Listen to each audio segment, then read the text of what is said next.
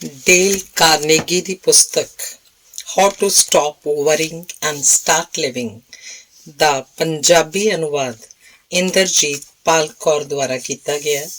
ਚਿੰਤਾ ਛੱਡੋ, ਸੁਖ ਨਾਲ ਜੀਓ। ਅਨੁਵਾਦਿਕਾ ਵੱਲੋਂ।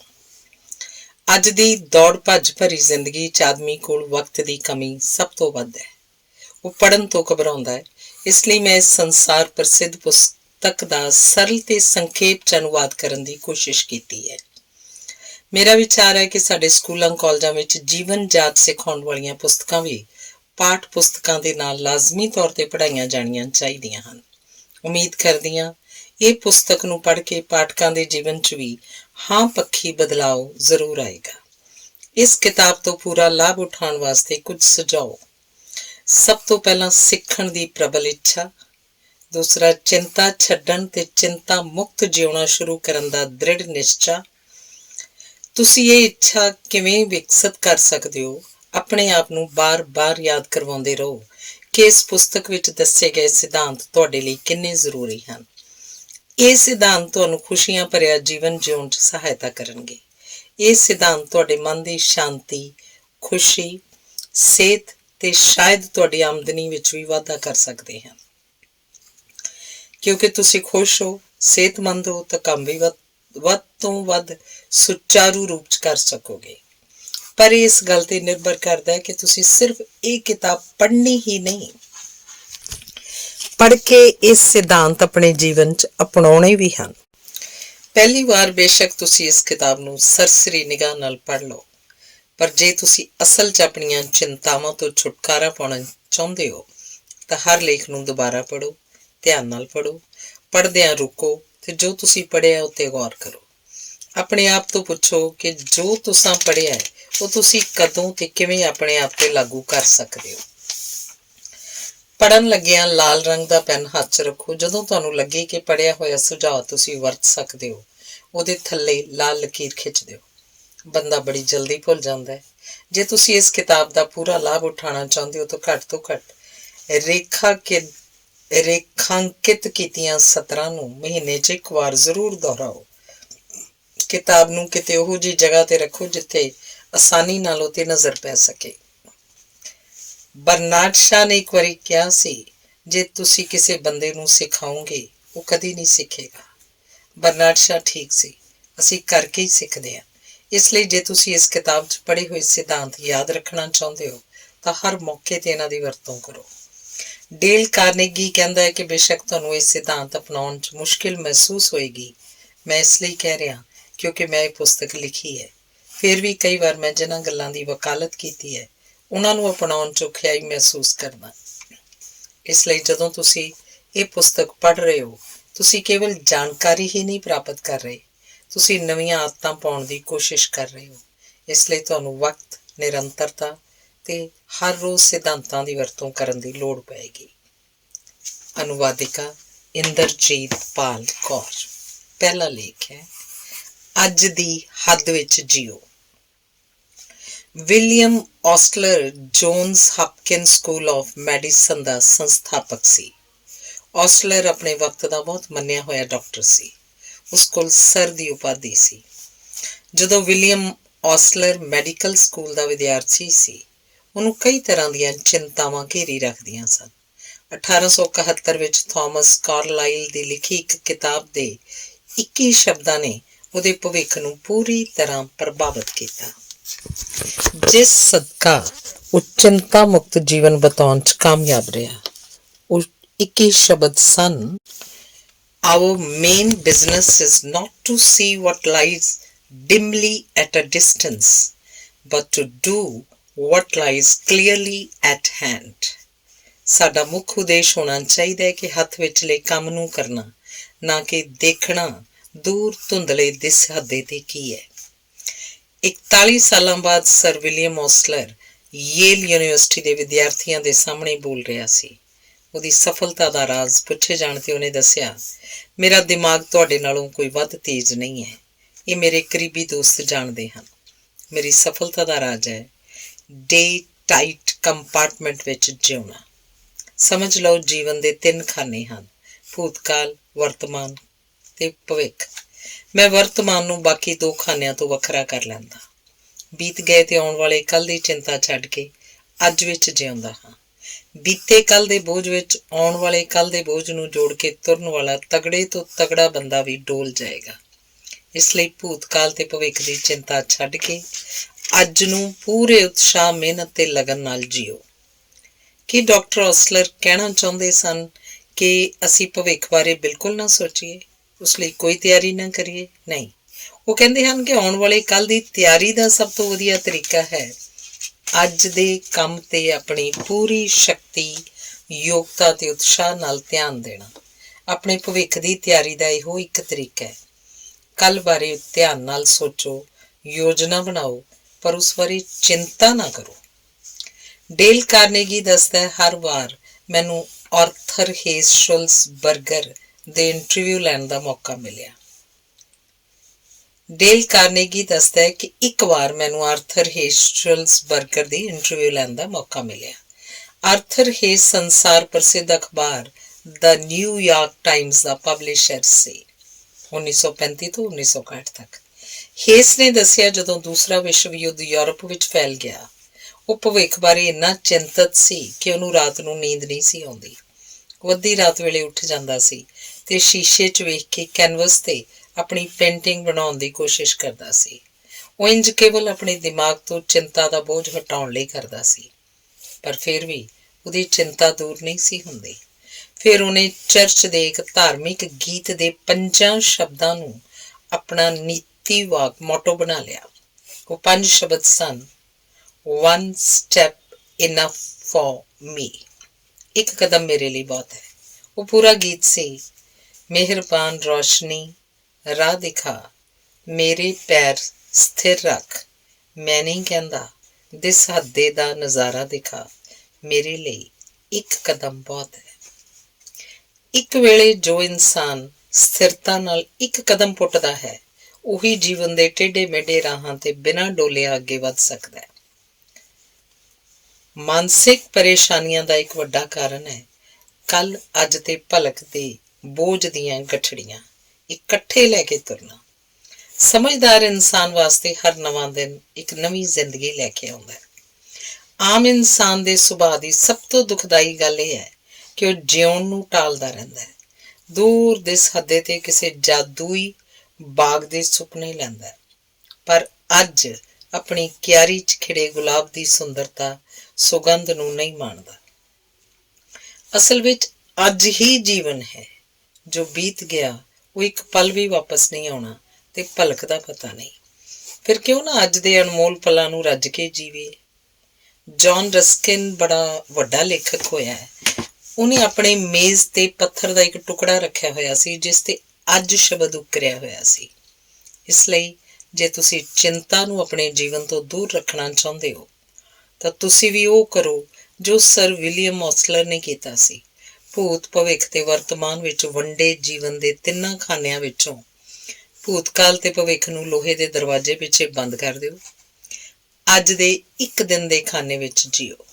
ਤੁਸੀਂ ਆਪਣੇ ਆਪ ਤੋਂ ਇਹ ਪ੍ਰਸ਼ਨ ਪੁੱਛ ਕੇ ਵੇਖੋ, ਪਹਿਲਾ, ਕਿ ਮੈਂ ਅਕਸਰ ਵਰਤਮਾਨ ਵਿੱਚ ਜਿਉਣਾ ਛੱਡ ਕੇ ਭਵਿੱਖ ਦੀ ਚਿੰਤਾ ਕਰਦਾ ਰਹਿੰਦਾ, ਜਾਂ ਦਿਸ ਹੱਦੇ ਤੋਂ ਕਿਸੇ ਜਾਦੂਈ ਫੁੱਲਾਂ ਦੇ ਬਾਗ ਦੀ ਇੱਛਾ ਕਰਦਾ ਹਾਂ। ਦੂਸਰਾ, ਕਿ ਮੈਂ ਆਪਣੇ ਵਰਤਮਾਨ ਨੂੰ ਭੂਤਕਾਲ 'ਚ ਵਾਪਰੀਆਂ ਅਣਸੁਖਾਵੀਆਂ ਗੱਲਾਂ ਨੂੰ ਯਾਦ ਕਰਕੇ ਕੜਵਾਹਟ ਨਾਲ ਭਰ ਲੈਂਦਾ ਹਾਂ। ਤੀਸਰਾ, ਕਿ ਮੈਂ ਸਵੇਰੇ ਨਿਸ਼ਚਾ ਕਰਕੇ ਉੱਠਦਾ ਕਿ ਅੱਜ ਦੇ ਦਿਨ ਨੂੰ ਪੂਰੇ ਉਤਸ਼ਾਹ ਨਾਲ ਭਰਪੂਰ ਜਿਉਣਾ ਹੈ। ਚੌਥਾ, ਕਿ ਮੈਂ ਅੱਜ ਯਾਨੀ ਕਿ ਵਰਤਮਾਨ ਵਿੱਚ ਜਿਉਂ ਕੇ ਜ਼ਿੰਦਗੀ ਵਿੱਚੋਂ ਬਹੁਤ ਹਾਸਿਲ ਕਰ ਸਕਦਾ ਹਾਂ। ਪੰਜਵਾਂ, ਮੈਂ ਇਹ ਕਦੋਂ ਕਰਨਾ ਸ਼ੁਰੂ ਕਰਾਂਗਾ? ਅਗਲੇ ਹਫ਼ਤੇ, ਭਲਕੇ ਜਾਂ ਹੁਣੇ? ਧੰਨਵਾਦ। ਅਗਲਾ ਲੇਖ ਹੈ ਚਿੰਤਾਜਨਕ ਹਾਲਾਤਾਂ ਨੂੰ ਸੁਲਝਾਉਣ ਦਾ ਜਾਦੂਈ ਫਾਰਮੂਲਾ। ਕੀ ਤੁਸੀਂ ਚਿੰਤਾਜਨਕ ਹਾਲਾਤਾਂ ਨਾਲ ਨਿਪਟਾਉਣ ਦਾ ਅਚੂਕ ਤਰੀਕਾ ਜਾਣਨਾ ਚਾਹੁੰਦੇ ਹੋ? ਤਾਂ ਮੈਂ ਤੁਹਾਨੂੰ ਵਿਲਸ ਐਚ ਕੈਰੀਅਰ ਵੱਲੋਂ ਅਪਣਾਇਆ ਗਿਆ ਤਰੀਕਾ ਦੱਸਦਾ। ਮੇਰੇ ਖਿਆਲ 'ਚ ਚਿੰਤਾਜਨਕ ਹਾਲਾਤਾਂ ਨੂੰ ਸੁਲਝਾਉਣ ਦਾ ਸਭ ਤੋਂ ਵਧੀਆ ਤਰੀਕਾ ਹੈ। ਵਿਲਸ ਐਚ ਕੈਰੀਅਰ ਇੱਕ ਪ੍ਰਤਿਭਾ ਸੰਪੰਨ ਇੰਜੀਨੀਅਰ ਸੀ। ਉਹ ਏਅਰ ਕੰਡੀਸ਼ਨਿੰਗ ਉਦਯੋਗ ਦਾ ਜਨਮਦਾਤਾ ਤੇ ਸੰਸਾਰ ਪ੍ਰਸਿੱਧ ਕੈਰੀਅਰ ਕਾਰਪੋਰੇਸ਼ਨ ਦਾ ਪ੍ਰਧਾਨ ਸੀ। ਵਿਲਸ ਕਹਿੰਦਾ ਹੈ, ਮੈਂ ਲਗਭਗ 30 ਸਾਲਾਂ ਤੋਂ ਇੱਕ ਚਿੰਤਾ ਨਿਰੋਧਕ ਨੁਸਖਾ ਅਪਣਾ ਰਿਹਾ। ਇਹਦੇ 3 ਮੁੱਖ ਭਾਗ ਹਨ। ਪਹਿਲਾ, ਆਪਣੀ ਸਥਿਤੀ ਦਾ ਨਿਡਰਤਾ ਤੇ ਇਮਾਨਦਾਰੀ ਨਾਲ ਵਿਸ਼ਲੇਸ਼ਣ ਕਰੋ। ਇਸ ਸਥਿਤੀ ਕਰਕੇ ਬੁਰੇ ਤੋਂ ਬੁਰਾ ਕੀ ਹੋ ਸਕਦਾ ਹੈ। ਦੂਸਰਾ, ਜੋ ਵੀ ਬੁਰਾ ਹੋ ਸਕਦਾ ਹੈ, ਇਹ ਜਾਣਨ ਦੇ ਬਾਅਦ ਆਪਣੇ ਆਪ ਨੂੰ ਉਸ ਸਥਿਤੀ ਨੂੰ ਸਵੀਕਾਰ ਕਰਨ ਲਈ ਰਾਜ਼ੀ ਕਰੋ। ਤੀਸਰਾ, ਫਿਰ ਸ਼ਾਂਤੀਪੂਰਵਕ ਆਪਣਾ ਵਕਤ ਤੇ ਸ਼ਕਤੀ ਉਸ ਸਥਿਤੀ ਨੂੰ, ਜਿਹੜੀ ਕਿ ਤੁਸੀਂ ਮਾਨਸਿਕ ਤੌਰ ਤੇ ਸਵੀਕਾਰ ਕਰ ਲਈ ਹੈ, ਸੁਧਾਰਨ ਦੀ ਕੋਸ਼ਿਸ਼ ਕਰੋ। ਵਿਲਸ ਕੈਰੀਅਰ ਦੱਸਦਾ ਹੈ ਕਿ ਮੈਂ ਉਦੋਂ ਨਿਊਯਾਰਕ ਦੀ ਬਫੈਲੋ ਫੋਰਜ ਕੰਪਨੀ 'ਚ ਕੰਮ ਕਰਦਾ ਸੀ। ਮੈਨੂੰ ਪਿਟਸਬਰਗ ਪਲੇਟ ਗਲਾਸ ਕੰਪਨੀ ਦੇ ਪਲਾਂਟ ਵਿੱਚ ਗੈਸ ਸ਼ੁੱਧ ਕਰਨ ਵਾਲਾ ਯੰਤਰ ਲਗਾਉਣ ਦਾ ਕੰਮ ਸੌਂਪਿਆ ਗਿਆ। ਇਹ ਪਲਾਂਟ ਲੱਖਾਂ ਡਾਲਰਾਂ ਦੀ ਲਾਗਤ ਦਾ ਸੀ। ਇਹ ਪਲਾਂਟ ਲਗਾਉਣ ਦਾ ਮਕਸਦ ਸੀ ਗੈਸ ਵਿੱਚੋਂ ਅਸ਼ੁੱਧੀਆਂ ਦੂਰ ਕਰਨਾ, ਤਾਂ ਕਿ ਉਹ ਇੰਜਣ ਨੂੰ ਨੁਕਸਾਨ ਪਹੁੰਚਾਏ ਬਿਨਾਂ ਜਲ ਸਕੇ। ਗੈਸ ਨੂੰ ਸਾਫ਼ ਕਰਨ ਦਾ ਇਹ ਨਵਾਂ ਤਰੀਕਾ ਸੀ। ਇਸ ਤੋਂ ਪਹਿਲਾਂ ਇਹ ਤਰੀਕਾ ਕੇਵਲ ਇੱਕੋ ਵਾਰ ਵਰਤਿਆ ਗਿਆ ਸੀ ਤੇ ਉਹ ਵੀ ਵੱਖਰੇ ਹਾਲਾਤਾਂ ਵਿੱਚ। ਪਰ ਮੇਰੇ ਇਸ ਕੰਮ ਵਿੱਚ ਇਹੋ ਜਿਹੀਆਂ ਮੁਸ਼ਕਿਲਾਂ ਪੇਸ਼ ਆਈਆਂ ਜਿਨ੍ਹਾਂ ਦਾ ਸਾਨੂੰ ਅੰਦਾਜ਼ਾ ਨਹੀਂ ਸੀ। ਕਿਸੇ ਹੱਦ ਤੱਕ ਇਹ ਕੰਮ ਠੀਕ ਰਿਹਾ, ਪਰ ਉਹਨਾਂ ਨਹੀਂ ਜਿੰਨੇ ਦੀ ਅਸੀਂ ਗਰੰਟੀ ਦਿੱਤੀ ਸੀ। ਆਪਣੀ ਇਸ ਅਸਫਲਤਾ ਨਾਲ ਮੈਂ ਸੁੰਨ ਰਹਿ ਗਿਆ। ਮੈਨੂੰ ਇੰਝ ਲੱਗਾ ਜਿਵੇਂ ਕਿਸੇ ਨੇ ਮੇਰੇ ਸਿਰ ਤੇ ਡਾਂਗ ਮਾਰੀ ਹੋਵੇ। ਮੇਰੇ ਪੇਟ ਵਿੱਚ ਵੱਟ ਪੈਣ ਲੱਗ ਪਈ। ਕੁਝ ਚਿਰ ਲਈ ਤਾਂ ਮੈਂ ਇੰਨਾ ਚਿੰਤਤ ਹੋ ਗਿਆ ਕਿ ਮੇਰੀ ਰਾਤਾਂ ਦੀ ਨੀਂਦ ਉੱਡ ਗਈ। ਪਰ ਅਖੀਰ ਵਿੱਚ ਮੇਰੇ ਵਿਵੇਕ ਨੇ ਦੱਸਿਆ ਕਿ ਚਿੰਤਾ ਕਰਨ ਨਾਲ ਕੁਝ ਨਹੀਂ ਬਣਨਾ। ਅੰਤ ਵਿੱਚ ਮੈਂ ਚਿੰਤਾ ਕੀਤੇ ਬਿਨਾਂ ਆਪਣੀ ਸਮੱਸਿਆ ਸੁਲਝਾਉਣ ਦਾ ਰਸਤਾ ਲੱਭ ਲਿਆ। ਹੁਣ ਮੈਂ ਪਿਛਲੇ 30 ਸਾਲਾਂ ਤੋਂ ਇਸ ਚਿੰਤਾ ਨਿਰੋਧਕ ਨੁਸਖੇ ਦਾ ਪ੍ਰਯੋਗ ਕਰ ਰਿਹਾ ਹਾਂ। ਪਹਿਲੀ ਅਵਸਥਾ, ਮੈਂ ਨਿਡਰ ਹੋ ਕੇ ਇਮਾਨਦਾਰੀ ਨਾਲ ਆਪਣੀ ਹਾਲਤ ਦਾ ਵਿਸ਼ਲੇਸ਼ਣ ਕੀਤਾ ਤੇ ਇਸ ਨਤੀਜੇ ਤੇ ਪਹੁੰਚਿਆ ਕਿ ਇਸ ਅਸਫਲਤਾ ਕਰਕੇ ਬੁਰੇ ਤੋਂ ਬੁਰਾ ਕੀ ਹੋ ਸਕਦਾ ਹੈ। ਇਹ ਸੱਚ ਸੀ ਕਿ ਇਸ ਕਰਕੇ ਨਾ ਮੈਨੂੰ ਜੇਲ੍ਹ ਹੋਣੀ ਸੀ ਤੇ ਨਾ ਹੀ ਕਿਸੇ ਨੇ ਮੈਨੂੰ ਗੋਲੀ ਮਾਰ ਦੇਣੀ ਸੀ। ਇਹ ਜ਼ਰੂਰ ਹੋ ਸਕਦਾ ਸੀ ਕਿ ਮੈਨੂੰ ਮੇਰੇ ਸਥਾਨ ਤੋਂ ਹਟਾ ਦਿੱਤਾ ਜਾਂਦਾ। ਇਸ ਗੱਲ ਦੇ ਵੀ ਪੂਰੇ ਅਸਾਰ ਸਨ ਕਿ ਕੰਪਨੀ ਦੇ ਮਾਲਕਾਂ ਨੂੰ ਮਸ਼ੀਨਰੀ ਹਟਾਉਣੀ ਪੈਂਦੀ ਤੇ ਜਿਹੜੇ ਵੀ ਹਜ਼ਾਰਾਂ ਡਾਲਰ ਅਸੀਂ ਲਗਾਏ ਸਨ, ਉਹਨਾਂ ਦਾ ਨੁਕਸਾਨ ਉਠਾਉਣਾ ਪੈਂਦਾ। ਦੂਸਰੀ ਅਵਸਥਾ, ਬੁਰਾ ਕੀ ਹੋ ਸਕਦਾ ਹੈ। ਮੈਂ ਆਪਣੇ ਆਪ ਨੂੰ ਉਹ ਸਵੀਕਾਰ ਕਰਨ ਵਾਸਤੇ ਰਾਜ਼ੀ ਕੀਤਾ। ਇਸ ਅਸਫਲਤਾ ਕਰਕੇ ਮੇਰੇ ਪਿਛਲੇ ਰਿਕਾਰਡ ਨੂੰ ਵੀ ਠੇਸ ਪਹੁੰਚ ਸਕਦੀ ਸੀ। ਇਹਦਾ ਮਤਲਬ ਮੇਰੀ ਨੌਕਰੀ ਜਾ ਸਕਦੀ ਸੀ। ਜਿੱਥੋਂ ਤੀਕਰ ਮੇਰੇ ਮਾਲਕਾਂ ਦਾ ਸਵਾਲ ਹੈ, ਉਹ ਜਾਣਦੇ ਸਨ ਕਿ ਉਹ ਗੈਸ ਸਾਫ਼ ਕਰਨ ਦਾ ਨਵਾਂ ਤਰੀਕਾ ਪ੍ਰਯੋਗ ਦੇ ਤੌਰ ਤੇ ਅਪਣਾ ਰਹੇ ਹਨ ਤੇ ਜੇ ਪ੍ਰਯੋਗ ਉਹਨਾਂ ਨੂੰ $20,000 'ਚ ਪੈ ਰਿਹਾ ਸੀ ਤਾਂ ਇਹਨੂੰ ਸਹਾਰ ਸਕਦੇ ਸਨ। ਉਹ ਇਸ ਪੈਸੇ ਨੂੰ ਖੋਜ ਦੇ ਨਾਂ ਤੇ ਖਰਚ ਕਰ ਸਕਦੇ ਸਨ, ਕਿਉਂਕਿ ਇਹ ਇੱਕ ਪ੍ਰਯੋਗ ਹੀ ਸੀ। ਬੁਰੇ ਪੱਖਾਂ ਨੂੰ ਜਾਣ ਕੇ ਤੇ ਉਹਨਾਂ ਨੂੰ ਸਵੀਕਾਰ ਕਰਕੇ ਮੇਰੇ ਲਈ ਇੱਕ ਬੜੀ ਮਹੱਤਵਪੂਰਨ ਗੱਲ ਹੋਈ। ਮੈਂ ਇੱਕਦਮ ਹਲਕਾ ਮਹਿਸੂਸ ਕੀਤਾ। ਮੈਨੂੰ ਇੰਨੀ ਸ਼ਾਂਤੀ ਦਾ ਅਨੁਭਵ ਹੋਇਆ ਜਿੰਨਾ ਕਿ ਪਿਛਲੇ ਕਈ ਦਿਨਾਂ ਤੋਂ ਨਹੀਂ ਸੀ ਹੋ ਸਕਿਆ। ਤੀਸਰੀ ਅਵਸਥਾ, ਉਸ ਤੋਂ ਬਾਅਦ ਮੈਂ ਆਪਣਾ ਸਮਾਂ ਤੇ ਸ਼ਕਤੀ ਉਸ ਬੁਰੇ ਨੂੰ ਠੀਕ ਕਰਨ 'ਚ ਲਗਾ ਦਿੱਤਾ ਜਿਹੜਾ ਮੈਂ ਮਾਨਸਿਕ ਤੌਰ ਤੇ ਸਵੀਕਾਰ ਕਰ ਲਿਆ ਸੀ। ਮੈਂ ਉਹਨਾਂ ਤਰੀਕਿਆਂ ਤੇ ਵਿਚਾਰ ਕਰਨ ਦਾ ਯਤਨ ਕੀਤਾ ਜਿਨ੍ਹਾਂ ਨਾਲ $20,000 ਦੇ ਨੁਕਸਾਨ 'ਚ ਕੁਝ ਕਮੀ ਕੀਤੀ ਜਾ ਸਕੇ। ਮੈਂ ਕਈ ਪ੍ਰਯੋਗ ਕੀਤੇ। ਅਖੀਰ 'ਚ ਮੈਂ ਇਸ ਨਤੀਜੇ ਤੇ ਪੁੱਜਿਆ ਕਿ ਜੇ ਅਸੀਂ $5,000 ਦਾ ਕੁਝ ਹੋਰ ਸਮਾਨ ਲੈ ਲਈਏ ਤਾਂ ਸਾਡੀ ਸਮੱਸਿਆ ਸੁਲਝ ਸਕਦੀ ਹੈ ਤੇ ਅਸੀਂ ਇਸ ਤਰ੍ਹਾਂ ਹੀ ਕੀਤਾ, ਜਿਸ ਨਾਲ ਸਾਨੂੰ $20,000 ਦੇ ਨੁਕਸਾਨ ਦੀ ਜਗ੍ਹਾ $15,000 ਦਾ ਲਾਭ ਹੋਇਆ। ਵਿਲਸ ਐਚ ਕੈਰੀਅਰ ਕਹਿੰਦੇ ਨੇ, ਸ਼ਾਇਦ ਮੈਂ ਇੰਜ ਨਾ ਕਰ ਸਕਦਾ ਜੇ ਮੈਂ ਚਿੰਤਾ ਹੀ ਕਰਦਾ ਰਹਿੰਦਾ, ਕਿਉਂਕਿ ਚਿੰਤਾ ਕਰਨ ਦਾ ਸਭ ਤੋਂ ਵੱਡਾ ਨੁਕਸਾਨ ਇਹ ਹੈ ਕਿ ਚਿੰਤਾ ਸਾਡੀ ਇਕਾਗਰਤਾ ਨੂੰ ਭੰਗ ਕਰ ਦਿੰਦੀ ਹੈ। ਜਦੋਂ ਅਸੀਂ ਚਿੰਤਾ ਕਰਦੇ ਹਾਂ, ਮਨ ਇੱਧਰ ਉੱਧਰ ਭਟਕਦਾ ਰਹਿੰਦਾ ਹੈ, ਸਾਡੀ ਫੈਸਲਾ ਲੈਣ ਦੀ ਸ਼ਕਤੀ ਘਟ ਜਾਂਦੀ ਹੈ। ਪਰ ਜਦੋਂ ਅਸੀਂ ਜੋ ਗਲਤ ਜਾਂ ਬੁਰਾ ਹੋ ਗਿਆ ਉਹਨੂੰ ਮਾਨਸਿਕ ਤੌਰ ਤੇ ਸਵੀਕਾਰ ਕਰ ਲੈਂਦੇ ਹਾਂ ਤਾਂ ਅਸੀਂ ਆਪਣੇ ਆਪ ਨੂੰ ਸਥਿਤੀ 'ਚ ਲੈ ਆਉਂਦੇ ਹਾਂ ਜਿੱਥੇ ਅਸੀਂ ਆਪਣੀ ਸਮੱਸਿਆ ਤੇ ਪੂਰੀ ਤਰ੍ਹਾਂ ਆਪਣਾ ਧਿਆਨ ਕੇਂਦਰਿਤ ਕਰ ਸਕੀਏ। ਪ੍ਰੋਫੈਸਰ ਵਿਲੀਅਮ ਜੇਮਸ, ਜਿਨ੍ਹਾਂ ਨੂੰ ਵਿਹਾਰਕ ਮਨੋਵਿਗਿਆਨ ਦਾ ਜਨਮਦਾਤਾ ਕਿਹਾ ਜਾਂਦਾ ਹੈ, ਉਹਨਾਂ ਨੇ ਆਪਣੇ ਵਿਦਿਆਰਥੀਆਂ ਨੂੰ ਕਿਹਾ ਸੀ, ਆਪਣੀ ਸਥਿਤੀ ਨੂੰ ਜੋ ਹੈ ਜਿਸ ਤਰ੍ਹਾਂ ਹੈ ਉਹਨੂੰ ਸਵੀਕਾਰ ਕਰ ਲੈਣਾ ਦੁਰਭਾਗ ਦੇ ਨਤੀਜੇ ਤੇ ਜਿੱਤ ਪਾਉਣ ਵੱਲ ਪਹਿਲਾ ਕਦਮ ਹੈ। ਚੀਨ ਦੇ ਪ੍ਰਸਿੱਧ ਫਿਲਾਸਫਰ ਲਿਨ ਯੂਟੈਂਗ ਨੇ ਆਪਣੀ ਮਸ਼ਹੂਰ ਪੁਸਤਕ ਦਾ ਇੰਪੋਰਟੈਂਸ ਆਫ ਲਿਵਿੰਗ ਵਿੱਚ ਕਿਹਾ ਸੀ, ਮਨ ਦੀ ਸੱਚੀ ਸ਼ਾਂਤੀ ਬੁਰੇ ਨੂੰ ਸਵੀਕਾਰ ਕਰ ਲੈਣ ਨਾਲ ਹੀ ਆਉਂਦੀ ਹੈ। ਮਨੋਵਿਗਿਆਨਕ ਤੌਰ ਤੇ ਇਸ ਨਾਲ ਨਵੀਂ ਸ਼ਕਤੀ ਦਾ ਸੰਚਾਰ ਹੁੰਦਾ ਹੈ। ਕੀ ਤੁਸੀਂ ਜਾਣਨਾ ਚਾਹੁੰਦੇ ਹੋ ਵਿਲਸ ਐਚ ਕੈਰੀਅਰ ਦਾ ਜਾਦੂਈ ਤਰੀਕਾ ਅਪਣਾ ਕੇ ਮੇਰੇ ਇੱਕ ਵਿਦਿਆਰਥੀ ਨੇ ਆਪਣੀ ਸਮੱਸਿਆ ਕਿਵੇਂ ਹੱਲ ਕੀਤੀ? ਉਹਦੇ ਹੀ ਸ਼ਬਦਾਂ ਵਿੱਚ, ਮੈਨੂੰ ਡਰਾ ਕੇ, ਬਲੈਕਮੇਲ ਕਰਕੇ ਮੇਰੇ ਕੋਲੋਂ ਪੈਸੇ ਵਸੂਲ ਕਰਨ ਦੀ ਕੋਸ਼ਿਸ਼ ਕੀਤੀ ਜਾ ਰਹੀ ਸੀ। ਹੋਇਆ ਇੰਝ ਕਿ ਜਿਸ ਤੇਲ ਕੰਪਨੀ ਦਾ ਮੈਂ ਮੁੱਖ ਅਧਿਕਾਰੀ ਸਾਂ, ਉਹਦੇ ਤੇਲ ਢੋਣ ਵਾਲੇ ਕਈ ਟਰੱਕ ਸਨ। ਯੁੱਧ ਕਰਕੇ ਤੇਲ ਦਾ ਵੀ ਰਾਸ਼ਨ ਹੋ ਗਿਆ ਸੀ। ਅਸੀਂ ਆਪਣੇ ਗਾਹਕਾਂ ਨੂੰ ਮਿੱਥੀ ਹੋਈ ਤੇਲ ਦੀ ਮਾਤਰਾ ਹੀ ਦੇ ਸਕਦੇ ਸੀ। ਸਾਡੇ ਕੁਝ ਡਰਾਈਵਰ ਬੱਝੇ ਗਾਹਕਾਂ ਨੂੰ ਘੱਟ ਤੇਲ ਦੇ ਕੇ ਆਪਣੇ ਬਣਾਏ ਗਾਹਕਾਂ ਨੂੰ ਤੇਲ ਵੇਚ ਰਹੇ ਸਨ। ਮੈਂ ਇਹ ਗੱਲ ਨਹੀਂ ਸੀ ਜਾਣਦਾ। ਮੈਨੂੰ ਇਸ ਗੱਲ ਦਾ ਪਤਾ ਉਦੋਂ ਚੱਲਿਆ ਜਦੋਂ ਆਪਣੇ ਆਪ ਨੂੰ ਸਰਕਾਰ ਦਾ ਇੰਸਪੈਕਟਰ ਕਹਿਣ ਵਾਲਾ ਇੱਕ ਬੰਦਾ ਮੇਰੇ ਕੋਲੋਂ ਇਸ ਗੱਲ ਨੂੰ ਲੁਕੋ ਕੇ ਰੱਖਣ ਦੇ ਪੈਸੇ ਮੰਗਣ ਲੱਗਾ। ਉਸ ਬੰਦੇ ਕੋਲ ਸਾਡੇ ਡਰਾਈਵਰਾਂ ਦੇ ਖਿਲਾਫ ਸਬੂਤ ਸਨ। ਉਹਨੇ ਮੈਨੂੰ ਡਰਾਇਆ ਕਿ ਜੇ ਮੈਂ ਪੈਸੇ ਨਾ ਦਿੱਤੇ ਤਾਂ ਉਹ ਡਿਸਟ੍ਰਿਕਟ ਅਟਾਰਨੀ ਦੇ ਸਾਹਮਣੇ ਇਹ ਸਬੂਤ ਪੇਸ਼ ਕਰ ਦੇਗਾ। ਮੈਂ ਜਾਣਦਾ ਸਾਂ ਕਿ ਜਾਤੀ ਤੌਰ ਤੇ ਮੈਨੂੰ ਚਿੰਤਾ ਕਰਨ ਦੀ ਲੋੜ ਨਹੀਂ ਹੈ, ਪਰ ਮੈਂ ਇਹ ਵੀ ਜਾਣਦਾ ਸੀ ਕਿ ਫਰਮ ਦੇ ਕਰਮਚਾਰੀਆਂ ਦੇ ਕੰਮ ਲਈ ਫਰਮ ਜ਼ਿੰਮੇਦਾਰ ਹੁੰਦੀ ਹੈ। ਜੇਕਰ ਕੇਸ ਕੋਰਟ 'ਚ ਜਾਂਦਾ, ਅਖਬਾਰਾਂ 'ਚ ਇਸ ਬਾਰੇ ਛਪਦਾ ਤਾਂ ਫਰਮ ਦੀ ਸਾਖ ਖਰਾਬ ਹੁੰਦੀ, ਬਿਜ਼ਨਸ ਦਾ ਸਤਿਆਨਾਸ਼ ਹੋ ਜਾਂਦਾ। ਉਹ ਬਿਜ਼ਨਸ ਮੇਰੇ ਪਿਤਾ ਨੇ 24 ਸਾਲ ਪਹਿਲਾਂ ਸ਼ੁਰੂ ਕੀਤਾ ਸੀ। ਮੈਨੂੰ ਇਸ ਤੇ ਮਾਣ ਸੀ। ਮੈਂ ਚਿੰਤਾ ਦੇ ਕਾਰਨ ਬਿਮਾਰ ਹੋ ਗਿਆ। 3 ਦਿਨਾਂ ਤੱਕ ਨਾ ਮੈਂ ਕੁਝ ਖਾਧਾ ਪੀਤਾ ਤੇ ਨਾ ਸੌਂ ਸਕਿਆ। ਮੈਨੂੰ ਸਮਝ ਨਹੀਂ ਸੀ ਆ ਰਹੀ ਕਿ ਮੈਂ ਉਸ ਬੰਦੇ ਨੂੰ $5000 ਦੇ ਦੇਵਾਂ ਜਾਂ ਕਹਾਂ ਠੱਠੇ ਗੂੰਜ ਪੈ। ਕਿਸਮਤ ਵੇਖੋ, ਐਤਵਾਰ ਸ਼ਾਮ ਨੂੰ ਮੇਰੇ ਹੱਥੀਂ ਡੇਲ ਕਾਰਨੇਗੀ ਦੀ ਚਿੰਤਾ ਕਿਵੇਂ ਛੱਡੀ ਜਾਏ ਇਸ ਬਾਰੇ ਇੱਕ ਕਿਤਾਬ ਲੱਗੀ, ਜਿਸ 'ਚ ਵਿਲਸ ਐਚ ਕੈਰੀਅਰ ਦੀ ਕਹਾਣੀ ਬੁਰੇ ਤੋਂ ਬੁਰੀ ਗੱਲ ਦਾ ਸਾਹਮਣਾ ਕਰੂ ਮੈਂ ਪੜ੍ਹੀ। ਫਿਰ ਉਹਦੇ ਚਿੰਤਾ ਨਿਰੋਧਕ ਨੁਸਖੇ ਅਨੁਸਾਰ ਮੈਂ ਕੰਮ ਕਰਨ ਲੱਗ ਪਿਆ। ਜੇ ਮੈਂ ਪੈਸੇ ਨਾ ਦੇਵਾਂ ਤੇ ਇੰਸਪੈਕਟਰ ਡਿਸਟ੍ਰਿਕਟ ਅਟਾਰਨੀ ਨੂੰ ਸਬੂਤ ਦੇ ਦੇਵੇ, ਇਹਦਾ ਉੱਤਰ ਸੀ ਬੁਰੇ ਤੋਂ ਬੁਰਾ ਇਹ ਹੋਏਗਾ ਕਿ ਮੇਰਾ ਬਿਜ਼ਨਸ ਬਰਬਾਦ ਹੋ ਜਾਏਗਾ। ਫਿਰ ਮੈਂ ਆਪਣੇ ਆਪ ਨੂੰ ਕਿਹਾ, ਠੀਕ ਹੈ, ਬਿਜ਼ਨਸ ਬਰਬਾਦ ਹੋ ਗਿਆ, ਮੈਂ ਮਾਨਸਿਕ ਤੌਰ ਤੇ ਇਹਨੂੰ ਸਵੀਕਾਰ ਕਰ ਲਿਆ, ਫਿਰ ਕੀ ਹੋਏਗਾ? ਮੈਨੂੰ ਨੌਕਰੀ ਲੱਭਣੀ ਪਏਗੀ। ਮੈਂ ਤੇਲ ਬਾਰੇ ਬਹੁਤ ਕੁਝ ਜਾਣਦਾ ਸਾਂ। ਕਈ ਕੰਪਨੀਆਂ ਮੈਨੂੰ ਨੌਕਰੀ ਦੇ ਦੇਣਗੀਆਂ।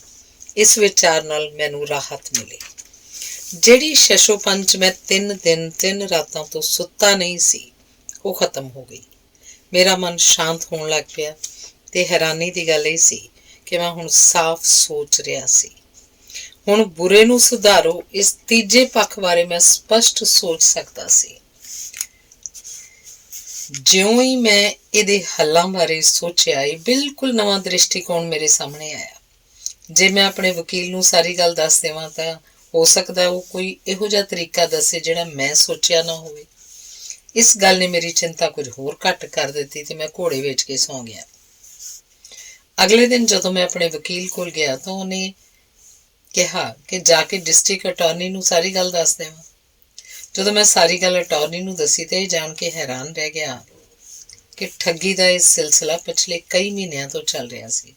ਜਿਹੜਾ ਬੰਦਾ ਆਪਣੇ ਆਪ ਨੂੰ ਸਰਕਾਰੀ ਇੰਸਪੈਕਟਰ ਦੱਸਦਾ ਸੀ, ਅਸਲ 'ਚ ਉਹ ਵੱਡਾ ਠੱਗ ਸੀ, ਜਿਹਦੀ ਤਲਾਸ਼ ਪੁਲਿਸ ਨੂੰ ਬੜੇ ਚਿਰਾਂ ਤੋਂ ਸੀ। ਇਸ ਅਨੁਭਵ ਨੇ ਮੈਨੂੰ ਜੀਵਨ ਦਾ ਇੱਕ ਵੱਡਾ ਸਬਕ ਸਿਖਾਇਆ। ਹੁਣ ਜਦੋਂ ਵੀ ਕੋਈ ਇਹੋ ਜਿਹੀ ਸਮੱਸਿਆ ਹੁੰਦੀ ਹੈ ਜੋ ਮੈਨੂੰ ਚਿੰਤਿਤ ਕਰ ਸਕਦੀ ਹੈ, ਤਾਂ ਮੈਂ ਉਸ ਤੇ ਵਿਲਸ ਐਚ ਕੈਰੀਅਰ ਦਾ ਫਾਰਮੂਲਾ ਲਾਗੂ ਕਰ ਦੇਣਾ ਹਾਂ। ਧੰਨਵਾਦ। ਤੀਸਰਾ ਲੇਖ ਹੈ, ਚਿੰਤਾ ਤੁਹਾਨੂੰ ਕੀ ਕਰ ਸਕਦੀ ਹੈ। ਡੇਲ ਕਾਰਨੇਗੀ ਦੱਸਦਾ ਹੈ, ਬੜੇ ਸਾਲ ਪਹਿਲਾਂ ਮੇਰੇ ਇੱਕ ਪੜੋਸੀ ਨੇ ਮੇਰੇ ਘਰ ਦੀ ਘੰਟੀ ਵਜਾ ਕੇ ਮੈਨੂੰ ਤੇ ਮੇਰੇ ਸਾਰੇ ਪਰਿਵਾਰ ਨੂੰ ਚੇਚਕ ਦਾ ਵੈਕਸੀਨੇਸ਼ਨ ਲਵਾਉਣ ਦੀ ਸਲਾਹ ਦਿੱਤੀ। ਉਹ ਨਿਊਯਾਰਕ ਦੇ ਲੋਕਾਂ ਨੂੰ ਵੈਕਸੀਨੇਸ਼ਨ ਲਵਾਉਣ ਲਈ ਸੁਚੇਤ ਕਰ ਰਹੇ ਸਨ। ਡਰੇ ਹੋਏ ਲੋਕ ਘੰਟਿਆਂ ਬੱਧੀ ਕਤਾਰਾਂ ਵਿੱਚ ਖੜੇ ਵੈਕਸੀਨੇਸ਼ਨ ਲਵਾਉਣ ਲਈ ਆਪਣੀ ਵਾਰੀ ਦੀ ਉਡੀਕ ਕਰ ਰਹੇ ਸਨ। ਸੱਚਾਈ ਇਹ ਸੀ ਕਿ ਨਿਊਯਾਰਕ ਦੀ 80 ਲੱਖ ਦੀ ਆਬਾਦੀ ਵਿੱਚ ਕੇਵਲ 8 ਲੋਕਾਂ ਨੂੰ ਹੀ ਚੇਚਕ ਹੋ ਗਈ ਸੀ। ਇਸ ਨਾਲ ਕੇਵਲ 2 ਮੌਤਾਂ ਹੋਈਆਂ ਸਨ।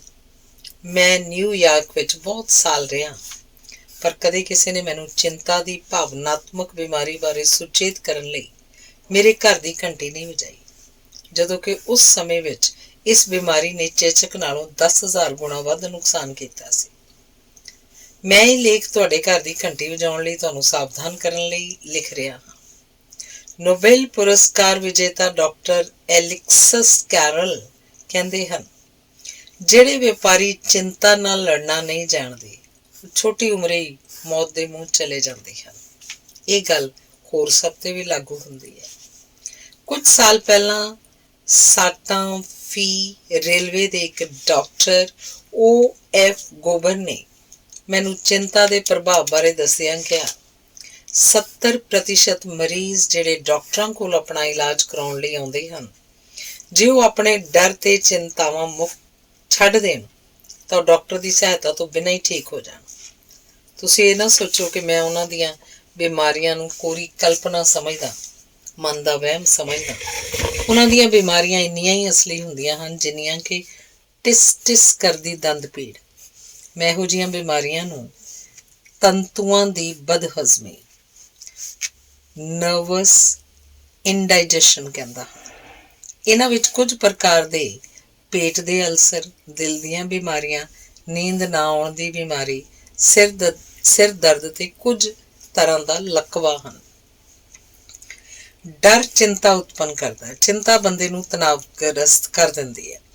ਤਣਾਵ ਤੁਹਾਡੇ ਪੇਟ ਦੀਆਂ ਨਰਵਸ ਤੰਤੂਆਂ ਨੂੰ ਪ੍ਰਭਾਵਿਤ ਕਰਦਾ ਹੈ, ਜਿਸ ਨਾਲ ਤੁਹਾਡੇ ਪੇਟ ਦਾ ਗੈਸਟ੍ਰਿਕ ਜੂਸ ਨਾਰਮਲ ਤੋਂ ਐਬਨਾਰਮਲ ਹੋ ਜਾਂਦਾ ਹੈ। ਉਹ ਵਿਸ਼ਮ ਹੋ ਜਾਂਦਾ ਹੈ, ਉਹਦੀ ਸੰਰਚਨਾ ਬਦਲ ਜਾਂਦੀ ਹੈ, ਜਿਹੜਾ ਕਿ ਅੰਤ ਵਿੱਚ ਪੇਟ ਦੇ ਅਲਸਰ ਦਾ ਕਾਰਨ ਬਣਦਾ ਹੈ। ਤੁਹਾਨੂੰ ਯਾਦ ਹੋਏਗਾ, ਇਮਤਿਹਾਨ ਦੇ ਦਿਨਾਂ ਵਿੱਚ ਚਿੰਤਾ ਕਰਦੇ ਭੁੱਖ ਨਹੀਂ ਲੱਗਦੀ। ਕਦੇ ਕਦੇ ਚਿੰਤਾ ਕਰਕੇ ਪੇਟ ਵੀ ਖਰਾਬ ਹੋ ਜਾਂਦਾ ਹੈ। ਡਾਕਟਰ ਜੋਜ਼ਫ ਐਫ ਮੋਂਟੈਗਿਊ ਕਹਿੰਦੇ ਹਨ, ਤੁਹਾਨੂੰ ਪੇਟ ਦਾ ਅਲਸਰ ਤੁਸੀਂ ਕੀ ਖਾਂਦੇ ਹੋ ਇਸ ਕਰਕੇ ਨਹੀਂ ਹੁੰਦਾ, ਪਰ ਤੁਹਾਨੂੰ ਕੀ ਖਾ ਰਿਹਾ ਹੈ ਇਸ ਕਰਕੇ ਹੁੰਦਾ ਹੈ। ਸੰਸਕ੍ਰਿਤ ਦਾ ਇੱਕ ਸ਼ਲੋਕ ਹੈ ਜਿਹਦਾ ਅਰਥ ਹੈ, ਚਿੰਤਾ ਮੁਰਦਾ ਸਰੀਰ ਨੂੰ ਜਲਾਉਂਦੀ ਹੈ। ਚਿਤਾ ਮੁਰਦਾ ਸਰੀਰ ਨੂੰ ਜਲਾਉਂਦੀ ਹੈ, ਪਰ ਚਿੰਤਾ ਜਿਉਂਦਾ ਇਨਸਾਨ ਜਲਾ ਦਿੰਦੀ ਹੈ। ਮਾਇਓ ਕਲੀਨਿਕ ਦੇ ਡਾਕਟਰ W.C. ਐਲਵਾਰਡਜ਼ ਨੇ ਕਿਹਾ, ਅਲਸਰ ਭਾਵਨਾਤਮਕ ਤਣਾਵ ਦੇ ਅਨੁਸਾਰ ਘਟਦੇ ਵੱਧਦੇ ਰਹਿੰਦੇ ਹਨ। ਮਾਇਓ ਕਲੀਨਿਕ 'ਚ 15,000 ਮਰੀਜ਼ਾਂ ਦੀ ਜਾਂਚ ਦੇ ਬਾਅਦ ਤੱਥ ਕੱਢਿਆ ਗਿਆ ਕਿ 5 ਵਿੱਚੋਂ 4 ਮਰੀਜ਼ਾਂ ਨੂੰ ਕੋਈ ਸਰੀਰਕ ਤਕਲੀਫ ਨਹੀਂ ਸੀ। ਉਹਨਾਂ ਦੇ ਅਲਸਰ ਦਾ ਮੁੱਖ ਕਾਰਨ ਡਰ, ਚਿੰਤਾ, ਨਫ਼ਰਤ, ਹਰ ਦਰਜੇ ਦਾ ਸਵਾਰਥ ਤੇ ਆਪਣੇ ਆਪ ਨੂੰ ਮਾਹੌਲ ਦੇ ਅਨੁਸਾਰ ਨਾ ਢਾਲ ਸਕਣਾ ਸੀ। ਜਗਤ ਪ੍ਰਸਿੱਧ ਮਾਇਓ ਭਰਾਵਾਂ ਨੇ ਦੱਸਿਆ ਕਿ ਸਾਡੇ ਹਸਪਤਾਲਾਂ ਵਿੱਚ ਅੱਧੇ ਤੋਂ ਵੱਧ ਮਰੀਜ਼ ਸਨਾਊ ਰੋਗਾਂ ਨਾਲ ਪੀੜਤ ਹੁੰਦੇ ਹਨ, ਪਰ ਜਦੋਂ ਅਸੀਂ ਲੋਕਾਂ ਦਾ ਪੋਸਟਮਾਰਟਮ ਮਰਨ ਉਪਰੰਤ ਚੀਰਫਾੜ ਕਰਦੇ ਹਾਂ ਤਾਂ ਪਤਾ ਚੱਲਦਾ ਹੈ ਕਿ ਉਹਨਾਂ ਦੀਆਂ ਨਰਵ ਸਵਸਥ ਬੰਦੇ ਦੀਆਂ ਸ਼ਿਰਾਵਾਂ ਵਾਂਗ ਬਿਲਕੁਲ ਠੀਕ ਹਨ। ਇਸ ਲਈ ਇਹਨਾਂ ਦੀਆਂ ਸਨਾਊ ਰੋਗਾਂ ਦਾ ਕਾਰਨ ਸ਼ਿਰਾਵਾਂ, ਨਰਵਸ ਦੀ ਖਰਾਬੀ ਨਾ ਹੋ ਕੇ ਨਿਰਾਸ਼ਾ, ਅਸਫਲਤਾ, ਵਿਆਕੁਲਤਾ, ਚਿੰਤਾ, ਡਰ, ਹਾਰ ਦੀਆਂ ਭਾਵਨਾਵਾਂ ਹਨ, ਜੋ ਮਨੋਵਿਕਾਰ ਪੈਦਾ ਕਰਦੀਆਂ ਹਨ। ਪਲੇਟੋ ਨੇ ਕਿਹਾ ਸੀ, ਡਾਕਟਰ ਜਿਹੜੀ ਸਭ ਤੋਂ ਵੱਡੀ ਭੁੱਲ ਕਰਦੇ ਹਨ ਉਹ ਹੈ ਮਨ ਦਾ ਇਲਾਜ ਨਾ ਕਰਕੇ ਉਹ ਕੇਵਲ ਸਰੀਰ ਦਾ ਇਲਾਜ ਕਰਦੇ ਹਨ। ਡੇਲ ਕਾਰਨਿੰਗ ਕਹਿੰਦਾ ਹੈ, ਮੈਂ ਆਪਣੀ ਮੇਜ਼ ਤੇ ਡਾਕਟਰ ਐਲਵਰਡ ਪੋਡੋਲਸਕੀ ਦੀ ਕਿਤਾਬ ਚਿੰਤਾ ਛੱਡੋ ਤੇ ਠੀਕ ਹੋ ਰੱਖੀ ਹੋਈ ਹੈ, ਜਿਹਦੇ ਕੁਝ ਖਾਸ ਸਿਰਲੇਖ ਹਨ। ਪਹਿਲਾ, ਚਿੰਤਾ ਦਿਲ ਤੇ ਕੀ ਪ੍ਰਭਾਵ ਪਾਉਂਦੀ ਹੈ। ਦੂਜਾ, ਉੱਚ ਰਕਤਚਾਪ ਦਾ ਕਾਰਨ ਚਿੰਤਾ ਹੈ। ਤੀਸਰਾ, ਗਠੀਆ ਚਿੰਤਾ ਕਰਕੇ ਹੁੰਦਾ ਹੈ। ਚੌਥਾ, ਪੇਟ ਨੂੰ ਠੀਕ ਰੱਖਣ ਲਈ ਚਿੰਤਾ ਛੱਡੋ। ਪੰਜਵਾਂ, ਚਿੰਤਾ ਕਰਿਆਂ ਕਿਵੇਂ ਜ਼ੁਕਾਮ ਹੁੰਦਾ ਹੈ। ਛੇਵਾਂ, ਚਿੰਤਾ ਤੇ ਥਾਇਰਾਇਡ। ਤੇ ਸੱਤਵਾਂ, ਚਿੰਤਾ ਕਰਦੇ ਮਧੂਮੇਹ ਮਤਲਬ ਸ਼ੂਗਰ ਦੀ ਬਿਮਾਰੀ। ਡਾਕਟਰ ਰਸਲ ਐਲ ਸਿਸਿਲ ਆਰਥਰਾਈਟਿਸ ਦੇ ਸੰਸਾਰ ਪ੍ਰਸਿੱਧ ਡਾਕਟਰ ਹੋਏ ਨੇ। ਉਹਨਾਂ ਦੇ ਅਨੁਸਾਰ ਹੇਠ ਲਿਖੀਆਂ 4 ਗੱਲਾਂ ਆਮ ਕਰਕੇ ਆਰਥਰਾਈਟਿਸ ਦਾ ਕਾਰਨ ਬਣਦੀਆਂ ਨੇ। ਪਹਿਲਾ, ਸ਼ਾਦੀ ਦਾ ਟੁੱਟਣਾ। ਦੂਜਾ, ਦੁੱਖ, ਧਨ ਸੰਪਤੀ ਦਾ ਨੁਕਸਾਨ, ਤੀਸਰਾ ਇਕੱਲਾਪਣ ਤੇ ਚਿੰਤਾ, ਤੇ ਚੌਥਾ ਲੰਮੇ ਸਮੇਂ ਦਾ ਵੈਰ। ਬੇਸ਼ੱਕ ਇਹਨਾਂ 4 ਕਾਰਨਾਂ ਦੇ ਇਲਾਵਾ ਵੀ ਆਰਥਰਾਈਟਸ ਦੇ ਕਈ ਹੋਰ ਕਾਰਨ ਵੀ ਹਨ। ਆਰਥਰਾਈਟਸ ਵੀ ਕਈ ਤਰ੍ਹਾਂ ਦਾ ਹੈ।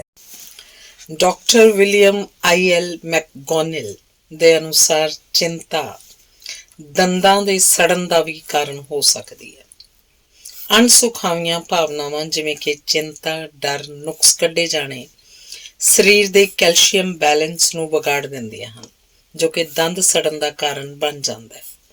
ਡਾਕਟਰ ਵਿਲੀਅਮ ਦੱਸਦੇ ਹਨ, ਉਹਨਾਂ ਦਾ ਇੱਕ ਮਰੀਜ਼ ਸੀ ਜਿਹਦੇ ਦੰਦ ਬਿਲਕੁਲ ਠੀਕ ਸਨ, ਪਰ ਅਚਾਨਕ ਉਹਦੀ ਪਤਨੀ ਬਿਮਾਰ ਹੋ ਗਈ। ਉਹਨੂੰ ਹਸਪਤਾਲ 'ਚ ਦਾਖਲ ਹੋਣਾ ਪਿਆ। 3 ਹਫ਼ਤਿਆਂ ਦੇ ਦੌਰਾਨ ਹੀ ਉਸ ਆਦਮੀ ਦੇ ਦੰਦਾਂ ਵਿੱਚ 9 ਖੋੜਾਂ ਹੋ ਗਈਆਂ।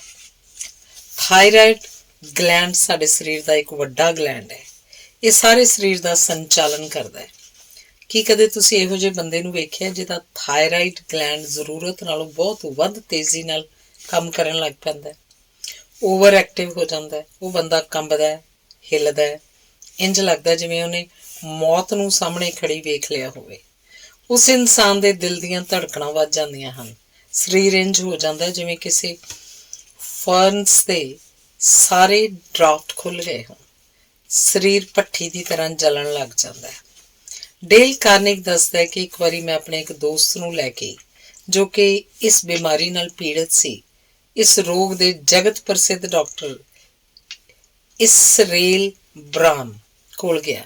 ਡਾਕਟਰ ਦੇ ਵਿਸ਼ਰਾਮ ਕਮਰੇ ਦੇ ਬਾਹਰ ਇੱਕ ਫੱਟੇ ਤੇ ਲਿਖਿਆ ਸੀ, ਨਿਸ਼ਚਿੰਤ, ਸੁਖਦ, ਆਰਾਮ ਤੇ ਮਨੋਰੰਜਨ। ਸਭ ਤੋਂ ਜ਼ਿਆਦਾ ਆਰਾਮ ਦੇਣ ਵਾਲੀਆਂ, ਨਿਸ਼ਚਿੰਤ ਕਰਨ ਵਾਲੀਆਂ ਸ਼ਕਤੀਆਂ ਹਨ ਧਰਮ, ਨੀਂਦ, ਸੰਗੀਤ ਤੇ ਹਾਸਾ। ਰੱਬ ਤੇ ਭਰੋਸਾ ਰੱਖੋ, ਆਰਾਮ ਨਾਲ ਗੂੜੀ ਨੀਂਦ ਸੌਵੋ, ਚੰਗਾ ਸੰਗੀਤ ਸੁਣੋ, ਖੁੱਲ੍ਹ ਕੇ ਹੱਸੋ, ਫਿਰ ਸਾਰੀਆਂ ਖੁਸ਼ੀਆਂ ਤੁਹਾਡੇ ਕਦਮਾਂ 'ਚ ਹੋਣਗੀਆਂ। ਸਭ ਤੋਂ ਪਹਿਲਾਂ ਉਸ ਡਾਕਟਰ ਨੇ ਮੇਰੇ ਦੋਸਤ ਤੋਂ ਪੁੱਛਿਆ, ਕਿੰਨਾ ਭਾਵਨਾਤਮਕ ਕਾਰਨਾਂ ਕਰਕੇ ਉਹਦੀ ਇਹ ਹਾਲਤ ਹੋਈ ਹੈ। ਡਾਕਟਰ ਨੇ ਉਹਨੂੰ ਸੁਚੇਤ ਕੀਤਾ ਕਿ ਜੇ ਉਹਨੇ ਚਿੰਤਾ ਕਰਨੀ ਨਾ ਛੱਡੀ ਤਾਂ ਉਹਨੂੰ ਹੋਰ ਕਈ ਤਰ੍ਹਾਂ ਦੀਆਂ ਬਿਮਾਰੀਆਂ, ਜਿਵੇਂ ਦਿਲ ਦੀ ਬਿਮਾਰੀ, ਪੇਟ ਦਾ ਅਲਸਰ, ਮਧੂਮੇਹ ਆਦਿ ਹੋ ਸਕਦਾ ਹੈ। ਔਰਤ ਦੀ ਖੂਬਸੂਰਤੀ ਦੀ ਸਭ ਤੋਂ ਵੱਡੀ ਦੁਸ਼ਮਣ ਚਿੰਤਾ ਹੈ। ਚਿੰਤਾ ਦੇ ਕਾਰਨ ਵਕਤ ਤੋਂ ਪਹਿਲਾਂ ਬੁਢਾਪੇ ਦੇ ਲੱਛਣ ਉਤਰਨ ਲੱਗ ਪੈਂਦੇ ਹਨ। ਬਾਦਸ਼ਾਹ ਸ਼ਾਹਜਹਾਨ ਦੀ ਕਹਾਣੀ ਕੌਣ ਨਹੀਂ ਜਾਣਦਾ? ਮੁਮਤਾਜ਼ ਮਹਿਲ ਦੀ ਮੌਤ ਤੋਂ ਬਾਅਦ ਜਦੋਂ ਕੁਝ ਦਿਨਾਂ ਬਾਅਦ ਸ਼ੋਕ ਭਵਨ 'ਚੋਂ ਬਾਹਰ ਨਿਕਲਿਆ ਤਾਂ ਉਹਦੇ ਸਾਰੇ ਵਾਲ ਚਿੱਟੇ ਹੋਏ ਹੋਏ ਸਨ। ਚਿੰਤਾ ਤੇ ਤਣਾਅ ਦੇ ਕਾਰਨ ਕਈ ਤਰ੍ਹਾਂ ਦੇ ਚਮੜੀ ਦੇ ਰੋਗ ਵੀ ਉੱਭਰ ਆਉਂਦੇ ਹਨ। ਦੂਸਰੇ ਵਿਸ਼ਵ ਯੁੱਧ ਵਿੱਚ ਜਿੰਨੇ ਲੋਕ ਮਾਰੇ ਗਏ ਸਨ, ਉਸੇ ਸਮੇਂ ਵਿੱਚ ਦਿਲ ਦੀ ਬਿਮਾਰੀ ਨਾਲ ਲਗਭਗ ਉਹ ਤੋਂ ਦੁੱਗਣੇ ਲੋਕਾਂ ਦੀ ਮੌਤ ਹੋਈ, ਜਿਹਦਾ ਮੁੱਖ ਕਾਰਨ ਤਣਾਅ ਭਰਿਆ ਜੀਵਨ ਹੀ ਹੈ। ਜੇ ਤੁਸੀਂ ਜੀਵਨ ਨੂੰ ਪਿਆਰ ਕਰਦੇ ਹੋ, ਲੰਬਾ ਤੰਦਰੁਸਤੀ ਭਰਿਆ ਜੀਵਨ ਜਿਉਣਾ ਚਾਹੁੰਦੇ ਹੋ, ਤਾਂ ਡਾਕਟਰ ਐਲਿਕਸ ਕੈਰਲ ਦੀ ਗੱਲ ਮੰਨੋ। ਜੋ ਲੋਕ ਅੱਜ ਦੇ ਹੰਗਾਮੀ ਭਰੇ ਜੀਵਨ ਵਿੱਚ ਮਨ ਦੀ ਸ਼ਾਂਤੀ ਬਣਾਈ ਰੱਖਦੇ ਹਨ, ਉਹਨਾਂ ਨੂੰ ਸ਼ਨਾਊ ਰੋਗ, ਨਰਵਸ ਸਿਸਟਮ ਵਾਲੇ ਰੋਗ ਨਹੀਂ ਹੋ ਸਕਦੇ। ਧੰਨਵਾਦ। ਚੌਥਾ ਲੇਖ ਹੈ, ਕਿਸ ਤਰ੍ਹਾਂ ਵਿਸ਼ਲੇਸ਼ਣ ਕਰਕੇ ਚਿੰਤਾ ਦੀ ਸਮੱਸਿਆ ਨੂੰ ਹੱਲ ਕੀਤਾ ਜਾਏ। ਰੁਡਯਾਰਡ ਕਿਪਲਿੰਗ ਕਹਿੰਦਾ ਹੈ, ਮੈਂ 6 ਦਿਆਨਤਦਾਰ ਬੰਦੇ ਆਪਣੀ ਸੇਵਾ 'ਚ ਰੱਖੇ ਹੋਏ ਹਨ। ਜੋ ਕੁਝ ਵੀ ਮੈਂ ਜਾਣਦਾ ਉਹ ਇਹਨਾਂ ਨੇ ਮੈਨੂੰ ਸਿਖਾਇਆ ਹੈ। ਉਹਨਾਂ ਦੇ ਨਾਂ ਹਨ when ਮਤਲਬ ਕਦੋਂ, what ਮਤਲਬ ਕੀ, why ਕਿਉਂ, how ਕਿਸ ਤਰ੍ਹਾਂ, where ਕਿੱਥੇ, who ਕੌਣ। ਹਰ ਪ੍ਰਕਾਰ ਦੀ ਚਿੰਤਾ ਨੂੰ ਸੁਲਝਾਉਣ ਵਾਸਤੇ ਜ਼ਰੂਰੀ ਹੈ ਕਿ ਅਸੀਂ ਸਮੱਸਿਆ ਦਾ ਵਿਸ਼ਲੇਸ਼ਣ ਕਰਨ ਦੀਆਂ 3 ਮੁੱਢਲੀਆਂ ਗੱਲਾਂ ਦੀ ਜਾਣਕਾਰੀ ਲਈਏ। ਪਹਿਲਾ, ਸਾਰੇ ਤੱਥ ਮਤਲਬ ਫੈਕਟਸ ਇਕੱਠੇ ਕਰੋ। ਦੂਸਰਾ, ਉਹਨਾਂ ਦਾ ਵਿਸ਼ਲੇਸ਼ਣ ਕਰੋ। ਤੀਸਰਾ, ਨਤੀਜੇ ਤੇ ਪੁੱਜ ਕੇ ਉਸ ਤੇ ਕੰਮ ਕਰੋ। ਤੱਥ, ਫੈਕਟਸ ਇਕੱਠੇ ਕਰਨੇ ਕਿਉਂ ਜ਼ਰੂਰੀ ਹਨ? ਜਦੋਂ ਤੱਕ ਸਾਡੇ ਕੋਲ ਚਿੰਤਾ ਦੇ ਕਾਰਨ ਦੀ ਜਾਣਕਾਰੀ ਨਹੀਂ ਹੋਏਗੀ, ਅਸੀਂ ਉਹਦਾ ਨਿਪਟਾਰਾ ਕਿਵੇਂ ਕਰਾਂਗੇ? ਉਦਾਹਰਨ ਦੇ ਤੌਰ ਤੇ ਬੱਚਾ ਨਸ਼ਾ ਕਰਦਾ ਹੈ। ਪਹਿਲਾ, ਕਿਉਂ ਨਸ਼ਾ ਕਰਦਾ, ਕਦੋਂ ਉਹਨੇ ਨਸ਼ਾ ਕਰਨਾ ਸ਼ੁਰੂ ਕੀਤਾ, ਉਹਦਾ ਮੇਲ ਮਿਲਾਪ ਕਿਹੋ ਜਿਹੇ ਲੜਕਿਆਂ ਨਾਲ ਹੈ। ਚੌਥਾ, ਨਸ਼ਾ ਛੁਡਾਉਣ ਲਈ ਕੀ ਕੀਤਾ ਜਾ ਸਕਦਾ ਹੈ, ਪਰੰਤੂ ਅਸਲੀਅਤ ਇਕੱਠੀ ਕਰਨ ਵੇਲੇ ਭਾਵੁਕਤਾ ਤੋਂ ਕੰਮ ਨਹੀਂ ਲੈਣਾ। ਇਸ ਤਰ੍ਹਾਂ ਸੋਚੋ ਜਿਵੇਂ ਵਿਪੱਖ ਦਾ ਵਕੀਲ ਤੁਹਾਡੇ ਬਾਰੇ ਤੱਥ ਇਕੱਠੇ ਕਰ ਰਿਹਾ ਹੋਵੇ। ਹਾਲਾਂਕਿ ਜਦੋਂ ਮਨ ਤੇ ਚਿੰਤਾ ਦਾ ਬੋਝ ਹੋਵੇ, ਇੰਜ ਕਰਨਾ ਸੌਖਾ ਨਹੀਂ। ਸਾਡੀਆਂ ਭਾਵਨਾਵਾਂ ਸਾਡੇ ਤੇ ਭਾਰੂ ਹੋ ਸਕਦੀਆਂ ਨੇ। ਡੀਨ ਹੌਕਰ ਕਹਿੰਦਾ ਹੈ, ਜਦੋਂ ਮੈਂ ਤੱਥ ਇਕੱਠੇ ਕਰਦਾ ਤਾਂ ਮੈਂ ਐਵੇਂ ਸੋਚਦਾ ਕਿ ਮੈਂ ਇਹ ਸਾਰੀ ਜਾਣਕਾਰੀ ਆਪਣੇ ਲਈ ਨਹੀਂ, ਕਿਸੇ ਹੋਰ ਲਈ ਇਕੱਠੀ ਕਰ ਰਿਹਾ। ਇਸ ਤਰ੍ਹਾਂ ਉਹ ਸਾਰੀਆਂ ਸੱਚਾਈਆਂ ਸਾਹਮਣੇ ਆ ਜਾਣਗੀਆਂ ਜਿਨ੍ਹਾਂ ਦਾ ਸਾਹਮਣਾ ਮੈਂ ਨਹੀਂ ਕਰਨਾ ਚਾਹੁੰਦਾ। ਫਿਰ ਮੈਂ ਆਪਣਾ ਤੇ ਦੂਜੇ ਪੱਖ ਦਾ ਕੇਸ ਲਿਖ ਲੈਂਦਾ ਹਾਂ। ਹੁੰਦਾ ਇਹ ਹੈ ਕਿ ਸੱਚਾਈ ਦੋਨਾਂ ਦੇ ਵਿਚਕਾਰ ਹੁੰਦੀ ਹੈ। ਹਰਬਰਟ ਈ ਹੌਕਰ ਕੋਲੰਬੀਆ ਯੂਨੀਵਰਸਿਟੀ ਦੇ ਡੀਨ ਸਨ। ਉਹਨਾਂ ਨੇ ਹਜ਼ਾਰਾਂ ਵਿਦਿਆਰਥੀਆਂ ਦੀਆਂ ਚਿੰਤਾ ਦੀਆਂ ਸਮੱਸਿਆਵਾਂ ਸੁਲਝਾਈਆਂ। ਉਹਨਾਂ ਦੇ ਅਨੁਸਾਰ ਚਿੰਤਾ ਦਾ ਮੁੱਖ ਕਾਰਨ ਉਲਝਣ, ਕਨਫਿਊਜ਼ਨ ਹੈ। ਇਹ ਦੁਨੀਆ 'ਚ ਅੱਧੇ ਤੋਂ ਵੱਧ ਚਿੰਤਾਵਾਂ ਦਾ ਕਾਰਨ ਹੈ। ਮੰਨ ਲਵੋ ਮੇਰੀ ਇੱਕ ਸਮੱਸਿਆ ਹੈ ਜਿਹਦਾ ਸਾਹਮਣਾ ਮੈਂ ਅਗਲੇ ਮੰਗਲਵਾਰ 3 ਵਜੇ ਕਰਨਾ ਹੈ। ਮੈਂ ਮੰਗਲਵਾਰ ਤੱਕ ਉੱਤੇ ਕੋਈ ਫੈਸਲਾ ਨਹੀਂ ਲਵਾਂਗਾ। ਮੈਂ ਉਸ ਵਕਤ ਤੱਕ ਉਸ ਸਮੱਸਿਆ ਬਾਰੇ ਜਾਣਕਾਰੀ ਇਕੱਠੀ ਕਰਾਂਗਾ। ਉਹ ਤੋਂ ਪਹਿਲਾਂ ਮੈਂ ਚਿੰਤਾ ਕਰਕੇ ਆਪਣੀ ਨੀਂਦ ਨਹੀਂ ਖਰਾਬ ਕਰਾਂਗਾ। ਕਈ ਵਾਰੀ ਜਦੋਂ ਅਸੀਂ ਸਾਰੇ ਤੱਥ ਇਕੱਠੇ ਕਰਦੇ ਹਾਂ ਤਾਂ ਉਦੋਂ ਤੱਕ ਸਮੱਸਿਆ ਦਾ ਹੱਲ ਨਿਕਲ ਆਉਂਦਾ ਹੈ। ਸਾਰੇ ਤੱਥ ਇਕੱਠੇ ਕਰਕੇ ਲਿਖ ਲਓ। ਲਿਖਣ ਨਾਲ ਦਿਮਾਗ 'ਚ ਸਭ ਕੁਝ ਸਪਸ਼ਟ ਹੋ ਜਾਏਗਾ। ਲਿਖੋ। ਨੰਬਰ 1, ਤੁਸੀਂ ਕਿਸ ਗੱਲ ਦੀ ਚਿੰਤਾ ਕਰ ਰਹੇ ਹੋ। ਦੂਸਰੀ, ਤੁਸੀਂ ਉਸ ਬਾਰੇ ਕੀ ਕਰ ਸਕਦੇ ਹੋ। ਤੀਸਰਾ, ਨਿਸ਼ਚਾ ਕਰੋ ਕਿ ਕੀ ਕਰਨਾ ਹੈ। ਚੌਥਾ, ਬਿਨਾਂ ਦੇਰ ਕੀਤਿਆਂ ਉਸ ਅਨੁਸਾਰ ਕੰਮ ਕਰਨਾ ਸ਼ੁਰੂ ਕਰ ਦਿਓ। ਪੰਜਵਾਂ, ਡੀਨ ਹੌਕਰ ਕਹਿੰਦਾ ਹੈ ਕਿ ਮੈਂ ਦਾਅਵੇ ਨਾਲ ਕਹਿੰਦਾ ਕਿ ਇਹ ਤਰੀਕਾ ਅਪਣਾਉਣ ਕਰਕੇ ਮੇਰਾ ਜੀਵਨ ਚਿੰਤਾ ਮੁਕਤ ਹੋ ਰਿਹਾ। ਗੇਲਨ ਲਿਚਫੀਲਡ ਜਦੋਂ ਸਟਾਰ ਪਾਰਕ ਐਂਡ ਫਰੀਮੈਨ ਦਾ ਡਾਇਰੈਕਟਰ ਬਣਿਆ ਤਾਂ ਇਸ ਪਦਵੀ ਨੇ ਉਹਨੂੰ ਏਸ਼ੀਆ 'ਚ ਅਮਰੀਕਾ ਦਾ ਬੜਾ ਮਹੱਤਵਪੂਰਨ ਬਿਜ਼ਨਸਮੈਨ ਬਣਾ ਦਿੱਤਾ। ਉਹ ਵੀ ਦੱਸਦਾ ਹੈ ਕਿ ਉਹਦੀ ਸਫਲਤਾ ਦਾ ਮੁੱਖ ਕਾਰਨ ਚਿੰਤਾ ਦਾ ਵਿਸ਼ਲੇਸ਼ਣ ਕਰਨਾ ਤੇ ਉਹਨੂੰ ਸਾਹਮਣੇ ਉਹ ਗੱਲ ਤੋਂ ਫੜਨ ਦਾ ਉੱਪਰ ਦੱਸਿਆ ਤਰੀਕਾ ਹੀ ਸੀ। ਗੇਲਨ ਲਿਚਫੀਲਡ ਦੱਸਦਾ ਹੈ, ਪਰਲ ਹਾਰਬਰ ਤੇ ਬੰਬਾਰੀ ਦੇ ਕੁਝ ਚਿਰ ਬਾਅਦ ਜਾਪਾਨੀ ਕੀੜਿਆਂ ਵਾਂਗ ਸ਼ੰਘਾਈ ਪਹੁੰਚ ਗਏ। ਉਦੋਂ ਮੈਂ ਉੱਥੇ ਏਸ਼ੀਅਨ ਲਾਈਨ ਇੰਸ਼ੋਰੈਂਸ ਕੰਪਨੀ ਦਾ ਮੈਨੇਜਰ ਸੀ। ਜਾਪਾਨੀ ਐਡਮਿਰਲ ਨੇ ਮੈਨੂੰ ਹੁਕਮ ਦਿੱਤਾ ਕਿ ਮੈਂ ਸਾਡੀ ਸਾਰੀ ਸੰਪਤੀ ਦਾ ਹਿਸਾਬ ਕਰਨ 'ਚ ਉਹਨਾਂ ਦੇ ਭੇਜੇ ਹੋਏ ਬੰਦੇ ਦੀ ਮਦਦ ਕਰਾਂ। ਇੰਜ ਕਰਦਿਆਂ ਮੈਂ 75 ਕਰੋੜ ਡਾਲਰ ਕੀਮਤ ਦੀ ਸੰਪਤੀ ਉਸ ਲਿਸਟ ਵਿੱਚ ਨਾ ਪਾਈ ਜਿਹੜੀ ਮੈਂ ਐਡਮਿਰਲ ਨੂੰ ਭੇਜੀ, ਕਿਉਂਕਿ ਉਹ ਸੰਪਤੀ ਸਾਡੀ ਹਾਂਗਕਾਂਗ ਆਰਗੇਨਾਈਜੇਸ਼ਨ ਦੀ ਸੀ। ਪਰ ਮੈਂ ਜਾਣਦਾ ਸੀ ਕਿ ਜੇ ਜਾਪਾਨੀਆਂ ਨੂੰ ਇਸ ਗੱਲ ਦਾ ਪਤਾ ਚੱਲ ਗਿਆ ਤਾਂ ਮੇਰੀ ਖੈਰ ਨਹੀਂ। ਮੈਨੂੰ ਬ੍ਰਿਜ ਹਾਊਸ 'ਚ ਭੇਜਿਆ ਜਾ ਸਕਦਾ ਸੀ। ਬ੍ਰਿਜ ਹਾਊਸ ਜਾਪਾਨੀ ਗੈਸਟੈਪੋ ਦਾ ਤਸੀਹੇ ਦੇਣ ਵਾਲਾ ਚੈਂਬਰ ਸੀ। ਜਾਪਾਨੀ ਐਡਮਿਰਲ ਨੂੰ ਇਸ ਗੱਲ ਦਾ ਪਤਾ ਚੱਲ ਗਿਆ। ਮੈਨੂੰ ਐਤਵਾਰ ਦੀ ਦੁਪਹਿਰ ਨੂੰ ਇਹ ਪਤਾ ਚੱਲਿਆ। ਮੈਨੂੰ ਬੁਰੀ ਤਰ੍ਹਾਂ ਡਰ ਜਾਣਾ ਚਾਹੀਦਾ ਸੀ। ਹੁੰਦਾ ਵੀ ਇੰਜੀ ਜੇ ਮੈਂ ਸਮੱਸਿਆ ਨੂੰ ਸੁਲਝਾਉਣ ਦਾ ਤਰੀਕਾ ਨਾ ਜਾਣਦਾ ਹੁੰਦਾ। ਫਿਰ ਮੈਂ ਉਹ ਕੀਤਾ ਜੋ ਹਮੇਸ਼ਾ ਸਮੱਸਿਆ ਸੁਲਝਾਉਣ ਵਾਸਤੇ ਕਰਦਾ ਸੀ। ਆਪਣੇ ਟਾਈਪਰਾਈਟਰ ਤੇ ਬੈਠ ਕੇ ਮੈਂ ਲਿਖਿਆ, ਪਹਿਲਾ, ਮੈਂ ਕਿਸ ਗੱਲ ਦੀ ਚਿੰਤਾ ਕਰ ਰਿਹਾ। ਦੂਜਾ, ਮੈਂ ਉਸ ਬਾਰੇ ਕੀ ਕਰ ਸਕਦਾ। ਪਹਿਲੇ ਪ੍ਰਸ਼ਨ ਦਾ ਉੱਤਰ ਸੀ, ਮੈਨੂੰ ਡਰ ਹੈ ਕਿ ਮੈਨੂੰ ਬ੍ਰਿਜ ਹਾਊਸ 'ਚ ਸੁੱਟ ਦਿੱਤਾ ਜਾਏਗਾ। ਦੂਜੇ ਪ੍ਰਸ਼ਨ ਦੇ 4 ਉੱਤਰ ਬਣਦੇ ਸਨ। ਮੈਂ ਜਾਪਾਨੀ ਐਡਮਿਰਲ ਨੂੰ ਸਾਰੀ ਗੱਲ ਦੱਸ ਦੇਵਾਂ। ਦੂਜਾ, ਭੱਜਣ ਦੀ ਕੋਸ਼ਿਸ਼ ਕਰਾਂ। ਤੀਜਾ, ਮੈਂ ਆਪਣੇ ਕਮਰੇ 'ਚ ਹੀ ਬੈਠਾ ਰਹਾਂ ਤੇ ਆਫਿਸ ਦੇ ਨੇੜੇ ਨਾ ਜਾਵਾਂ। ਤੇ ਚੌਥਾ, ਮੈਂ ਹਮੇਸ਼ਾ ਦੀ ਤਰ੍ਹਾਂ ਸੋਮਵਾਰ ਨੂੰ ਆਫਿਸ ਚਲਿਆ ਜਾਵਾਂ। ਮੈਂ ਚੌਥਾ ਰਸਤਾ ਅਪਣਾਉਣ ਦਾ ਸੋਚ ਲਿਆ। ਇਸ ਫੈਸਲੇ ਤੇ ਪਹੁੰਚਣ ਨਾਲ ਮੈਨੂੰ ਬੜਾ ਧਰਵਾਸ ਹੋਇਆ। ਕਿਸੇ ਫੈਸਲੇ ਤੇ ਪਹੁੰਚਣ ਨਾਲ ਚਿੰਤਾ ਘਟ ਜਾਂਦੀ ਹੈ। ਪਰ ਮੈਂ ਸੋਮਵਾਰ ਨੂੰ ਆਫਿਸ ਪਹੁੰਚਿਆ ਤਾਂ ਜਾਪਾਨੀ ਐਡਮਿਰਲ ਹਮੇਸ਼ਾ ਦੀ ਤਰ੍ਹਾਂ ਮੂੰਹ 'ਚ ਸਿਗਰਟ ਪਾਈ ਬੈਠਾ ਸੀ। ਉਹਨੇ ਮੇਰੇ ਵੱਲ ਵੇਖਿਆ ਪਰ ਕਿਹਾ ਕੁਛ ਨਾ। ਆਮ ਤੌਰ ਤੇ ਸਹੀ ਤੱਥ ਇਕੱਠੇ ਕਰਨ ਦੀ ਥਾਂ ਅਸੀਂ ਉਸੇ ਗੱਲ ਦਾ ਸਮਰਥਨ ਕਰਦੇ ਹਾਂ ਜੋ ਸਾਨੂੰ ਠੀਕ ਲੱਗਦੀ ਹੈ। ਅਸੀਂ ਉਹ ਤੱਥ ਚਾਹੁੰਦੇ ਹਾਂ ਜੋ ਸਾਡੇ ਕੀਤੇ ਨੂੰ ਉਚਿਤ ਠਹਿਰਾਉਣ। ਪਰ ਸਾਨੂੰ ਪਤਾ ਹੋਣਾ ਚਾਹੀਦਾ ਹੈ ਕਿ ਸਾਡੇ ਚਾਹੁਣ ਨਾਲ 2 ਤੇ 2 5 ਨਹੀਂ ਹੋ ਸਕਦੇ। ਸੱਚਾਈ ਜਿੰਨੀ ਮਰਜ਼ੀ ਕੌੜੀ ਹੋਵੇ ਉਹਦੇ ਅਨੁਸਾਰ ਹੀ ਕੰਮ ਕਰਨਾ ਚਾਹੀਦਾ ਹੈ। ਸਾਰੇ ਫੈਕਟ ਤੱਥ ਇਕੱਠੇ ਕਰਕੇ ਕਿਸੇ ਨਤੀਜੇ ਤੇ ਪਹੁੰਚਣਾ ਬਹੁਤ ਜ਼ਰੂਰੀ ਹੈ। ਨਤੀਜੇ ਤੇ ਨਾ ਪਹੁੰਚਣਾ ਹੀ ਇਨਸਾਨ ਨੂੰ ਮਾਨਸਿਕ ਤੌਰ ਤੇ ਤੋੜ ਦਿੰਦਾ ਹੈ ਤੇ ਉਹਦਾ ਜੀਵਨ ਨਰਕ ਬਣ ਜਾਂਦਾ ਹੈ। ਧੰਨਵਾਦ। ਅਗਲਾ ਲੇਖ ਹੈ, ਆਪਣੇ ਕੰਮ ਕਾਜ ਸੰਬੰਧੀ 50% ਚਿੰਤਾ ਕਿਵੇਂ ਦੂਰ ਕੀਤੀ ਜਾਏ। ਬੇਸ਼ੱਕ ਆਪਣੀ ਚਿੰਤਾ ਨੂੰ ਦੂਰ ਕਰਨ ਲਈ ਤੁਹਾਨੂੰ ਆਪ ਹੀ ਉਪਰਾਲਾ ਕਰਨਾ ਪਏਗਾ।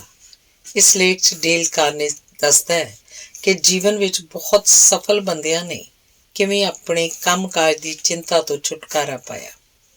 ਡਾਕਟਰ ਇਲੇਗਸ ਕੈਰਲ ਕਹਿੰਦਾ ਹੈ, ਜਿਨ੍ਹਾਂ ਲੋਕਾਂ ਨੂੰ ਇਹ ਨਹੀਂ ਪਤਾ ਕਿ ਚਿੰਤਾ ਤੋਂ ਕਿਵੇਂ ਮੁਕਤ ਰਹਿਣਾ ਹੈ, ਉਹ ਜਵਾਨੀ ਵਿੱਚ ਹੀ ਮਰ ਜਾਂਦੇ ਹਨ।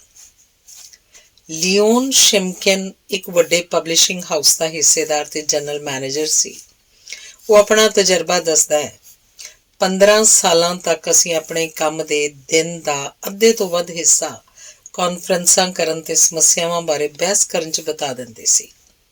ਅਸੀਂ ਸਾਰੇ ਤਣਾਅ ਗ੍ਰਸਤ ਹੋ ਜਾਂਦੇ ਸੀ ਤੇ ਕਿਸੇ ਨਤੀਜੇ ਤੇ ਨਹੀਂ ਸੀ ਪਹੁੰਚਦੇ। ਰਾਤ ਨੂੰ ਮੈਂ ਪੂਰੀ ਤਰ੍ਹਾਂ ਥੱਕ ਟੁੱਟ ਕੇ ਨਿਢਾਲ ਹੋ ਜਾਂਦਾ ਸੀ। ਫਿਰ ਮੈਂ ਇੱਕ ਤਰੀਕਾ ਸੋਚਿਆ। ਸਭ ਤੋਂ ਪਹਿਲਾਂ ਮੈਂ ਉਹ ਪੁਰਾਣਾ ਢੰਗ ਬੰਦ ਕਰ ਦਿੱਤਾ ਜਿਹਦੇ ਅਨੁਸਾਰ ਮੇਰੇ ਸਹਿਯੋਗੀ ਬੜੇ ਵਿਸਥਾਰ ਨਾਲ ਦੱਸਦੇ ਸਨ ਕਿ ਕੀ ਗਲਤ ਹੋਇਆ ਤੇ ਪੁੱਛਦੇ ਸਨ ਅਸੀਂ ਕੀ ਕਰੀਏ। ਮੈਂ ਇੱਕ ਨਿਯਮ ਬਣਾਇਆ ਜਿਸ ਅਨੁਸਾਰ ਜਿਹਨੇ ਮੇਰੇ ਸਾਹਮਣੇ ਕੋਈ ਸਮੱਸਿਆ ਰੱਖਣੀ ਹੈ ਉਹ ਪਹਿਲਾਂ ਇੱਕ ਮੈਮੋਰੰਡਮ ਤਿਆਰ ਕਰੇ ਤੇ 4 ਪ੍ਰਸ਼ਨਾਂ ਦੇ ਉੱਤਰ ਲਿਖ ਕੇ ਲਿਆਵੇ। ਪਹਿਲਾ, ਸਮੱਸਿਆ ਕੀ ਹੈ। ਦੂਜਾ, ਸਮੱਸਿਆ ਦਾ ਕਾਰਨ ਕੀ ਹੈ। ਤੀਸਰਾ, ਸਮੱਸਿਆ ਦੇ ਸੰਭਵ ਸਮਾਧਾਨ ਕੀ ਹੋ ਸਕਦੇ ਹਨ ਤੇ ਚੌਥਾ, ਤੁਸੀਂ ਕਿਹੜਾ ਸਮਾਧਾਨ ਤਜਵੀਜ਼ ਕਰਦੇ ਹੋ। ਇਸ ਤਰ੍ਹਾਂ ਕਰਨ ਨਾਲ ਸਾਡਾ ਉਹ 3 ਹਿੱਸੇ ਵਕਤ ਬਚਣ ਲੱਗ ਪਿਆ ਜੋ ਅਸੀਂ ਚਿੰਤਾ ਭਰੀਆਂ ਕਾਨਫਰੰਸਾਂ ਤੇ ਬਹਿਸਾਂ ਕਰਨ 'ਚ ਬਿਤਾਉਂਦੇ ਸੀ। ਮੇਰਾ ਦਿਮਾਗੀ ਬੋਝ 3 ਹਿੱਸਿਆਂ ਤੋਂ ਵੀ ਵੱਧ ਘਟ ਗਿਆ।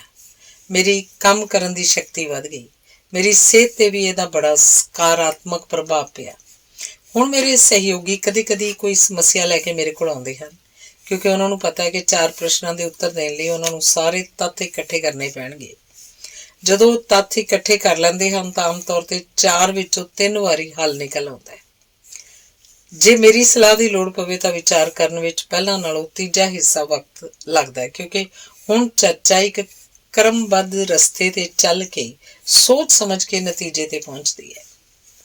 ਫਰੈਂਕ ਬੈਟਗਰ ਅਮਰੀਕਾ ਦੀ ਇੱਕ ਵੱਡੀ ਬੀਮਾ ਕੰਪਨੀ ਵਿੱਚ ਉੱਚ ਪਦਾਧਿਕਾਰੀ ਸੀ। ਉਹਨੇ ਉੱਪਰ ਦੱਸੇ ਤਰੀਕੇ ਨਾਲ ਨਾ ਕੇਵਲ ਆਪਣੇ ਬਿਜ਼ਨਸ ਸੰਬੰਧੀ ਚਿੰਤਾ ਦੂਰ ਕੀਤੀ ਬਲਕਿ ਆਪਣੀ ਆਮਦਨੀ ਵੀ ਦੁੱਗਣੀ ਕਰ ਲਈ। ਉਹ ਦੱਸਦਾ, ਜਦੋਂ ਮੈਂ ਪਹਿਲੀ ਵਾਰ ਬੀਮਾ ਪਾਲਿਸੀ ਵੇਚਣੀ ਸ਼ੁਰੂ ਕੀਤੀ ਮੈਂ ਬੜਾ ਉਤਸ਼ਾਹਿਤ ਸੀ। ਮੈਂ ਆਪਣੇ ਕੰਮ ਨੂੰ ਪਿਆਰ ਕਰਦਾ ਸੀ। ਫਿਰ ਕੁਝ ਐਸਾ ਹੋਇਆ ਕਿ ਮੈਂ ਬੜਾ ਨਿਰਉਤਸ਼ਾਹਿਤ ਹੋ ਗਿਆ। ਇੱਕ ਵਾਰੀ ਤਾਂ ਮੈਂ ਆਪਣਾ ਇਹ ਕੰਮ ਛੱਡਣ ਬਾਰੇ ਵੀ ਸੋਚ ਲਿਆ। ਫਿਰ ਮੈਂ ਬੈਠ ਕੇ ਆਪਣੀ ਚਿੰਤਾ ਦੇ ਮੂਲ ਕਾਰਨ ਬਾਰੇ ਸੋਚਿਆ। ਮੈਂ ਆਪਣੇ ਆਪ ਤੋਂ ਪੁੱਛਿਆ, ਸਮੱਸਿਆ ਕੀ ਹੈ। ਸਮੱਸਿਆ ਇਹ ਸੀ ਕਿ ਮੈਂ ਗਾਹਕਾਂ ਨਾਲ ਜਿੰਨੀਆਂ ਮੁਲਾਕਾਤਾਂ ਕਰਦਾ ਸੀ ਉਸ ਹਿਸਾਬ ਨਾਲ ਬੀਮਾ ਪਾਲਿਸੀ ਵਿਕਦੀ ਨਹੀਂ ਸੀ। ਜਦੋਂ ਤੱਕ ਮੈਂ ਗਾਹਕ ਨੂੰ ਪਾਲਿਸੀ ਬਾਰੇ ਸਮਝਾਉਂਦਾ ਸੀ ਉਦੋਂ ਤੱਕ ਤਾਂ ਗੱਲਬਾਤ ਠੀਕ ਚੱਲਦੀ ਸੀ, ਪਰ ਜਦੋਂ ਪਾਲਿਸੀ ਲੈਣ ਦੀ ਗੱਲ ਹੁੰਦੀ ਤਾਂ ਗਾਹਕ ਕਹਿੰਦਾ, ਮਿਸਟਰ ਬੈਟਗਰ ਮੈਂ ਇਸ ਬਾਰੇ ਸੋਚਾਂਗਾ, ਤੁਸੀਂ ਫੇਰ ਆ ਕੇ ਮਿਲਿਓ। ਇਸ ਤਰ੍ਹਾਂ ਦੇ ਗਾਹਕਾਂ ਨੂੰ ਬਾਰ-ਬਾਰ ਮਿਲਣ 'ਚ ਗਵਾਇਆ ਵਕਤ ਹੀ ਮੇਰੇ ਡਿਪਰੈਸ਼ਨ ਦਾ ਮੁੱਖ ਕਾਰਨ ਸੀ। ਫਿਰ ਮੈਂ ਖੁਦ ਤੋਂ ਪੁੱਛਿਆ, ਇਸ ਸਮੱਸਿਆ ਦਾ ਕੀ ਸਮਾਧਾਨ ਹੋ ਸਕਦਾ ਹੈ।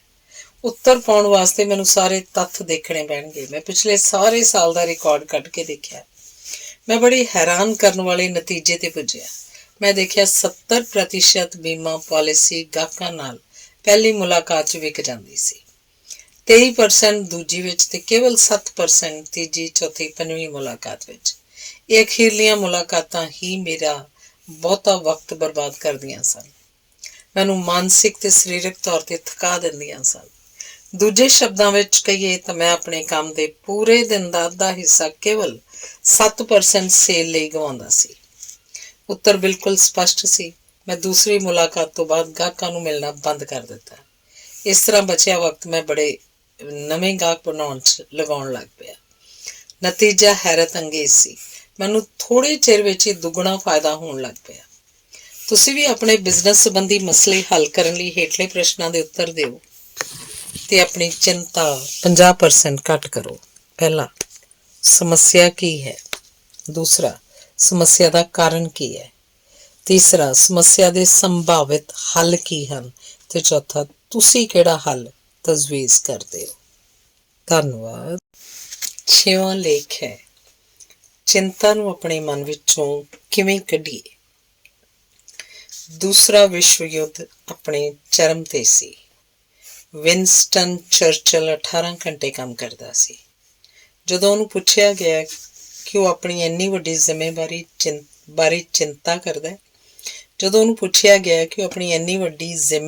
ਬਾਰੇ ਚਿੰਤਾ ਕਰਦਾ ਹੈ, ਤਾਂ ਉਹਨੇ ਕਿਹਾ ਸੀ, ਮੈਂ ਬਹੁਤ ਮਸਰੂਫ ਹਾਂ, ਮੇਰੇ ਕੋਲ ਚਿੰਤਾ ਕਰਨ ਦਾ ਵਕਤ ਨਹੀਂ।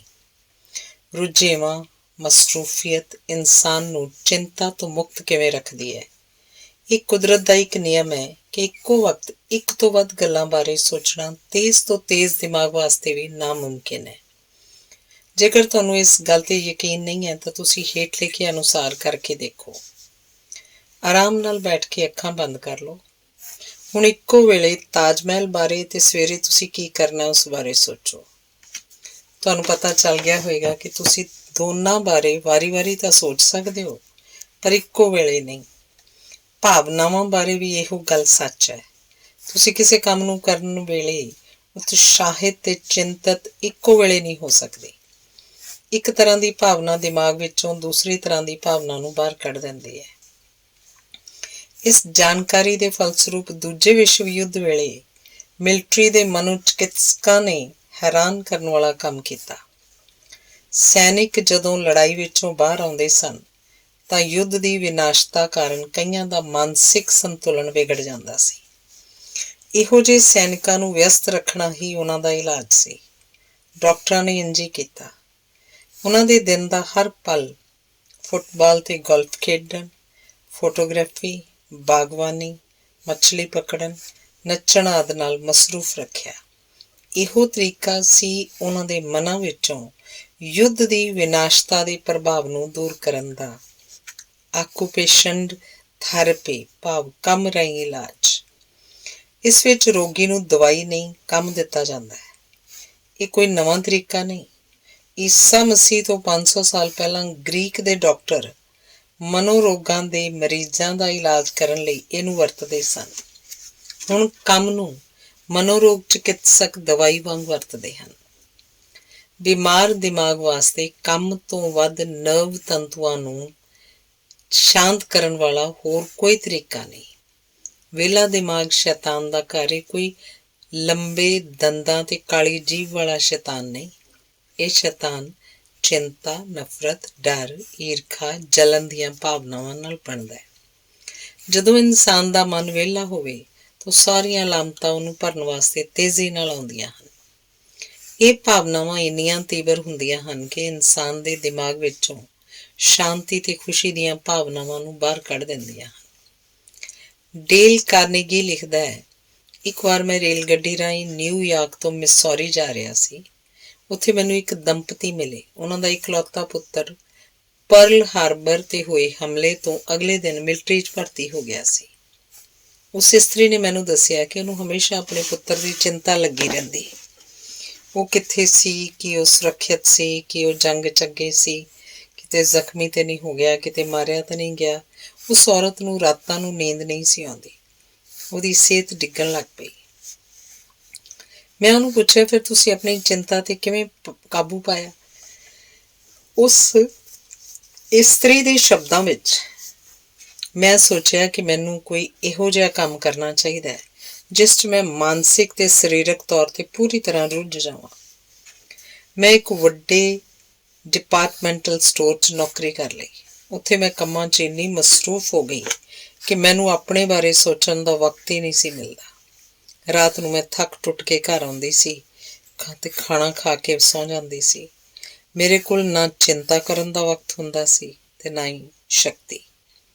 ਚਿੰਤਾ ਨੂੰ ਦੂਰ ਰੱਖਣ ਦਾ ਇੱਕੋ ਤਰੀਕਾ ਹੈ ਆਪਣੇ ਆਪ ਨੂੰ ਕੰਮ ਵਿੱਚ ਇੰਨਾ ਰੁਝਾ ਲਓ ਕਿ ਤੁਹਾਨੂੰ ਚਿੰਤਾ ਕਰਨ ਦਾ ਵਕਤ ਹੀ ਨਾ ਮਿਲੇ।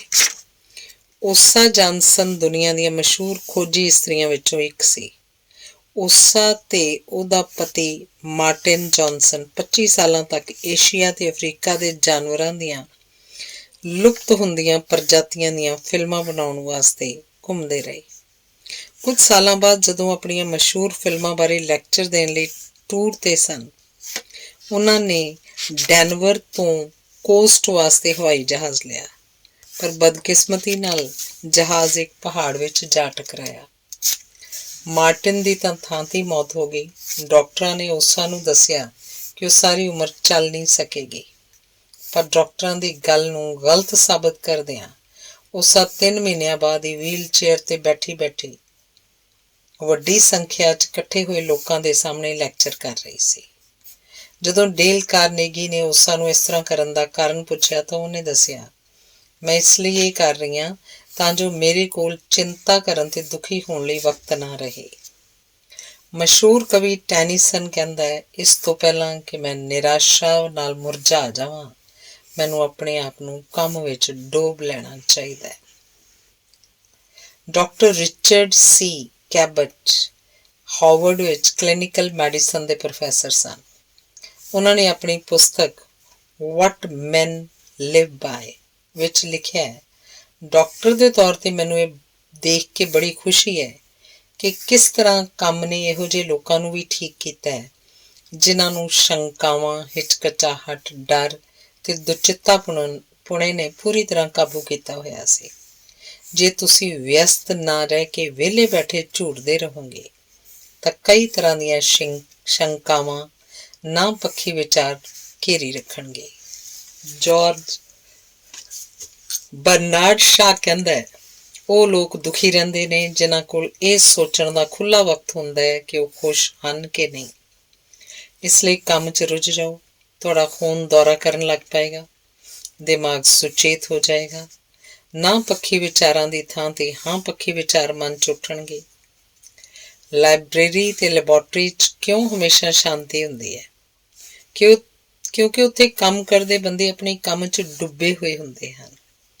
ਉਹਨਾਂ ਕੋਲ ਚਿੰਤਾ ਕਰਨ ਦੀ ਵਿਹਲ ਨਹੀਂ ਹੁੰਦੀ। ਇਸ ਲਈ ਕਦੇ ਵੀ ਕਿਸੇ ਰਿਸਰਚ ਕਰਨ ਵਾਲੇ ਬੰਦੇ ਦਾ ਮਾਨਸਿਕ ਸੰਤੁਲਨ ਨਹੀਂ ਵਿਗੜਦਾ। ਜੌਨ ਕਾਪਰ ਪੋਵਿਸ ਨੇ ਆਰਟ ਆਫ ਫॉरगेटिंग ਦੀ ਅਨਪਲੇਜ਼ੈਂਟ ਅਣਸੁਖਾਵੇਂ ਨੂੰ ਭੁੱਲਣ ਦੀ ਕਲਾ ਪੁਸਤਕ ਵਿੱਚ ਕਿਹਾ ਸੀ, ਜਦੋਂ ਬੰਦਾ ਆਪਣੇ ਕੰਮ 'ਚ ਰੁੱਝਿਆ ਹੁੰਦਾ ਹੈ, ਕੁਝ ਆਰਾਮਦਾਇਕ ਸੁਰੱਖਿਆ, ਕੁਝ ਅੰਦਰੂਨੀ ਸ਼ਾਂਤੀ ਤੇ ਇੱਕ ਤਰ੍ਹਾਂ ਦੀ ਖੁਸ਼ੀ ਭਰੀ ਸੁਸਤੀ ਉਸ ਦੀਆਂ ਨਸਾਂ ਨੂੰ ਆਰਾਮ ਦਿੰਦੀ ਹੈ ਜਦੋਂ ਆਪਣੇ ਕੰਮ 'ਚ ਰੁੱਝਿਆ ਹੁੰਦਾ ਹੈ। ਧੰਨਵਾਦ। ਅਗਲਾ ਲੇਖ ਹੈ, ਚਿੰਤਾ ਦੇ ਘੁਣ ਤੋਂ ਬਚੋ। ਰਾਬਰਟ ਮੂਰ ਨੇ ਡੇਲ ਕਾਰਨੇਗੀ ਨੂੰ ਇੱਕ ਘਟਨਾ ਬਾਰੇ ਦੱਸਿਆ ਸੀ। ਡੇਲ ਕਹਿੰਦਾ ਹੈ, ਮੈਂ ਇਸ ਘਟਨਾ ਨੂੰ ਜ਼ਿੰਦਗੀ ਭਰ ਨਹੀਂ ਭੁੱਲਾਂਗਾ। ਨੇਵੀ ਵਿੱਚ ਜਾਣ ਤੋਂ ਪਹਿਲਾਂ ਮੂਰ ਇੱਕ ਬੈਂਕ ਵਿੱਚ ਕਲਰਕ ਸੀ। ਕਈ ਤਰ੍ਹਾਂ ਦੀਆਂ ਚਿੰਤਾਵਾਂ ਉਹਨੂੰ ਘੇਰੀ ਰੱਖਦੀਆਂ ਸਨ। ਘੱਟ ਤਨਖਾਹ, ਤਰੱਕੀ ਦੇ ਘੱਟ ਮੌਕੇ, ਉਸ ਕੋਲ ਆਪਣਾ ਘਰ ਨਹੀਂ ਸੀ, ਉਹ ਨਵੀਂ ਕਾਰ ਨਹੀਂ ਸੀ ਖਰੀਦ ਸਕਦਾ। ਆਪਣੀ ਪਤਨੀ ਲਈ ਨਵੇਂ ਕੱਪੜੇ ਖਰੀਦਣ ਜੋਗੇ ਉਸ ਕੋਲ ਪੈਸੇ ਨਾ ਹੁੰਦੇ। ਉਹ ਆਪਣੇ ਬੌਸ ਨੂੰ ਨਫ਼ਰਤ ਕਰਦਾ ਸੀ ਕਿਉਂਕਿ ਬੌਸ ਹਮੇਸ਼ਾ ਉਹਦੀ ਨੁਕਤਾਚੀਨੀ ਕਰਦਾ ਰਹਿੰਦਾ ਸੀ। ਇਹਨਾਂ ਛੋਟੀਆਂ ਗੱਲਾਂ ਕਰਕੇ ਰਾਬਰਟ ਮੂਰ ਚਿੰਤਤ ਤੇ ਖਿਝਿਆ ਰਹਿੰਦਾ। ਕੰਮ ਤੋਂ ਘਰ ਆ ਕੇ ਉਹ ਨਿੱਕੀ ਗੱਲ ਤੇ ਆਪਣੀ ਪਤਨੀ ਨਾਲ ਝਗੜਦਾ ਰਹਿੰਦਾ। ਫਿਰ ਉਹ ਨੇਵੀ 'ਚ ਭਰਤੀ ਹੋ ਗਿਆ, ਜਿੱਥੇ ਇੱਕ ਦਿਨ ਉਹਨੂੰ ਪਤਾ ਲੱਗਾ ਕਿ ਅਸਲੀ ਚਿੰਤਾ ਕੀ ਹੁੰਦੀ ਹੈ। ਮੂਰ ਦੇ ਸ਼ਬਦਾਂ ਵਿੱਚ, ਮੈਂ ਆਪਣੀ ਜ਼ਿੰਦਗੀ ਦਾ ਸਭ ਤੋਂ ਵੱਡਾ ਸਬਕ ਮਾਰਚ 1945 ਨੂੰ ਇੰਡੋ ਚਾਈਨਾ ਤੱਟ ਤੇ 276 ਫੁੱਟ ਪਾਣੀ ਦੇ ਥੱਲੇ ਸਿੱਖਿਆ। ਮੈਂ ਉਹਨਾਂ 88 ਬੰਦਿਆਂ ਵਿੱਚ ਸਾਂ ਜਿਹੜੇ ਸਬਮੇਰੀਨ ਬਾਇਆ SS 318 ਤੇ ਸਨ। ਸਾਨੂੰ ਰਡਾਰ ਰਾਹੀਂ ਪਤਾ ਚੱਲਿਆ ਕਿ ਇੱਕ ਛੋਟਾ ਜਾਪਾਨੀ ਬੇੜਾ ਸਾਡੇ ਵੱਲ ਆ ਰਿਹਾ। ਜਿਵੇਂ ਹੀ ਦਿਨ ਚੜ੍ਹਿਆ, ਅਸੀਂ ਹਮਲਾ ਕਰਨ ਲਈ ਪਾਣੀ ਦੇ ਥੱਲੇ ਚਲੇ ਗਏ। ਮੈਂ ਪੈਰੀਸਕੋਪ ਨਾਲ ਦੇਖਿਆ, ਇੱਕ ਜਾਪਾਨੀ ਵਿਧਵੰਸਕ ਡਿਸਟਰੋਇਰ ਸਕੁਆਡ, ਇੱਕ ਟੈਂਕਰ ਤੇ ਇੱਕ ਮਾਈਨ ਵਿਛਾਉਣ ਵਾਲਾ ਜਹਾਜ਼ ਮਾਈਨਲੇਅਰ ਸਾਡੇ ਵੱਲ ਆ ਰਹੇ ਹਨ। ਅਸਾਂ ਵਿਧਵੰਸਕ ਵੱਲ 3 ਟਾਰਪੀਡੋ ਚਲਾਈਆਂ, ਪਰ ਇਹ ਨਿਸ਼ਾਨੇ ਤੇ ਨਾ ਲੱਗੀਆਂ। ਅਸੀਂ ਅਖੀਰਲੇ ਜਹਾਜ਼ ਤੇ ਹਮਲਾ ਕਰਨ ਦੀ ਤਿਆਰੀ ਕਰ ਹੀ ਰਹੇ ਸਾਂ ਕਿ ਅਚਾਨਕ ਉਹ ਮੁੜਿਆ ਤੇ ਸਿੱਧਾ ਸਾਡੇ ਵੱਲ ਨੂੰ ਵਧਿਆ। ਅਸਲ 'ਚ ਇੱਕ ਜਾਪਾਨੀ ਹਵਾਈ ਜਹਾਜ਼ ਨੇ ਸਾਨੂੰ 60 ਫੁੱਟ ਪਾਣੀ ਥੱਲੇ ਦੇਖ ਕੇ ਸਾਡੀ ਪੋਜੀਸ਼ਨ ਮਾਈਨ ਲੇਅਰ ਨੂੰ ਰੇਡੀਓ ਕਰ ਦਿੱਤੀ ਸੀ। ਅਸੀਂ ਲੱਭੇ ਜਾਣ ਤੋਂ ਬਚਣ ਲਈ 150 ਫੁੱਟ ਥੱਲੇ ਚਲੇ ਗਏ। ਆਪਣੀ ਸਬਮੈਰੀਨਾਂ ਨੂੰ ਆਵਾਜ਼ ਰਹਿਤ ਕਰਨ ਲਈ ਅਸੀਂ ਸਾਰੇ ਪੱਖੇ ਤੇ ਬਿਜਲੀ ਨਾਲ ਚੱਲਣ ਵਾਲੇ ਯੰਤਰ ਬੰਦ ਕਰ ਦਿੱਤੇ। ਸਾਡੇ ਚਾਰੇ ਪਾਸੇ 6 ਡੈਪਥ ਚਾਰਜਰ ਪਾਣੀ ਦੇ ਥੱਲੇ ਚੱਲਣ ਵਾਲੇ ਬੰਬ ਫਟ ਗਏ, ਜਿਨ੍ਹਾਂ ਨੇ ਸਾਨੂੰ ਸਮੁੰਦਰ ਵਿੱਚ 276 ਫੁੱਟ ਥੱਲੇ ਧੱਕ ਦਿੱਤਾ। ਅਸੀਂ ਬੁਰੀ ਤਰ੍ਹਾਂ ਡਰ ਗਏ। 1000 ਫੁੱਟ ਤੋਂ ਘੱਟ ਪਾਣੀ ਵਿੱਚ ਹਮਲਾ ਹੋਣਾ ਬਹੁਤ ਹੀ ਖਤਰਨਾਕ ਹੁੰਦਾ ਹੈ। 15 ਘੰਟਿਆਂ ਤੱਕ ਜਾਪਾਨੀ ਮਾਈਨ ਲੇਅਰ ਡੈਪਥ ਚਾਰਜਰ ਸੁੱਟਦਾ ਰਿਹਾ। ਜੇਕਰ ਸਬਮੈਰੀਨ ਦੇ 17 ਫੁੱਟ ਦੂਰ ਤੱਕ ਡੈਪਥ ਚਾਰਜਰ ਫਟਦਾ ਹੈ ਤਾਂ ਉਸ 'ਚ ਮੋਰਾ ਹੋ ਸਕਦਾ ਹੈ। ਸਾਨੂੰ ਹੁਕਮ ਮਿਲਿਆ ਕਿ ਅਸੀਂ ਆਪਣੇ ਬੰਕ ਵਿੱਚ ਚੁੱਪਚਾਪ ਤੇ ਸ਼ਾਂਤ ਰਹੀਏ, ਕੋਈ ਆਵਾਜ਼ ਨਾ ਹੋਏ। ਇਸ ਕਰਕੇ ਅਸੀਂ ਆਪਣੇ ਸਬਮੈਰੀਨ ਦੇ ਪੱਖੇ, ਏਅਰ ਕੰਡੀਸ਼ਨ ਤੇ ਹੋਰ ਬਿਜਲੀ ਨਾਲ ਚੱਲਣ ਵਾਲੇ ਯੰਤਰ ਬੰਦ ਕਰ ਦਿੱਤੇ ਸਨ। ਮੈਂ ਇੰਨਾ ਡਰ ਗਿਆ ਸੀ ਕਿ ਮੈਨੂੰ ਸਾਹ ਲੈਣਾ ਔਖਾ ਹੋ ਗਿਆ। ਇਹੋ ਹੀ ਮੌਤ ਹੈ, ਮੈਂ ਬਾਰ-ਬਾਰ ਆਪਣੇ ਆਪ ਨੂੰ ਕਹਿ ਰਿਹਾ ਸੀ। ਪਰ ਮੈਨੂੰ ਡਰ ਕਰਕੇ ਇੰਨੀ ਠੰਡ ਲੱਗ ਰਹੀ ਸੀ ਕਿ ਮੈਂ ਸਵੈਟਰ ਤੇ ਫਰ ਵਾਲੀ ਜੈਕਟ ਪਾ ਲਈ। ਫਿਰ ਵੀ ਮੈਂ ਕੰਬ ਰਿਹਾ ਸੀ, ਮੇਰੇ ਦੰਦ ਵੱਜ ਰਹੇ ਸਨ ਤੇ ਮੈਨੂੰ ਤਰੇਲੀਆਂ ਆ ਰਹੀਆਂ ਸਨ। ਹਮਲਾ 15 ਘੰਟੇ ਚੱਲਿਆ, ਫਿਰ ਅਚਾਨਕ ਬੰਦ ਹੋ ਗਿਆ। ਸ਼ਾਇਦ ਜਾਪਾਨੀਆਂ ਦੇ ਡੈਪਥ ਚਾਰਜਰ ਖਤਮ ਹੋ ਗਏ ਸਨ। ਉਹ 15 ਘੰਟੇ ਮੇਰੇ ਲਈ 1500 ਸਾਲਾਂ ਵਰਗੇ ਸਨ। ਉਸ ਵਕਤ ਮੇਰੀਆਂ ਅੱਖਾਂ ਦੇ ਸਾਹਮਣੇ ਮੇਰਾ ਸਾਰਾ ਜੀਵਨ ਘੁੰਮਦਾ ਰਿਹਾ। ਮੈਨੂੰ ਯਾਦ ਆਇਆ ਕਿ ਮੈਂ ਕਿੰਨੀਆਂ ਨਿਗੂਣੀਆਂ ਗੱਲਾਂ ਦੀ ਚਿੰਤਾ 'ਚ ਆਪਣਾ ਜੀਵਨ ਨਰਕ ਬਣਾਈ ਰੱਖਿਆ ਸੀ। ਉਦੋਂ ਉਹ ਚਿੰਤਾਵਾਂ ਮੈਨੂੰ ਕਿੱਡੀਆਂ ਵੱਡੀਆਂ ਲੱਗਦੀਆਂ ਸਨ। ਹੁਣ ਜਦੋਂ ਪਤਾ ਲੱਗਾ ਕਿ ਕਿਸੇ ਵੀ ਵੇਲੇ ਸਾਡੀ ਸਬਮੈਰੀਨ ਨੇ ਟੁਕੜੇ-ਟੁਕੜੇ ਹੋ ਜਾਣਾ ਸੀ, ਉਹ ਚਿੰਤਾਵਾਂ ਕਿੰਨੀਆਂ ਮੂਰਖਤਾਪੂਰਨ ਲੱਗ ਰਹੀਆਂ ਸਨ।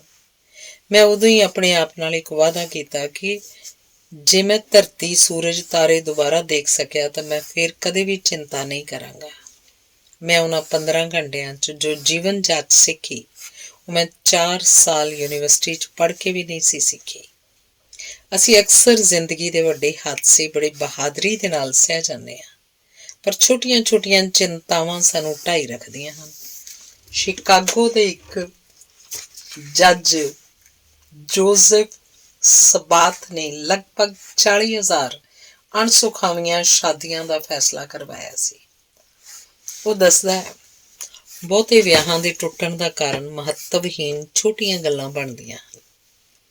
Frank S ਹੋਗਨ New York County the district attorney C.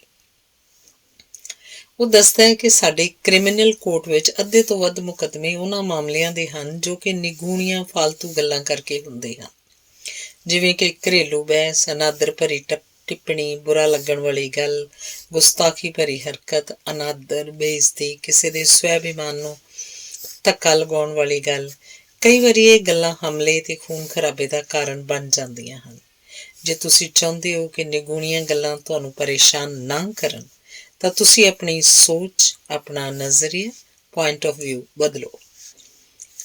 The head to see Paris, they had to see Paris ਦਾ ਲੇਖਕ ਹੋਮਰ ਕੈਰੀ ਇਸ ਗੱਲ ਦਾ ਬੜਾ ਅੱਛਾ ਉਦਾਹਰਨ ਦਿੰਦਾ ਹੈ। ਉਹ ਇੱਕ ਕਿਤਾਬ ਤੇ ਕੰਮ ਕਰ ਰਿਹਾ ਸੀ। ਉਹਦੇ ਨਿਊਯਾਰਕ ਦੇ ਅਪਾਰਟਮੈਂਟ 'ਚ ਲੱਗੇ ਰੇਡੀਏਟਰ ਦੇ ਖੜਕਣ ਦੀ ਤੇ ਉਸ ਵਿੱਚੋਂ ਨਿਕਲਦੀ ਭਾਫ਼ ਦੀ ਸ਼ੂ-ਸ਼ੂ ਦੀ ਆਵਾਜ਼ ਉਹਨੂੰ ਬੜਾ ਬੇਚੈਨ ਕਰਦੀ ਸੀ। ਕੁਝ ਦਿਨਾਂ ਬਾਅਦ ਹੋਮਰ ਦੋਸਤਾਂ ਨਾਲ ਪਿਕਨਿਕ 'ਤੇ ਗਿਆ। ਉੱਥੇ ਉਹਨਾਂ ਨੇ ਠੰਡ ਤੋਂ ਬਚਣ ਲਈ ਲੱਕੜੀ ਦੇ ਵੱਡੇ-ਵੱਡੇ ਕੁੰਦੇ ਬਾਲ ਲਏ। ਕੁੰਦੇ ਬਲਣ ਦੀ ਧਵਨੀ ਬੜੀ ਮਨਭਾਉਣੀ ਸੀ। ਇਹ ਆਵਾਜ਼ ਲਗਭਗ ਉਹਨਾਂ ਰੇਡੀਏਟਰਾਂ ਦੀ ਆਵਾਜ਼ ਨਾਲ ਮਿਲਦੀ ਸੀ। ਕੈਰੀ ਕਹਿੰਦਾ, ਮੈਂ ਕਿਉਂ ਇੱਕ ਨੂੰ ਪਸੰਦ ਕਰਾਂ ਤੇ ਉਸੇ ਤਰ੍ਹਾਂ ਦੀ ਦੂਜੀ ਆਵਾਜ਼ ਨੂੰ ਨਫ਼ਰਤ। ਫਿਰ ਕੈਰੀ ਉਸ ਆਵਾਜ਼ ਦੀ ਚਿੰਤਾ ਕੀਤੇ ਬਿਨਾਂ ਆਰਾਮ ਨਾਲ ਸੌਂ ਜਾਂਦਾ ਸੀ। ਉਹਨੇ ਸਿਰਫ ਆਪਣਾ ਨਜ਼ਰੀਆ ਹੀ ਬਦਲਿਆ ਸੀ। ਡਾਕਟਰ ਹੈਰੀ ਇਮਰਸਨ ਦੱਸਦੇ ਹਨ, ਕੋਲੋਰੇਡੋ ਵਿੱਚ ਲੌਂਗ ਪੀਕ ਦੀ ਢਲਵਾਨ ਤੇ ਇੱਕ ਬਹੁਤ ਪੁਰਾਣੇ ਤੇ ਵਿਸ਼ਾਲ ਦਰਖਤ ਦਾ ਖੰਡਰ ਵਰਗਾ ਬਚਿਆ ਹੋਇਆ ਹਿੱਸਾ ਪਿਆ ਸੀ। ਪ੍ਰਕਿਰਤੀ ਵਿਗਿਆਨੀਆਂ ਨੇ ਦੱਸਿਆ ਕਿ ਦਰਖਤ ਲਗਭਗ 400 ਸਾਲਾਂ ਤੱਕ ਖੜਾ ਸੀ। ਜਦੋਂ ਕੋਲੰਬਸ ਸੈਨ ਸਾਲਵਾਡੋਰ ਪਹੁੰਚਿਆ ਉਦੋਂ ਇਹ ਦਰਖਤ ਅਜੇ ਬੂਟਾ ਹੀ ਸੀ। 400 ਸਾਲਾਂ 'ਚ ਉਸ 'ਤੇ 14 ਵਾਰ ਬਿਜਲੀ ਡਿੱਗੀ। ਉਹਨੇ 4 ਸਦੀਆਂ ਦੇ ਝੱਖੜਾਂ ਤੇ ਬਰਫੀਲੇ ਤੂਫਾਨਾਂ ਦਾ ਸਿਰ ਚੁੱਕ ਕੇ ਸਾਹਮਣਾ ਕੀਤਾ, ਪਰ ਅਖੀਰ 'ਚ ਛੋਟੇ ਛੋਟੇ ਕੀੜਿਆਂ ਨੇ ਹਮਲਾ ਕਰਕੇ ਉਹਨੂੰ ਡੇਗ ਦਿੱਤਾ। ਕੀੜਿਆਂ ਨੇ ਆਪਣੇ ਛੋਟੇ ਪਰ ਲਗਾਤਾਰ ਹਮਲਿਆਂ ਨਾਲ ਉਹਨੂੰ ਖੋਖਲਾ ਕਰ ਦਿੱਤਾ। ਜੰਗਲ ਦਾ ਉਹ ਵਿਸ਼ਾਲ ਦਰਖਤ, ਜਿਹਦਾ ਵਕਤ ਬਿਜਲੀਆਂ ਤੇ ਤੂਫਾਨ ਕੁਝ ਨਾ ਵਿਗਾੜ ਸਕੇ, ਉਹ ਇੰਨੇ ਛੋਟੇ ਕੀੜਿਆਂ ਦੇ ਸਾਹਮਣੇ ਡਿੱਗ ਪਿਆ ਜਿਨ੍ਹਾਂ ਨੂੰ ਅਸੀਂ ਆਪਣੀਆਂ ਉਂਗਲਾਂ ਤੇ ਅੰਗੂਠੇ ਨਾਲ ਮਸਲ ਕੇ ਮਾਰ ਸਕਦੇ ਹਾਂ। ਕੀ ਅਸੀਂ ਜੰਗਲ ਦੇ ਉਸ ਵਿਸ਼ਾਲ ਦਰਖਤ ਵਰਗੇ ਨਹੀਂ? ਅਸੀਂ ਜ਼ਿੰਦਗੀ ਦੇ ਝੱਖੜਾਂ, ਤੂਫਾਨਾਂ, ਬਿਜਲੀਆਂ ਨੂੰ ਸਹਾਰ ਜਾਂਦੇ ਹਾਂ, ਪਰ ਆਪਣੇ ਆਪ ਨੂੰ ਚਿੰਤਾਵਾਂ ਦੇ ਨਿੱਕੇ ਨਿੱਕੇ ਕੀੜਿਆਂ ਦੇ ਹਵਾਲੇ ਕਰ ਦਿੰਦੇ ਹਾਂ। ਜੇ ਅਸੀਂ ਚਿੰਤਾ ਤੇ ਕਾਬੂ ਨਹੀਂ ਪਾਵਾਂਗੇ ਤਾਂ ਇੱਕ ਦਿਨ ਚਿੰਤਾ ਦੇ ਕੀੜੇ ਸਾਨੂੰ ਉਸ ਦਰਖਤ ਵਾਂਗ ਖੋਖਲਾ ਕਰ ਦੇਣਗੇ। ਡਿਜ਼ਰੈਲੀ ਦੇ ਅਨੁਸਾਰ ਜ਼ਿੰਦਗੀ ਬਹੁਤ ਛੋਟੀ ਹੈ। ਛੋਟੀਆਂ ਬੇਕਾਰ ਗੱਲਾਂ ਕਰਕੇ ਇਹਨੂੰ ਹੋਰ ਛੋਟਾ ਨਾ ਕਰੋ। ਛੋਟੀਆਂ ਗੱਲਾਂ ਲਈ ਇਹਨੂੰ ਜ਼ਾਇਆ ਨਾ ਜਾਣ ਦਿਓ। ਅਸੀਂ ਇਸ ਧਰਤੀ 'ਤੇ ਥੋੜ੍ਹੇ ਚਿਰ ਲਈ ਹੀ ਆਏ ਹਾਂ। ਅਸੀਂ ਆਪਣੀ ਜ਼ਿੰਦਗੀ ਦਾ ਬੜਾ ਅਮੁੱਲਾ ਵਕਤ ਬੇਕਾਰ ਦੇ ਸ਼ਿਕਵੇ, ਸ਼ਿਕਾਇਤਾਂ, ਚਿੰਤਾਵਾਂ 'ਚ ਹੀ ਬਿਤਾ ਦਿੰਦੇ ਹਾਂ, ਜਿਹੜੀਆਂ ਕਿ ਥੋੜ੍ਹੇ ਚਿਰ ਬਾਅਦ ਅਸੀਂ ਆਪ ਹੀ ਭੁਲਾ ਜਾਂਦੇ ਹਾਂ। ਪਰ ਉਹਨਾਂ ਦੇ ਕਾਰਨ ਬਰਬਾਦ ਹੋਇਆ ਵਕਤ ਮੁੜ ਕੇ ਨਹੀਂ ਆਉਂਦਾ। ਇੱਕ ਸ਼ੇਅਰ ਹੈ, तुम अगर चाहो तो मेहरबान होके बुला लो मुझको, मैं गया वक्त नहीं हूँ कि फिर आ भी ना सकूं। बस ਗਿਆ ਵਕਤ ਹੀ ਮੁੜ ਕੇ ਫਿਰ ਕਦੇ ਨਹੀਂ ਆਉਂਦਾ।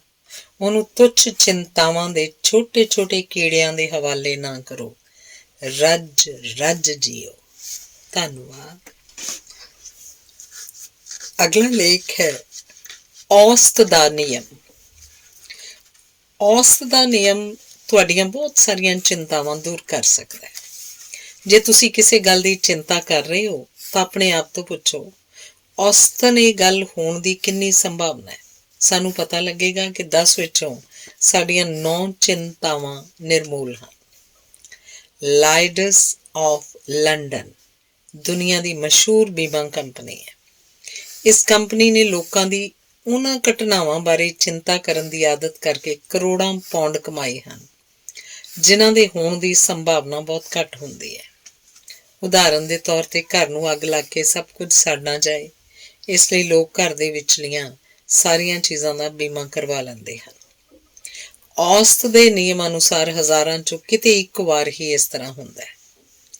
ਡੇਲ ਕਾਰਨੇਗੀ ਦੱਸਦਾ ਹੈ, ਇੱਕ ਵਾਰ ਮੈਂ ਸ਼੍ਰੀਮਤੀ ਸਾਲਿੰਗਰ ਨਾਮ ਦੀ ਇੱਕ ਮਹਿਲਾ ਨੂੰ ਮਿਲਿਆ। ਦੇਖਣ ਨੂੰ ਬਹੁਤ ਹੀ ਸ਼ਾਂਤ, ਗੰਭੀਰ ਤੇ ਸੁਲਝੀ ਹੋਈ ਲੱਗ ਰਹੀ ਸੀ।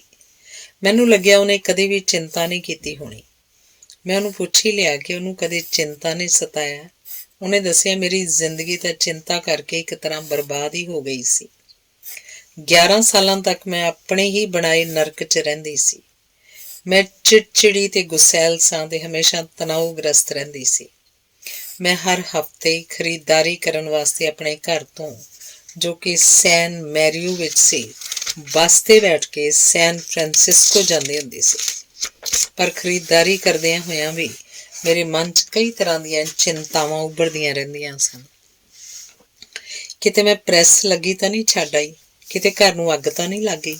ਨੌਕਰਾਣੀ ਬੱਚਿਆਂ ਨੂੰ ਇਕੱਲਿਆਂ ਛੱਡ ਕੇ ਦੌੜ ਤਾਂ ਨਹੀਂ ਗਈ? ਕਿਤੇ ਬੱਚੇ ਬਾਹਰ ਸਾਈਕਲ ਚਲਾਉਂਦੇ ਗੱਡੀ ਥੱਲੇ ਤੇ ਨਹੀਂ ਆ ਗਏ?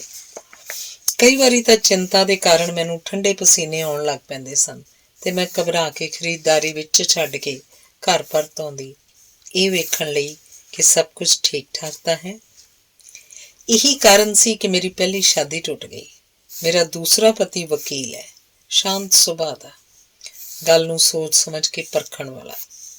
ਉਹ ਕਦੇ ਵੀ ਇਸ ਗੱਲ ਦੀ ਚਿੰਤਾ ਨਹੀਂ ਕਰਦਾ। ਜਦੋਂ ਮੈਂ ਉਤਾਵਲੀ ਤੇ ਚਿੰਤਤ ਹੋ ਜਾਂਦੀ ਹਾਂ, ਮੈਨੂੰ ਸਮਝਾਉਂਦਾ ਹੈ, ਜਿਸ ਗੱਲ ਦੀ ਚਿੰਤਾ ਕਰ ਰਹੀ ਹਾਂ, ਸੋਚ ਕਿ 100 ਵਿੱਚੋਂ ਕਿੰਨੇ ਪ੍ਰਤੀਸ਼ਤ ਉਸ ਗੱਲ ਤੇ ਹੋਣ ਦੀ ਸੰਭਾਵਨਾ ਹੈ।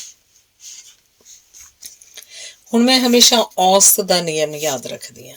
ਇਸ ਨਿਯਮ ਦੇ ਸਹਾਰੇ ਮੇਰੀਆਂ ਤਕਰੀਬਨ ਸਾਰੀਆਂ ਚਿੰਤਾਵਾਂ ਦੂਰ ਹੋ ਗਈਆਂ ਹਨ। ਮੇਰੇ ਜੀਵਨ ਦੇ ਪਿਛਲੇ 20 ਸਾਲ ਸੁਖਾਵੇਂ, ਸੁੰਦਰ ਤੇ ਸ਼ਾਂਤ ਬੀਤੇ ਹਨ। ਮੈਡਮ ਸਲਿੰਗਰ ਨੇ ਡੇਲ ਕਾਰਨੇਗੀ ਨੂੰ ਇਹ ਗੱਲ ਦੱਸੀ। ਕੁਝ ਸਾਲ ਪਹਿਲਾਂ ਕੈਲੀਫੋਰਨੀਆ ਦੇ ਜਿਸ ਹਿੱਸੇ 'ਚ ਅਸੀਂ ਰਹਿੰਦੇ ਸਾਂ, ਉੱਥੇ ਪੋਲੀਓ ਦੀ ਬਿਮਾਰੀ ਦਾ ਪ੍ਰਕੋਪ ਹੋ ਗਿਆ। ਜੇ ਪਹਿਲਾਂ ਵਰਗੀ ਗੱਲ ਹੁੰਦੀ ਤਾਂ ਮੈਂ ਚਿੰਤਾ ਨਾਲ ਅੱਧਮਰੀ ਹੋ ਜਾਂਦੀ, ਪਰ ਮੇਰੇ ਪਤੀ ਨੇ ਮੈਨੂੰ ਸ਼ਾਂਤ ਰਹਿਣ ਲਈ ਕਿਹਾ। ਜਿਹੜੀਆਂ ਵੀ ਸਾਵਧਾਨੀਆਂ ਵਰਤੀਆਂ ਜਾ ਸਕਦੀਆਂ ਸਨ, ਅਸੀਂ ਵਰਤੀਆਂ। ਅਸੀਂ ਆਪਣੇ ਬੱਚਿਆਂ ਨੂੰ ਭੀੜ ਭਾੜ ਵਾਲੀਆਂ ਥਾਵਾਂ ਜਿਵੇਂ ਕਿ ਬਾਜ਼ਾਰ, ਸਕੂਲ ਤੇ ਪਿਕਚਰ ਹਾਲ ਤੋਂ ਦੂਰ ਰੱਖਿਆ। ਬੋਰਡ ਆਫ ਹੈਲਥ ਤੋਂ ਜਾਣਕਾਰੀ ਲੈ ਕੇ ਪਤਾ ਚੱਲਿਆ ਕਿ ਪੂਰੀ ਸਟੇਟ 'ਚ ਪ੍ਰਭਾਵਿਤ ਹੋਣ ਵਾਲੇ ਬੱਚਿਆਂ ਦੀ ਸੰਖਿਆ 200 ਤੋਂ 300 ਤੱਕ ਸੀ। ਬੇਸ਼ੱਕ ਇਹ ਸੰਖਿਆ ਵੀ ਦੁਰਭਾਗਪੂਰਨ ਸੀ। ਅਸੀਂ ਮਹਿਸੂਸ ਕੀਤਾ ਕਿ ਕਿਸੇ ਇੱਕ ਬੱਚੇ ਦੇ ਬਿਮਾਰ ਹੋਣ ਦਾ ਖਤਰਾ ਬਹੁਤ ਹੀ ਘੱਟ ਸੀ।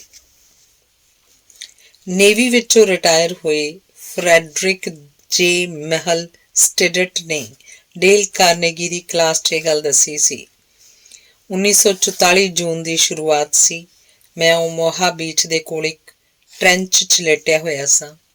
ਮੈਂ 999 ਸਿਗਨਲ ਸਰਵਿਸ ਕੰਪਨੀ 'ਚ ਸਾਂ। ਅਸੀਂ ਕੁਝ ਚਿਰ ਪਹਿਲਾਂ ਹੀ ਨਾਰ ਮੰਡੀ ਪਹੁੰਚ ਕੇ ਟ੍ਰੈਂਚਾਂ ਖੋਦੀਆਂ ਸਨ। ਜਦੋਂ ਮੈਂ ਆਪਣੀ ਟ੍ਰੈਂਚ ਵੱਲ ਦੇਖਿਆ, ਉਹ ਜ਼ਮੀਨ ਵਿੱਚ ਇੱਕ ਆਇਤਾਕਾਰ ਕਬਰ ਵਰਗੀ ਲੱਗ ਰਹੀ ਸੀ। ਮੈਂ ਸੌਂ ਨਹੀਂ ਸੀ ਸਕਿਆ ਤੇ ਸੋਚ ਰਿਹਾ ਸਾਂ ਸ਼ਾਇਦ ਇਹ ਮੇਰੀ ਕਬਰ ਹੀ ਹੈ। ਰਾਤ ਦੇ 11 ਵਜੇ ਜਦੋਂ ਜਰਮਨੀ ਦੇ ਜਹਾਜ਼ਾਂ ਨੇ ਬੰਬ ਸੁੱਟਣੇ ਸ਼ੁਰੂ ਕੀਤੇ, ਮੈਂ ਬਹੁਤ ਜ਼ਿਆਦਾ ਡਰ ਗਿਆ।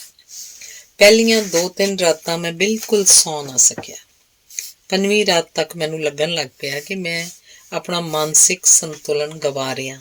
ਮੈਂ ਜਾਣਦਾ ਸਾਂ ਕਿ ਜੇ ਮੈਂ ਕੁਝ ਨਾ ਕੁਝ ਨਾ ਕੀਤਾ ਤਾਂ ਮੈਂ ਪੂਰੀ ਤਰ੍ਹਾਂ ਟੁੱਟ ਜਾਵਾਂਗਾ। ਮੈਂ ਆਪਣੇ ਆਪ ਨੂੰ ਯਾਦ ਦਿਵਾਇਆ ਕਿ 5 ਰਾਤਾਂ ਬੀਤ ਚੁੱਕੀਆਂ ਹਨ।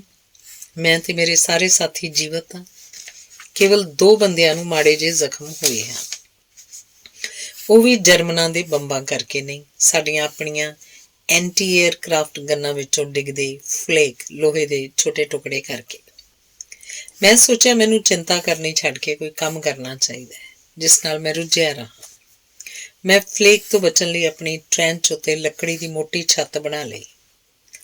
ਹੁਣ ਉਸ ਡੂੰਘੀ ਭੀੜੀ ਟ੍ਰੈਂਚ ਵਿੱਚ ਮੈਂ ਤਾਂ ਹੀ ਮਾਰਿਆ ਜਾ ਸਕਦਾ ਸੀ ਜੇ ਉਸ ਵਿੱਚ ਸਿੱਧਾ ਬੰਬ ਡਿੱਗੇ, ਪਰ ਇਹਦੀ ਸੰਭਾਵਨਾ ਹਜ਼ਾਰਾਂ 'ਚੋਂ ਇੱਕ ਸੀ।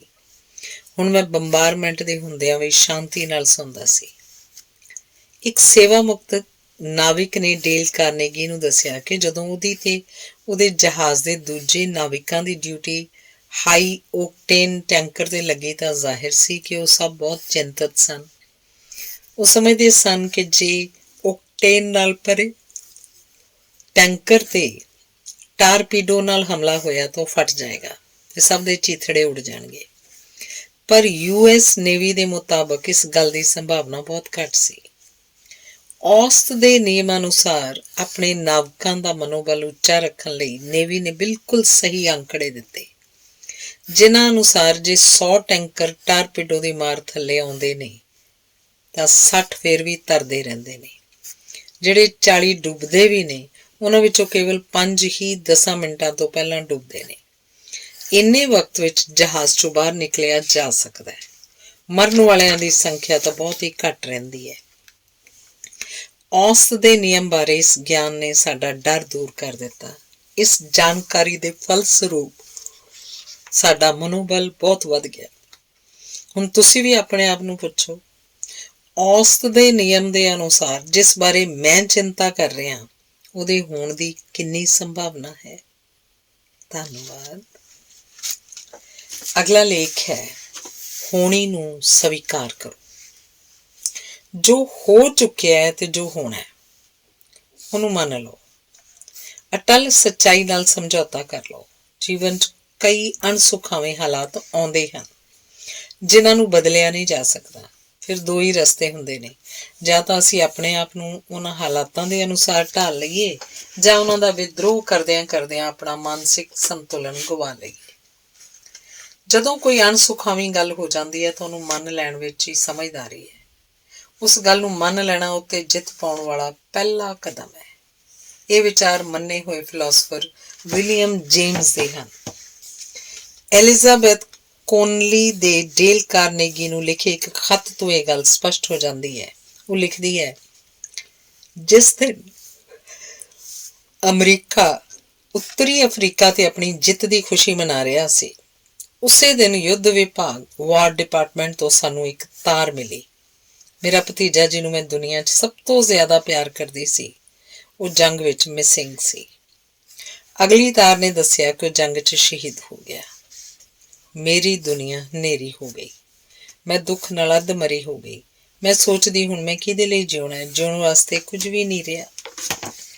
ਮੈਂ ਆਪਣੇ ਕੰਮ ਨੂੰ, ਆਪਣੇ ਜਾਣ ਪਛਾਣ ਵਾਲਿਆਂ ਨੂੰ ਅਣਦੇਖਾ ਕਰਨ ਲੱਗ ਪਈ। ਮੈਂ ਆਪਣੀਆਂ ਸਹੇਲੀਆਂ ਨੂੰ ਮਿਲਣਾ ਬੰਦ ਕਰ ਦਿੱਤਾ। ਮੈਂ ਇਹੀ ਸੋਚਦੀ ਰਹਿੰਦੀ ਤੇ ਬਹੁਤ ਦੁਖੀ ਹੁੰਦੀ ਕਿ ਕਿਉਂ ਮੌਤ ਮੇਰਾ ਭਤੀਜਾ ਲੈ ਗਈ। ਉਹਦੇ ਸਾਹਮਣੇ ਤਾਂ ਅਜੇ ਸਾਰੀ ਜ਼ਿੰਦਗੀ ਪਈ ਸੀ। ਮੈਂ ਇਸ ਗੱਲ ਨੂੰ ਸਵੀਕਾਰ ਹੀ ਨਹੀਂ ਕਰ ਪਾ ਰਹੀ ਸੀ ਕਿ ਉਹ ਮਾਰਿਆ ਗਿਆ।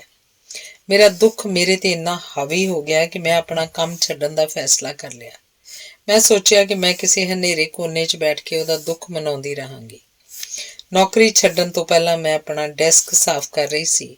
ਕਾਗਜ਼ਾਂ 'ਚ ਮੈਨੂੰ ਇੱਕ ਚਿੱਠੀ ਮਿਲੀ ਜੋ ਮੇਰੇ ਇਸੇ ਭਤੀਜੇ ਨੇ ਕੁਝ ਸਾਲ ਪਹਿਲਾਂ ਲਿਖੀ ਸੀ, ਜਦੋਂ ਮੇਰੀ ਮਾਤਾ ਦਾ ਦੇਹਾਂਤ ਹੋਇਆ ਸੀ।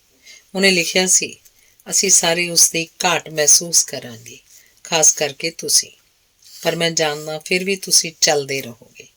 ਤੁਹਾਡੀ ਆਪਣੀ ਫਿਲਾਸਫੀ ਤੁਹਾਤੋਂ ਇਹ ਕਰਵਾਏਗੀ। ਮੈਂ ਕਦੇ ਵੀ ਉਹ ਖੂਬਸੂਰਤ ਸੱਚਾਈਆਂ ਨਹੀਂ ਭੁੱਲ ਸਕਦਾ ਜਿਹੜੀਆਂ ਤੁਸੀਂ ਮੈਨੂੰ ਸਿਖਾਈਆਂ ਹਨ। ਮੈਂ ਜਿੱਥੇ ਵੀ ਰਹਾਂ, ਤੁਹਾਤੋਂ ਜਿੰਨਾ ਮਰਜ਼ੀ ਦੂਰ ਰਹਾਂ, ਮੈਂ ਹਮੇਸ਼ਾ ਯਾਦ ਰੱਖਾਂਗਾ ਜੋ ਤੁਸੀਂ ਮੈਨੂੰ ਸਿਖਾਇਆ ਹੈ ਕਿ ਜੀਵਨ ਦੀ ਹਰ ਪ੍ਰਸਥਿਤੀ ਦਾ ਸਾਹਮਣਾ ਆਦਮੀ ਵਾਂਗ ਕਰਨਾ ਹੈ ਤੇ ਸਦਾ ਮੁਸਕਰਾ ਕੇ ਰਹਿਣਾ। ਮੈਂ ਉਸ ਚਿੱਠੀ ਨੂੰ ਬਾਰ-ਬਾਰ ਪੜ੍ਹਿਆ।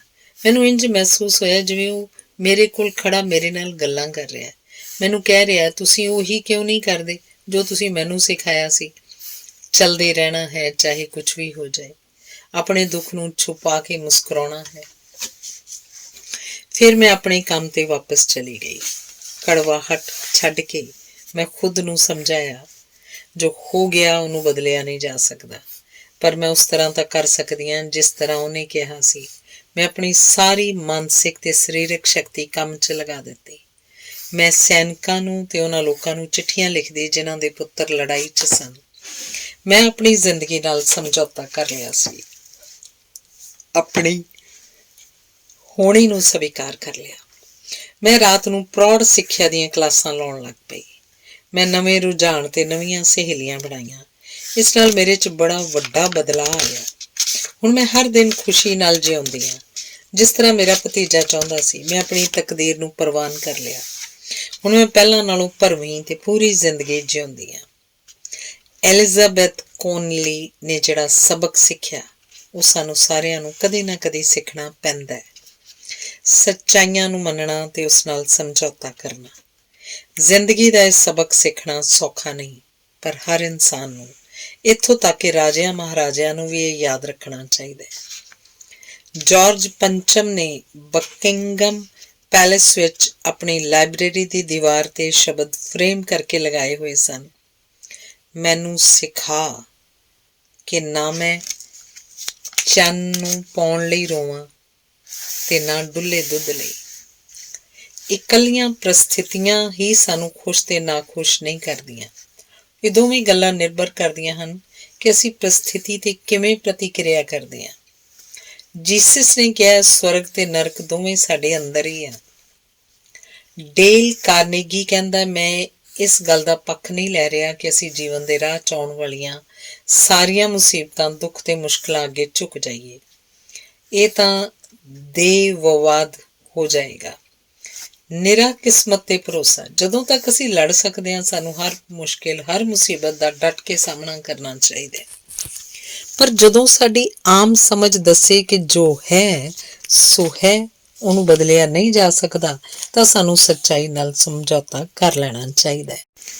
ਕੋਲੰਬੀਆ ਯੂਨੀਵਰਸਿਟੀ ਦੇ ਡੀਨ ਹਾਕਸ ਕਹਿੰਦੇ ਹਨ ਕਿ ਉਹਨਾਂ ਦੇ ਜੀਵਨ ਦਾ ਇੱਕ ਮੋਟੋ ਹੈ, For every ailment under the sun, there is a remedy or there is none. If there be one, try to find it. If there be none, never mind it. ਧਰਤੀ ਤੇ ਹਰ ਤਕਲੀਫ ਦੀ ਜਾਂ ਤਾਂ ਦਵਾ ਹੈ ਜਾਂ ਫਿਰ ਨਹੀਂ। ਜੇ ਹੈ ਤਾਂ ਉਹਨੂੰ ਲੱਭਣ ਦੀ ਕੋਸ਼ਿਸ਼ ਕਰੋ, ਜੇ ਨਹੀਂ ਹੈ ਤਾਂ ਉਹਨੂੰ ਭੁੱਲ ਜਾਓ। ਡੇਲ ਕਾਰਨੇਗੀ ਨੇ ਅਮਰੀਕਾ ਦੇ ਕਈ ਵੱਡੇ ਉਦਯੋਗਪਤੀਆਂ ਨਾਲ ਮੁਲਾਕਾਤ ਕੀਤੀ। ਉਹਨੂੰ ਪਤਾ ਚੱਲਿਆ ਕਿ ਉਹ ਸਾਰੇ ਅਟੱਲ ਨਾਲ ਸਹਿਯੋਗ ਕਰਦੇ ਹਨ ਤੇ ਉਹਨਾਂ ਦੇ ਜੀਵਨ ਚਿੰਤਾ ਮੁਕਤ ਹਨ। ਅਮਰੀਕਾ 'ਚ ਚੇਨ ਆਫ ਪੈਨੀ ਸਟੋਰ ਦੇ ਮਾਲਕ JC ਪੈਨੀ ਨੇ ਡੇਲ ਨੂੰ ਦੱਸਿਆ, ਜੇ ਮੇਰੀ ਸਾਰੀ ਸੰਪਤੀ ਵੀ ਬਰਬਾਦ ਹੋ ਜਾਏ ਤਾਂ ਵੀ ਮੈਂ ਚਿੰਤਾ ਨਹੀਂ ਕਰਾਂਗਾ, ਕਿਉਂਕਿ ਚਿੰਤਾ ਕਰਨ ਨਾਲ ਕੋਈ ਲਾਭ ਨਹੀਂ ਹੋ ਸਕਦਾ। ਮੈਂ ਆਪਣੀ ਯੋਗਤਾ ਅਨੁਸਾਰ ਜਿੰਨਾ ਕੀਤਾ ਜਾ ਸਕਦਾ ਵਧੀਆ ਕੰਮ ਕਰਦਾ ਤੇ ਨਤੀਜਾ ਰੱਬ ਤੇ ਛੱਡ ਦਿੰਦਾ ਹਾਂ। ਕ੍ਰਿਸ਼ਨ ਨੇ ਵੀ ਗੀਤਾ 'ਚ ਇਹੋ ਕਿਹਾ ਹੈ। ਫੋਰਡ ਮੋਟਰ ਕੰਪਨੀ ਦੇ ਮਾਲਕ ਹੈਨਰੀ ਫੋਰਡ ਨੇ ਵੀ ਇਸ ਤਰ੍ਹਾਂ ਹੀ ਕਿਹਾ। KT ਕੈਲਰ ਕ੍ਰਿਸਲਰ ਕਾਰਪੋਰੇਸ਼ਨ ਦਾ ਪ੍ਰੈਜ਼ੀਡੈਂਟ ਸੀ। ਉਹ ਕਹਿੰਦਾ, ਜੇ ਮੇਰੇ ਸਾਹਮਣੇ ਕੋਈ ਮੁਸ਼ਕਿਲ ਪ੍ਰਸਥਿਤੀ ਹੈ, ਮੈਂ ਉਸ ਲਈ ਜੋ ਕੁਝ ਵੀ ਕਰ ਸਕਦਾ ਕਰਦਾ, ਜੇ ਨਹੀਂ ਕਰ ਸਕਦਾ ਤਾਂ ਮੈਂ ਉਹਨੂੰ ਭੁੱਲ ਜਾਂਦਾ। ਮੈਂ ਭਵਿੱਖ ਬਾਰੇ ਚਿੰਤਾ ਨਹੀਂ ਕਰਦਾ, ਕਿਉਂਕਿ ਕੋਈ ਵੀ ਨਹੀਂ ਕਹਿ ਸਕਦਾ ਕਿ ਭਵਿੱਖ 'ਚ ਕੀ ਹੋਣ ਵਾਲਾ ਹੈ। ਬਹੁਤ ਸਾਰੀਆਂ ਸ਼ਕਤੀਆਂ ਭਵਿੱਖ ਨੂੰ ਪ੍ਰਭਾਵਿਤ ਕਰਦੀਆਂ ਹਨ। ਇਹਨਾਂ ਸ਼ਕਤੀਆਂ ਨੂੰ ਕੌਣ ਸੰਚਾਲਿਤ ਕਰਦਾ ਕੋਈ ਨਹੀਂ ਦੱਸ ਸਕਦਾ, ਇਸ ਲਈ ਚਿੰਤਾ ਕਿਉਂ ਕੀਤੀ ਜਾਏ। 19 ਸਦੀਆਂ ਪਹਿਲਾਂ ਐਪਿਕਟੀਟਸ ਨੇ ਰੋਮ ਵਾਸੀਆਂ ਨੂੰ ਸਿਖਾਇਆ ਸੀ, ਖੁਸ਼ ਰਹਿਣ ਦਾ ਇੱਕੋ ਤਰੀਕਾ ਹੈ ਉਹਨਾਂ ਚੀਜ਼ਾਂ ਬਾਰੇ ਚਿੰਤਾ ਕਰਨੀ ਛੱਡ ਦੇਣੀ ਚਾਹੀਦੀ ਹੈ ਜੋ ਸਾਡੀ ਸ਼ਕਤੀ ਤੋਂ ਬਾਹਰ ਹਨ। ਸਾਰਾ ਬਰਨਹਾਰਡ, ਜਿਹਨੂੰ ਡਿਵਾਈਨ ਸਾਰਾ ਵੀ ਆਖਿਆ ਜਾਂਦਾ ਸੀ, ਉਹ ਅੱਧੀ ਸਦੀ ਤੱਕ ਦੁਨੀਆ 'ਚ ਥੀਏਟਰ ਦੀ ਰਾਣੀ ਮੰਨੀ ਜਾਂਦੀ ਸੀ ਤੇ ਦਰਸ਼ਕਾਂ ਦੇ ਦਿਲਾਂ 'ਤੇ ਰਾਜ ਕਰਦੀ ਸੀ। ਜਦੋਂ ਉਹ 71 ਸਾਲਾਂ ਦੀ ਸੀ, ਐਟਲਾਂਟਿਕ ਸਾਗਰ ਪਾਰ ਕਰਦਿਆਂ ਉਹ ਜਹਾਜ਼ ਦੇ ਡੈਕ 'ਤੇ ਡਿੱਗ ਪਈ। ਉਹਦੀ ਲੱਤ ਬੁਰੀ ਤਰ੍ਹਾਂ ਜ਼ਖਮੀ ਹੋ ਗਈ। ਲੱਤ ਦੀਆਂ ਨਸਾਂ 'ਚ ਸੰਕਰਮਣ ਹੋ ਗਿਆ। ਉਹਦੀ ਲੱਤ ਸੁੰਗੜ ਗਈ, ਜਿਸ ਨਾਲ ਉਹਨੂੰ ਬਹੁਤ ਦਰਦ ਰਹਿਣ ਲੱਗ ਪਿਆ। ਡਾਕਟਰ ਜਾਣਦੇ ਸਨ ਕਿ ਉਹਦੀ ਲੱਤ ਕੱਟਣੀ ਪਏਗੀ। ਉਹਦਾ ਡਾਕਟਰ ਸੋਚ ਰਿਹਾ ਸੀ ਕਿ ਜਦੋਂ ਸਾਰਾ ਨੂੰ ਇਹ ਗੱਲ ਦੱਸੀ ਜਾਏਗੀ ਤਾਂ ਉਹ ਹਿਸਟੀਰਿਕ ਹੋ ਜਾਏਗੀ, ਪਰ ਡਾਕਟਰ ਗਲਤ ਸਨ। ਜਦੋਂ ਸਾਰਾ ਨੂੰ ਲੱਤ ਕੱਟਣ ਦੀ ਗੱਲ ਦੱਸੀ ਗਈ ਤਾਂ ਉਹਨੇ ਇੱਕ ਪਲ ਲਈ ਡਾਕਟਰ ਵੱਲ ਦੇਖ ਕੇ ਕਿਹਾ, ਜੇ ਇੰਝ ਕਰਨਾ ਤੇ ਫਿਰ ਕਰਨਾ ਹੀ ਹੈ। ਜਦੋਂ ਉਹਨੂੰ ਵੀਲ ਚੇਅਰ 'ਤੇ ਆਪਰੇਸ਼ਨ ਕਰਨ ਲਈ ਲੈ ਜਾ ਰਹੇ ਸਨ ਤਾਂ ਉਹਦਾ ਬੇਟਾ ਰੋ ਰਿਹਾ ਸੀ। ਉਹਨੇ ਬੇਟੇ ਵੱਲ ਹੱਥ ਹਿਲਾਇਆ ਤੇ ਕਿਹਾ, ਜਾਈ ਨਾ, ਮੈਂ ਹੁਣੇ ਆਉਂਦੀ ਹਾਂ।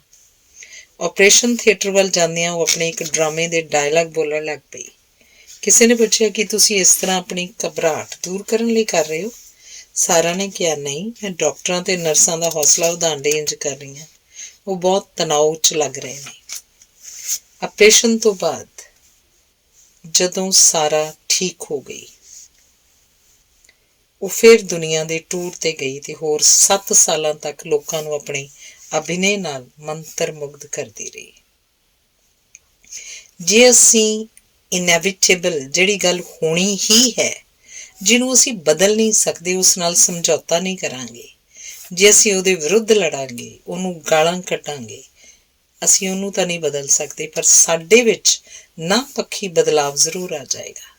ਅਸੀਂ ਚਿੜਚਿੜੇ, ਗੁਸੈਲ ਤੇ ਹਮੇਸ਼ਾ ਦੁਖੀ ਰਹਿਣ ਵਾਲੇ ਹੋ ਜਾਵਾਂਗੇ। ਜਦੋਂ ਅਸੀਂ ਇਨਐਵਿਟੇਬਲ ਅਟਲ ਨਾਲ ਲੜਨਾ ਛੱਡ ਦਿੰਦੇ ਹਾਂ ਤਾਂ ਸਾਡੇ ਅੰਦਰ ਇੱਕ ਸ਼ਕਤੀ ਉਤਪੰਨ ਹੁੰਦੀ ਹੈ ਜੋ ਸਾਡੇ ਜੀਵਨ ਨੂੰ ਹੋਰ ਸੁੰਦਰ, ਸੁਚਾਰੂ ਤੇ ਸੁਖੀ ਬਣਾਉਣ 'ਚ ਸਹਾਇਤਾ ਕਰਦੀ ਹੈ। ਜੁਜਿਤਸੂ ਜਾਪਾਨੀ ਕੁਸ਼ਤੀ ਦਾ ਇੱਕ ਤਰੀਕਾ। ਜੁਜਿਤਸੂ ਦੇ ਗੁਰੂ ਆਪਣੇ ਚੇਲਿਆਂ ਨੂੰ ਸਿਖਾਉਂਦੇ ਹਨ, ਬੈਂਤ ਵਾਂਗ ਝੁਕੋ, ਬਲੂਤ ਦੇ ਦਰਖਤ ਵਾਂਗ ਪ੍ਰਤੀਰੋਧ ਨਾ ਕਰੋ। ਜੇ ਅਸੀਂ ਜੀਵਨ ਦੇ ਝੱਖੜਾਂ ਦੇ ਸਾਹਮਣੇ ਝੁਕਣ ਦੀ ਥਾਂ ਪ੍ਰਤੀਰੋਧ ਕਰਾਂਗੇ ਤਾਂ ਕੀ ਹੋਏਗਾ? ਅਸੀਂ ਅੰਦਰੂਨੀ ਟਕਰਾਵਾਂ ਦਾ ਇੱਕ ਸਿਲਸਿਲਾ ਸ਼ੁਰੂ ਕਰ ਲਵਾਂਗੇ। ਫਿਰ ਅਸੀਂ ਚਿੰਤਤ, ਤਣਾਉਗ੍ਰਸਤ ਤੇ ਮਾਨਸਿਕ ਵਿਕਾਰਾਂ ਦੇ ਸ਼ਿਕਾਰ ਹੋ ਜਾਵਾਂਗੇ। ਤੁਸੀਂ ਕਦੀ ਸੋਚਿਆ ਕਿ ਕਾਰ ਦੇ ਪਹੀਏ ਸੜਕਾਂ 'ਤੇ ਆਉਣ ਵਾਲੀਆਂ ਟੋਇਆਂ ਤੇ ਪੱਥਰਾਂ ਨੂੰ ਸਹਿ ਜਾਂਦੇ ਹਨ? ਕਿਵੇਂ ਸ਼ੌਕ ਸਹਿਣ, ਐਬਜ਼ੌਰਬ ਕਰ ਲੈਂਦੇ ਹਨ। ਸ਼ੁਰੂ 'ਚ ਇਹੋ ਜਿਹੇ ਟਾਇਰ ਬਣਾਏ ਗਏ ਜਿਹੜੇ ਰਸਤੇ ਦੀਆਂ ਔਕੜਾਂ ਦਾ ਪ੍ਰਤੀਰੋਧ ਕਰਦੇ ਸਨ। ਉਹ ਬੜੀ ਜਲਦੀ ਚਿੰਦੀ ਹੋ ਜਾਂਦੇ ਸਨ। ਫਿਰ ਸ਼ੌਕ ਐਬਜ਼ੌਰਬ ਸਹਿਣ ਵਾਲੇ ਟਾਇਰ ਬਣਾਏ ਗਏ ਜਿਹੜੇ ਲੰਬਾ ਸਮਾਂ ਚੱਲਦੇ ਹਨ। ਅਸੀਂ ਵੀ ਜੇ ਜੀਵਨ ਦੇ ਪਥਰੀਲੇ ਰਾਹ ਤੇ ਚੱਲਦੇ ਠੋਕਰਾਂ ਤੇ ਹੁਜਕਾਂ ਨੂੰ ਐਬਜ਼ੌਰਬ ਕਰਨਾ, ਸਹਿਣ ਕਰਨਾ ਸਿੱਖ ਲਵਾਂਗੇ ਤਾਂ ਰਾਹ ਸੁਖਾਲਾ ਹੋ ਜਾਏਗਾ। ਡੇਲ ਕਾਰਨਿੰਗ ਕਹਿੰਦਾ, ਚਿੰਤਾ ਨੂੰ ਦੂਰ ਕਿਵੇਂ ਕੀਤਾ ਜਾ ਸਕਦਾ ਹੈ। ਇਸ ਬਾਰੇ ਮੈਂ ਹਰ ਕਿਤਾਬ, ਪੱਤਰਿਕਾ ਤੇ ਲੇਖ ਪੜ੍ਹਿਆ, ਪਰ ਜਿਹੜੀ ਸਲਾਹ ਮੈਨੂੰ ਸਭ ਤੋਂ ਵਧੀਆ ਲੱਗੀ ਉਹ ਡਾਕਟਰ ਰਿਨਹੋਲਡ ਨਿਬੂਹਰ ਦੀ ਲਿਖੀ ਇੱਕ ਪ੍ਰਾਰਥਨਾ ਹੈ। God grant me the serenity to accept the things I can't change, the courage to change the things I can, and the wisdom to know the difference. हे प्रभु, मैनू ये बुद्धि बख्शो, मैं स्वीकार कर लवां जो मैं बदल नहीं सकता, हिम्मत बदलण दी जो बदलिया जा सकता है, ते समझ दोनों दे अंतर दी। धन्यवाद। अगला लेख है, चिंता तो होने वाले नुकसान ते रोक लगाओ। इस गल नूं समझाउण वास्ते डेल कार्नेग चार्लस रॉबर्ट की कहानी दसदा है। चार्लस रॉबर्ट एक इन्वेस्टमेंट काउंसलर सी। ਉਹਦੇ ਹੀ ਸ਼ਬਦਾਂ ਵਿੱਚ मैं $20,000 लैके टैक्सास तो न्यूयॉर्क आया। ਇਹ ਰਕਮ ਮੈਨੂੰ ਮੇਰੇ ਦੋਸਤਾਂ ਨੇ ਸਟਾਕ ਮਾਰਕੀਟ 'ਚ ਲਗਾਉਣ ਵਾਸਤੇ ਦਿੱਤੀ ਸੀ। ਸਟਾਕ ਮਾਰਕੀਟ ਬਾਰੇ ਮੈਨੂੰ ਕੁਝ ਜਾਣਕਾਰੀ ਸੀ। ਇਹ ਸੱਚ ਹੈ ਕਿ ਕੁਝ ਸੌਦਿਆਂ ਵਿੱਚ ਮੈਨੂੰ ਕਾਫੀ ਲਾਭ ਹੋਇਆ, ਪਰ ਅਖੀਰ 'ਚ ਮੈਂ ਸਾਰੇ ਪੈਸੇ ਗਵਾ ਲਏ। ਬੁਰੀ ਗੱਲ ਇਹ ਸੀ ਕਿ ਉਹ ਪੈਸੇ ਮੇਰੇ ਦੋਸਤਾਂ ਦੇ ਸਨ। ਮੈਂ ਜਾਣਦਾ ਸੀ ਕਿ ਉਹ ਬਹੁਤ ਕਰਕੇ ਮੈਂ ਕਿਸਮਤ ਉੱਤੇ ਤੇ ਦੂਜੇ ਲੋਕਾਂ ਦੀ ਸਲਾਹ ਤੇ ਭਰੋਸਾ ਕਰਕੇ ਕੰਮ ਕਰਦਾ ਰਿਹਾ ਸੀ। ਲੱਗ ਗਿਆ ਤੇ ਤੀਰ, ਨਹੀਂ ਤੇ ਤੁੱਕਾ ਵਾਲੀ ਗੱਲ ਹੀ ਸੀ। ਮੈਂ ਆਪਣੀਆਂ ਗਲਤੀਆਂ ਤੇ ਗੌਰ ਕੀਤਾ। ਫਿਰ ਮੈਂ ਬਰਟਨ ਐਸ ਕੈਸਲਸ ਨੂੰ ਮਿਲਿਆ, ਜਿਹੜਾ ਕਿ ਸਟਾਕ ਮਾਰਕੀਟ ਦਾ ਗੁਰੂ ਮੰਨਿਆ ਜਾਂਦਾ ਸੀ। ਉਹਨੇ ਮੈਨੂੰ ਤਜਾਰਤ ਦਾ ਬਹੁਤ ਹੀ ਮਹੱਤਵਪੂਰਨ ਗੁਰ ਦੱਸਿਆ। ਉਹਨੇ ਕਿਹਾ ਕਿ ਮੈਂ ਆਪਣੇ ਹਰ ਇੱਕ ਸੌਦੇ ਤੇ ਸਟਾਪ ਲਾਸ ਦਾ ਆਰਡਰ ਲਗਾ ਦਿੰਦਾ, ਯਾਨੀ ਕਿ ਹਾਨੀ ਦੀ ਸੀਮਾ ਬੰਨ੍ਹ ਲੈਂਦਾ। ਉਦਾਹਰਨ ਦੇ ਤੌਰ ਤੇ ਜੇ ਮੈਂ ਇੱਕ ਸਟਾਕ $50 ਪ੍ਰਤੀ ਸ਼ੇਅਰ ਖਰੀਦਿਆ ਤਾਂ $45 ਤੇ ਸਟਾਪ ਲਾਸ ਦਾ ਆਰਡਰ ਲਗਾ ਦਿਆਂਗਾ। ਕਹਿਣ ਦਾ ਮਤਲਬ ਹੈ ਕਿ ਜੇ ਸਟਾਕ 5 ਪੁਆਇੰਟ ਆਪਣੀ ਕੀਮਤ ਤੋਂ ਥੱਲੇ ਡਿੱਗਦਾ ਹੈ ਤਾਂ ਉਹ ਆਪਣੇ ਆਪ ਵੇਚ ਦਿੱਤਾ ਜਾਏਗਾ, ਜਿਸ ਨਾਲ ਕੇਵਲ 5 ਪੁਆਇੰਟ ਦਾ ਹੀ ਨੁਕਸਾਨ ਹੋਏਗਾ। ਜੇ ਤੁਸੀਂ ਧਿਆਨ ਨਾਲ ਕੰਮ ਕਰੋਗੇ, ਤੁਹਾਡਾ ਔਸਤਨ ਲਾਭ 10, 25, 50 ਪੁਆਇੰਟ ਤੱਕ ਵੀ ਹੋ ਸਕਦਾ ਹੈ। ਆਪਣੇ ਨੁਕਸਾਨ ਨੂੰ 5 ਪੁਆਇੰਟ ਤੱਕ ਰੱਖ ਕੇ ਤੁਸੀਂ ਅੱਧੇ ਤੋਂ ਵੱਧ ਵਾਰੀ ਗਲਤ ਹੋ ਸਕਦੇ ਹੋ, ਫਿਰ ਵੀ ਤੁਸੀਂ ਬਹੁਤ ਕਰਕੇ ਲਾਭ 'ਚ ਹੀ ਜਾਓਗੇ। ਮੈਂ ਇਸ ਅਸੂਲ ਨੂੰ ਅਪਣਾ ਲਿਆ। ਉਦੋਂ ਤੋਂ ਲੈ ਕੇ ਮੈਂ ਆਪਣੇ ਲਈ ਤੇ ਆਪਣੇ ਗਾਹਕਾਂ ਲਈ ਹਜ਼ਾਰਾਂ ਡਾਲਰ ਕਮਾਏ। ਡੇਲ ਕਾਰਨੇਗ ਕਹਿੰਦਾ ਹੈ, ਮੈਂ ਸੋਚਿਆ ਕਿ ਸਟਾਪ ਲਾਸ ਯਾਨੀ ਕਿ ਹਾਨੀ ਦੀ ਸੀਮਾਬੰਦੀ ਦਾ ਸਿਧਾਂਤ ਸਟਾਕ ਮਾਰਕੀਟ ਦੇ ਇਲਾਵਾ ਹੋਰ ਥਾਵਾਂ ਤੇ ਵੀ ਵਰਤਿਆ ਜਾ ਸਕਦਾ ਹੈ। ਮੈਂ ਇਸ ਸਿਧਾਂਤ ਨੂੰ ਆਪਣੀਆਂ ਆਰਥਿਕ ਚਿੰਤਾਵਾਂ ਤੋਂ ਇਲਾਵਾ ਹੋਰ ਚਿੰਤਾਵਾਂ ਤੇ ਵੀ ਲਾਉਣਾ ਸ਼ੁਰੂ ਕਰ ਦਿੱਤਾ। ਹੁਣ ਮੈਂ ਇਹ ਸਿਧਾਂਤ ਕਿਸੇ ਵੀ ਪ੍ਰਕਾਰ ਦੀ ਨਾਰਾਜ਼ਗੀ, ਕ੍ਰੋਧ, ਈਰਖਾ ਤੇ ਲਗਾਉਣ ਲੱਗ ਪਿਆ। ਇਹਨੇ ਜਾਦੂ ਦਾ ਕੰਮ ਕੀਤਾ। ਕਾਸ਼ ਹਾਨੀ ਦੀ ਸੀਮਾ ਦਾ ਸਿਧਾਂਤ ਲਗਾਉਣ ਦੀ ਸਮਝ ਮੈਨੂੰ ਸਾਲਾਂ ਪਹਿਲਾਂ ਹੁੰਦੀ। ਮੈਂ ਆਪਣੇ ਉਤਾਵਲੇਪਨ, ਗੁੱਸੇ, ਆਪਣੇ ਆਪ ਨੂੰ ਸਹੀ ਸਾਬਤ ਕਰਨ ਦੀ ਪ੍ਰਵਿਰਤੀ, ਪਛਤਾਵਿਆਂ, ਮਾਨਸਿਕ ਤੇ ਭਾਵਨਾਤਮਕ ਤਣਾਵਾਂ ਦੇ ਹਾਨੀ ਦੀ ਸੀਮਾ ਦਾ ਸਿਧਾਂਤ ਲਗਾ ਲੈਂਦਾ। ਮੇਰੇ 'ਚ ਇੰਨੀ ਸਮਝ ਕਿਉਂ ਨਹੀਂ ਸੀ ਕਿ ਮੈਂ ਹਰ ਉਸ ਗੱਲ ਨੂੰ, ਉਸ ਪ੍ਰਸਥਿਤੀ ਨੂੰ ਭਾਂਪ ਲੈਂਦਾ ਜਿਹੜੀ ਮੇਰੇ ਮਨ ਦੀ ਸ਼ਾਂਤੀ ਨੂੰ ਭੰਗ ਕਰਦੀ ਸੀ, ਤੇ ਆਪਣੇ ਆਪ ਨੂੰ ਕਹਿੰਦਾ, ਦੇਖ ਡੇਲ, ਇਸ ਗੱਲ ਜਾਂ ਘਟਨਾ ਬਾਰੇ ਜ਼ਰੂਰਤ ਤੋਂ ਵੱਧ ਬਖੇੜਾਪਨ ਚਿਕ ਕਰਨ ਦੀ ਲੋੜ ਨਹੀਂ ਹੈ। ਹਾਂ, ਇੱਕ ਵਾਰੀ ਮੈਂ ਜ਼ਰੂਰ ਥੋੜ੍ਹੀ ਸਮਝਦਾਰੀ ਤੋਂ ਕੰਮ ਲਿਆ ਸੀ। ਉਹ ਮੇਰੇ ਜੀਵਨ ਦੀ ਔਖੀ ਘੜੀ ਸੀ, ਜਦੋਂ ਮੈਂ ਆਪਣੇ ਭਵਿੱਖ ਦੇ ਸੁਪਨਿਆਂ ਤੇ ਯੋਜਨਾਵਾਂ ਨੂੰ ਧਾਰਾਸ਼ਾਹੀ ਹੁੰਦਿਆਂ ਵੇਖਿਆ ਸੀ। ਮੇਰੀ ਸਾਲਾਂ ਦੀ ਮਿਹਨਤ ਮਿੱਟੀ 'ਚ ਮਿਲ ਗਈ ਸੀ। ਹੋਇਆ ਇਸ ਤਰ੍ਹਾਂ, ਉਹ ਮੇਰੀ ਉਮਰ ਦੇ ਤੀਸਰੇ ਦਹਾਕੇ ਦੀ ਅਜੇ ਸ਼ੁਰੂਆਤ ਹੀ ਸੀ। ਮੈਂ ਨਿਸ਼ਚਿਤ ਕਰ ਲਿਆ ਕਿ ਮੈਂ ਆਪਣਾ ਜੀਵਨ ਨਾਵਲ ਲਿਖਣ ਦੇ ਲੇਖੇ ਲਾਉਣਾ ਹੈ। ਮੈਂ ਦੂਸਰਾ ਫਰੈਂਕ ਨੋਰਿਸ, ਜੈਕ ਲੰਡਨ ਜਾਂ ਥਾਮਸ ਹਾਰਡੀ ਹੋਣ ਵਾਲਾ ਸੀ। ਮੈਂ ਇਸ ਬਾਰੇ ਇੰਨਾ ਗੰਭੀਰ ਸੀ ਕਿ ਮੈਂ 2 ਸਾਲ ਯੂਰਪ 'ਚ ਰਿਹਾ, ਜਿੱਥੋਂ ਥੋੜ੍ਹੇ ਪੈਸਿਆਂ ਵਿੱਚ ਗੁਜ਼ਾਰਾ ਹੋ ਸਕਦਾ ਸੀ। ਮੈਂ ਉੱਥੇ ਆਪਣਾ ਸ਼ਾਹਕਾਰ ਨਾਵਲ ਲਿਖਿਆ। ਮੈਂ ਨਾਵਲ ਦਾ ਨਾਂ ਬਲਿਜ਼ਰਡ, ਬਰਫੀਲਾ ਤੂਫਾਨ ਰੱਖਿਆ। ਪ੍ਰਕਾਸ਼ਕਾਂ ਵੱਲੋਂ ਇਹਦਾ ਸਵਾਗਤ ਬਰਫੀਲੇ ਤੂਫਾਨ ਵਰਗਾ ਹੀ ਠੰਡਾ ਸੀ। ਜਦੋਂ ਮੇਰੀ ਲਿਟਰੇਰੀ ਏਜੰਟ ਨੇ ਦੱਸਿਆ ਕਿ ਇਹ ਨਾਵਲ ਬੇਕਾਰ ਸੀ ਤੇ ਮੇਰੇ ਵਿੱਚ ਨਾ ਨਾਵਲ ਲਿਖਣ ਦੀ ਪ੍ਰਤਿਭਾ ਸੀ, ਨਾ ਹੀ ਯੋਗਤਾ, ਮੈਨੂੰ ਲੱਗਿਆ ਜਿਵੇਂ ਮੇਰੇ ਦਿਲ ਦੀਆਂ ਧੜਕਣਾਂ ਰੁਕ ਗਈਆਂ ਹਨ। ਮੈਂ ਬੌਂਦਲ ਗਿਆ। ਮੈਂ ਜ਼ਿੰਦਗੀ ਦੇ ਦੋ ਰਾਹੇ ਤੇ ਖੜਾ ਸੀ। ਮੈਂ ਨਿਸ਼ਚਾ ਕਰਨਾ ਸੀ ਕਿ ਹੁਣ ਮੈਂ ਕੀ ਕਰਾਂ, ਕਿਸ ਰਾਹ ਤੇ ਜਾਵਾਂ।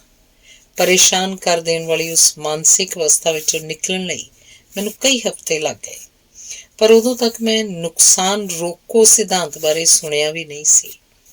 ਪਰ ਹੁਣ ਜਦੋਂ ਮੈਂ ਪਿੱਛੇ ਮੁੜ ਕੇ ਦੇਖਦਾ ਤਾਂ ਮੈਨੂੰ ਪਤਾ ਚੱਲਦਾ ਹੈ ਕਿ ਮੈਂ ਬਿਲਕੁਲ ਇੰਝ ਹੀ ਕੀਤਾ। ਮੈਂ ਉਸ ਨਾਵਲ ਤੇ ਲਗਾਏ ਵਕਤ ਤੇ ਮਿਹਨਤ ਨੂੰ ਇੱਕ ਤਜਰਬਾ ਸਮਝ ਕੇ ਭੁਲਾ ਦਿੱਤਾ। ਮੈਂ ਪ੍ਰੌੜ ਸਿੱਖਿਆ ਵਾਲੇ ਆਪਣੇ ਪੁਰਾਣੇ ਕੰਮ ਤੇ ਆ ਗਿਆ। ਵਿਹਲੇ ਸਮੇਂ 'ਚ ਮੈਂ ਜੀਵਨੀਆਂ ਤੇ ਨੌਨ ਫਿਕਸ਼ਨ ਕਿਤਾਬਾਂ ਲਿਖਣ ਲੱਗ ਪਿਆ। ਉਦੋਂ ਤੋਂ ਲੈ ਕੇ ਹੁਣ ਤੱਕ ਮੈਂ ਫਿਰ ਕਦੇ ਇਹ ਸੋਚ ਕੇ ਦੁਖੀ ਨਹੀਂ ਹੋਇਆ ਕਿ ਮੈਂ ਦੂਸਰਾ ਥਾਮਸ ਹਾਰਡੀ ਕਿਉਂ ਨਹੀਂ ਬਣ ਸਕਿਆ। ਕਿਸੇ ਗੱਲ, ਗੁੱਸਾ, ਕ੍ਰੋਧ, ਈਰਖਾ, ਰੰਜਿਸ਼ ਲਈ ਜ਼ਰੂਰਤ ਤੋਂ ਵੱਧ ਸਮਾਂ ਦੇਣ ਲੱਗਿਆਂ ਸਾਨੂੰ ਸੋਚਣਾ ਚਾਹੀਦਾ ਹੈ ਕਿ ਅਸੀਂ ਇਹ ਕੀਮਤ ਕਿਤੇ ਆਪਣੇ ਅਸਤਿਤਵ ਵਿੱਚੋਂ ਤਾਂ ਨਹੀਂ ਦੇ ਰਹੇ। ਨਿਗੂਣੀਆਂ ਗੱਲਾਂ ਦੀ ਕੀਮਤ ਆਪਣੇ ਜੀਵਨ ਦੇ ਅਣਮੋਲ ਪਲਾਂ ਨਾਲ ਤਾਂ ਨਹੀਂ ਚੁਕਾ ਰਹੇ। ਪੇਸ਼ੈਸ਼, ਪਿਨਾਫੋਰ ਤੇ ਮਿਕਾਡੋ ਵਰਗੇ ਖੂਬਸੂਰਤ ਸੰਗੀਤ ਨਾਟਕਾਂ, ਲਾਈਟ ਓਪੇਰਾ ਦੇ ਰਚਨਹਾਰ ਗਿਲਬਰਟ ਤੇ ਸੁਲੀਵੈਨ ਦੀ ਜੋੜੀ ਸੀ। ਉਹ ਲੋਕਾਂ ਤੇ ਮਨਾਂ ਨੂੰ ਲੁਭਾਉਣ ਤੇ ਖੁਸ਼ ਕਰਨ ਲਈ ਸ਼ਬਦਾਂ ਤੇ ਸੰਗੀਤ ਦੀ ਸਿਰਜਣਾ ਕਰ ਸਕਦੇ ਸਨ, ਪਰ ਆਪਣੇ ਕ੍ਰੋਧ ਤੇ ਨਿਯੰਤਰਣ ਨਹੀਂ ਸਨ ਰੱਖ ਸਕੇ।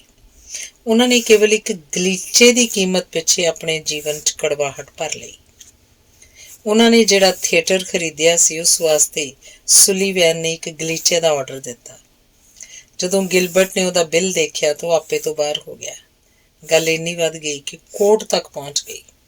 ਫਿਰ ਜ਼ਿੰਦਗੀ ਭਰ ਉਹਨਾਂ ਦੋਵਾਂ ਨੇ ਆਪਸ 'ਚ ਕਦੇ ਗੱਲ ਨਹੀਂ ਕੀਤੀ। ਜਦੋਂ ਸੁਲੀਵੈਨ ਨਵੇਂ ਨਾਟਕ ਵਾਸਤੇ ਸੰਗੀਤ ਲਿਖਦਾ ਸੀ, ਉਹ ਗਿਲਬਰਟ ਨੂੰ ਡਾਕ ਰਾਹੀਂ ਭੇਜ ਦਿੰਦਾ ਸੀ। ਇਸੇ ਤਰ੍ਹਾਂ ਗਿਲਬਰਟ ਉਹਨੂੰ ਸ਼ਬਦ ਭੇਜਦਾ ਸੀ। ਉਹਨਾਂ 'ਚ ਇੰਨੀ ਸਮਝ ਨਹੀਂ ਸੀ ਕਿ ਆਪਣੀ ਨਾਰਾਜ਼ਗੀ ਤੇ ਸਟਾਪ ਲਾਸ ਦਾ ਆਰਡਰ ਲਗਾ ਦੇਣ। ਗ੍ਰਹਿ ਯੁੱਧ ਵੇਲੇ ਇੱਕ ਵਾਰ ਅਬਰਾਹਿਮ ਲਿੰਕਨ ਦੇ ਕੁਝ ਦੋਸਤ ਉਹਦੇ ਦੁਸ਼ਮਣਾਂ ਦੀ ਸੁਰਾਈ ਕਰ ਰਹੇ ਸਨ ਤਾਂ ਉਹਨੇ ਕਿਹਾ ਸੀ, ਤੁਹਾਨੂੰ ਦੁਸ਼ਮਣਾਂ ਦੀ ਬੁਰਾਈ ਕਰ ਰਹੇ ਸਨ ਤਾਂ ਉਹਨੇ ਕਿਹਾ, ਤੁਹਾਨੂੰ ਉਹਨਾਂ ਨਾਲ ਮੇਰੇ ਨਾਲੋਂ ਵੱਧ ਜਾਤ ਰੰਜਿਸ਼ ਹੈ ਤੇ ਇਹਦਾ ਕੋਈ ਲਾਭ ਨਹੀਂ। ਜੇ ਇੱਕ ਵਾਰ ਕੋਈ ਮੇਰੇ ਤੇ ਹਮਲਾ ਕਰਨਾ ਬੰਦ ਕਰ ਦਿੰਦਾ ਹੈ ਤਾਂ ਮੈਂ ਭੁੱਲ ਜਾਣਾ ਕਿ ਬੀਤੇ 'ਚ ਉਹਨੇ ਮੇਰੇ ਨਾਲ ਕੀ ਕੀਤਾ ਸੀ। ਇਨਸਾਨ ਕੋਲ ਇੰਨਾ ਵਕਤ ਨਹੀਂ ਕਿ ਜ਼ਿੰਦਗੀ ਦਾ ਅੱਧਾ ਹਿੱਸਾ ਲੜਾਈ ਝਗੜਿਆਂ 'ਚ ਬਿਤਾ ਦੇਵੇ। ਬੈਂਜਾਮਿਨ ਫਰੈਂਕਲਿਨ ਨੇ ਇੱਕ ਗਲਤੀ ਕੀਤੀ ਸੀ ਜਿਹੜੀ ਉਹਨੂੰ 70 ਸਾਲਾਂ ਬਾਅਦ ਵੀ ਯਾਦ ਸੀ। ਜਦੋਂ ਫਰੈਂਕਲਿਨ 7 ਸਾਲਾਂ ਦਾ ਸੀ, ਉਹਨੂੰ ਇੱਕ ਸੀਟੀ ਪਸੰਦ ਆ ਗਈ। ਉਹ ਇੰਨਾ ਉਤੇਜਿਤ ਹੋ ਗਿਆ ਕਿ ਉਹ ਖਿਡੌਣਿਆਂ ਦੀ ਦੁਕਾਨ ਤੇ ਗਿਆ। ਬਗੈਰ ਸੀਟੀ ਦੀ ਕੀਮਤ ਪਿੱਛੇ ਆਪਣੇ ਜਮ੍ਹਾਂ ਕੀਤੇ ਸਾਰੇ ਪੈਸੇ ਕਾਊਂਟਰ ਤੇ ਰੱਖ ਦਿੱਤੇ। ਫਰੈਂਕਲਿਨ ਨੇ 70 ਸਾਲਾਂ ਬਾਅਦ ਆਪਣੇ ਇੱਕ ਦੋਸਤ ਨੂੰ ਲਿਖਿਆ, ਮੈਂ ਸੀਟੀ ਵਜਾਉਂਦਾ ਖੁਸ਼ ਹੁੰਦਾ ਸਾਰੇ ਘਰ 'ਚ ਘੁੰਮ ਰਿਹਾ ਸੀ, ਪਰ ਜਦੋਂ ਮੇਰੇ ਵੱਡੇ ਭੈਣ ਭਰਾਵਾਂ ਨੂੰ ਪਤਾ ਚੱਲਿਆ ਕਿ ਮੈਂ ਉਸ ਸੀਟੀ ਲਈ ਜ਼ਰੂਰਤ ਤੋਂ ਵੱਧ ਪੈਸੇ ਦਿੱਤੇ ਸਨ ਤਾਂ ਉਹਨਾਂ ਨੇ ਮੇਰੀ ਬੜੀ ਖਿੱਲੀ ਉਡਾਈ। ਮੈਂ ਸ਼ਰਮਿੰਦਗੀ ਨਾਲ ਰੋਣ ਲੱਗ ਪਿਆ। ਸਾਲਾਂ ਬਾਅਦ ਜਦੋਂ ਫਰੈਂਕਲਿਨ ਸੰਸਾਰ ਪ੍ਰਸਿੱਧ ਵਿਗਿਆਨਕ ਤੇ ਫਰਾਂਸ ਦਾ ਅੰਬੈਸਡਰ ਸੀ, ਉਦੋਂ ਵੀ ਉਹਨੂੰ ਇਹ ਗੱਲ ਯਾਦ ਸੀ ਕਿ ਉਹਨੇ ਆਪਣੀ ਸੀਟੀ ਲਈ ਜ਼ਰੂਰਤ ਤੋਂ ਵੱਧ ਖਰਚਿਆ ਸੀ। ਉਸ ਸੀਟੀ ਨੇ ਬੈਂਜਾਮਿਨ ਨੂੰ ਖੁਸ਼ੀ ਤੋਂ ਵੱਧ ਕਲੇਸ਼ ਦਿੱਤਾ ਸੀ, ਪਰ ਅਖੀਰੀ ਵਿੱਚ ਇਸ ਘਟਨਾ ਨੇ ਜ਼ਿੰਦਗੀ ਦਾ ਜਿਹੜਾ ਸਬਕ ਬੈਂਜਾਮਿਨ ਨੂੰ ਸਿਖਾਇਆ, ਉਹ ਸਸਤੇ 'ਚ ਸਿੱਖਿਆ ਗਿਆ ਸੀ। ਬੈਂਜਾਮਿਨ ਕਹਿੰਦਾ ਹੈ, ਮੈਂ ਆਪਣੇ ਜੀਵਨ 'ਚ ਬਹੁਤ ਸਾਰੇ ਇਹੋ ਜਿਹੇ ਲੋਕਾਂ ਨੂੰ ਮਿਲਿਆ ਜੋ ਆਪਣੀ ਸੀਟੀ ਲਈ ਜ਼ਰੂਰਤ ਤੋਂ ਵੱਧ ਪੈਸੇ ਦਿੰਦੇ ਹਨ। ਫਰੈਂਕਲਿਨ ਅੱਗੇ ਕਹਿੰਦਾ ਹੈ ਕਿ ਆਦਮਜ਼ਾਦ ਦੀਆਂ ਬਹੁਤੀਆਂ ਦੁੱਖ ਤਕਲੀਫਾਂ ਦਾ ਕਾਰਨ ਚੀਜ਼ਾਂ ਦੀ ਕੀਮਤ ਬਾਰੇ ਲਗਾਇਆ ਗਿਆ ਉਹਨਾਂ ਦਾ ਗਲਤ ਅਨੁਮਾਨ ਤੇ ਆਪਣੀਆਂ ਸੀਟੀਆਂ ਲਈ ਦਿੱਤਾ ਗਿਆ ਜ਼ਿਆਦਾ ਮੁੱਲ ਹੀ ਹੈ। ਗਿਲਬਰਟ ਤੇ ਸੁਲੀਵੈਨ ਨੇ ਆਪਣੀ ਸੀਟੀ ਲਈ ਜ਼ਰੂਰਤ ਤੋਂ ਵੱਧ ਕੀਮਤ ਚੁਕਾਈ। ਡੇਲ ਕਹਿੰਦਾ, ਮੈਂ ਵੀ ਬਹੁਤ ਵਾਰ ਇੰਝ ਕੀਤਾ। ਜਗਤ ਪ੍ਰਸਿੱਧ ਨਾਵਲ ਵਾਰ ਐਂਡ ਪੀਸ ਤੇ ਅੰਨਾ ਕੈਰੇਨੀਨਾ ਦੇ ਸਿਰਜਕ ਲਿਓ ਟਾਲਸਟਾਏ ਨੇ ਵੀ ਆਪਣੀ ਸੀਟੀ ਲਈ ਜ਼ਰੂਰਤ ਤੋਂ ਕਿਤੇ ਵੱਧ ਪੈਸੇ ਦਿੱਤੇ। ਇਨਸਾਈਕਲੋਪੀਡੀਆ ਬ੍ਰਿਟੈਨਿਕਾ ਦੇ ਅਨੁਸਾਰ ਟੋਲਸਟਾਏ ਆਪਣੇ ਜੀਵਨ ਦੇ ਅਖੀਰਲੇ 20 ਸਾਲਾਂ ਵਿੱਚ ਸੰਭਵਤः ਦੁਨੀਆ ਦਾ ਸਭ ਤੋਂ ਸਤਿਕਾਰਿਤ ਵਿਅਕਤੀ ਸੀ। ਉਹਦੀ ਮੌਤ ਤੋਂ ਪਹਿਲਾਂ 1890 ਤੋਂ 1910 ਤੱਕ ਟੋਲਸਟਾਏ ਦੇ ਘਰ ਦੇ ਸਾਹਮਣੇ ਉਹਨੂੰ ਚਾਹੁਣ ਵਾਲਿਆਂ ਦੀਆਂ ਲਾਈਨਾਂ ਲੱਗੀਆਂ ਰਹਿੰਦੀਆਂ ਸਨ, ਕੇਵਲ ਉਹਦੀ ਇੱਕ ਝਲਕ ਪਾਉਣ ਵਾਸਤੇ, ਉਹਦੀ ਆਵਾਜ਼ ਸੁਣਨ ਵਾਸਤੇ, ਉਹਦੇ ਕੱਪੜਿਆਂ ਨੂੰ ਛੂਹਣ ਵਾਸਤੇ ਲੋਕ ਘੰਟਿਆਂ ਬੱਧੀ ਖੜੇ ਰਹਿੰਦੇ ਸਨ।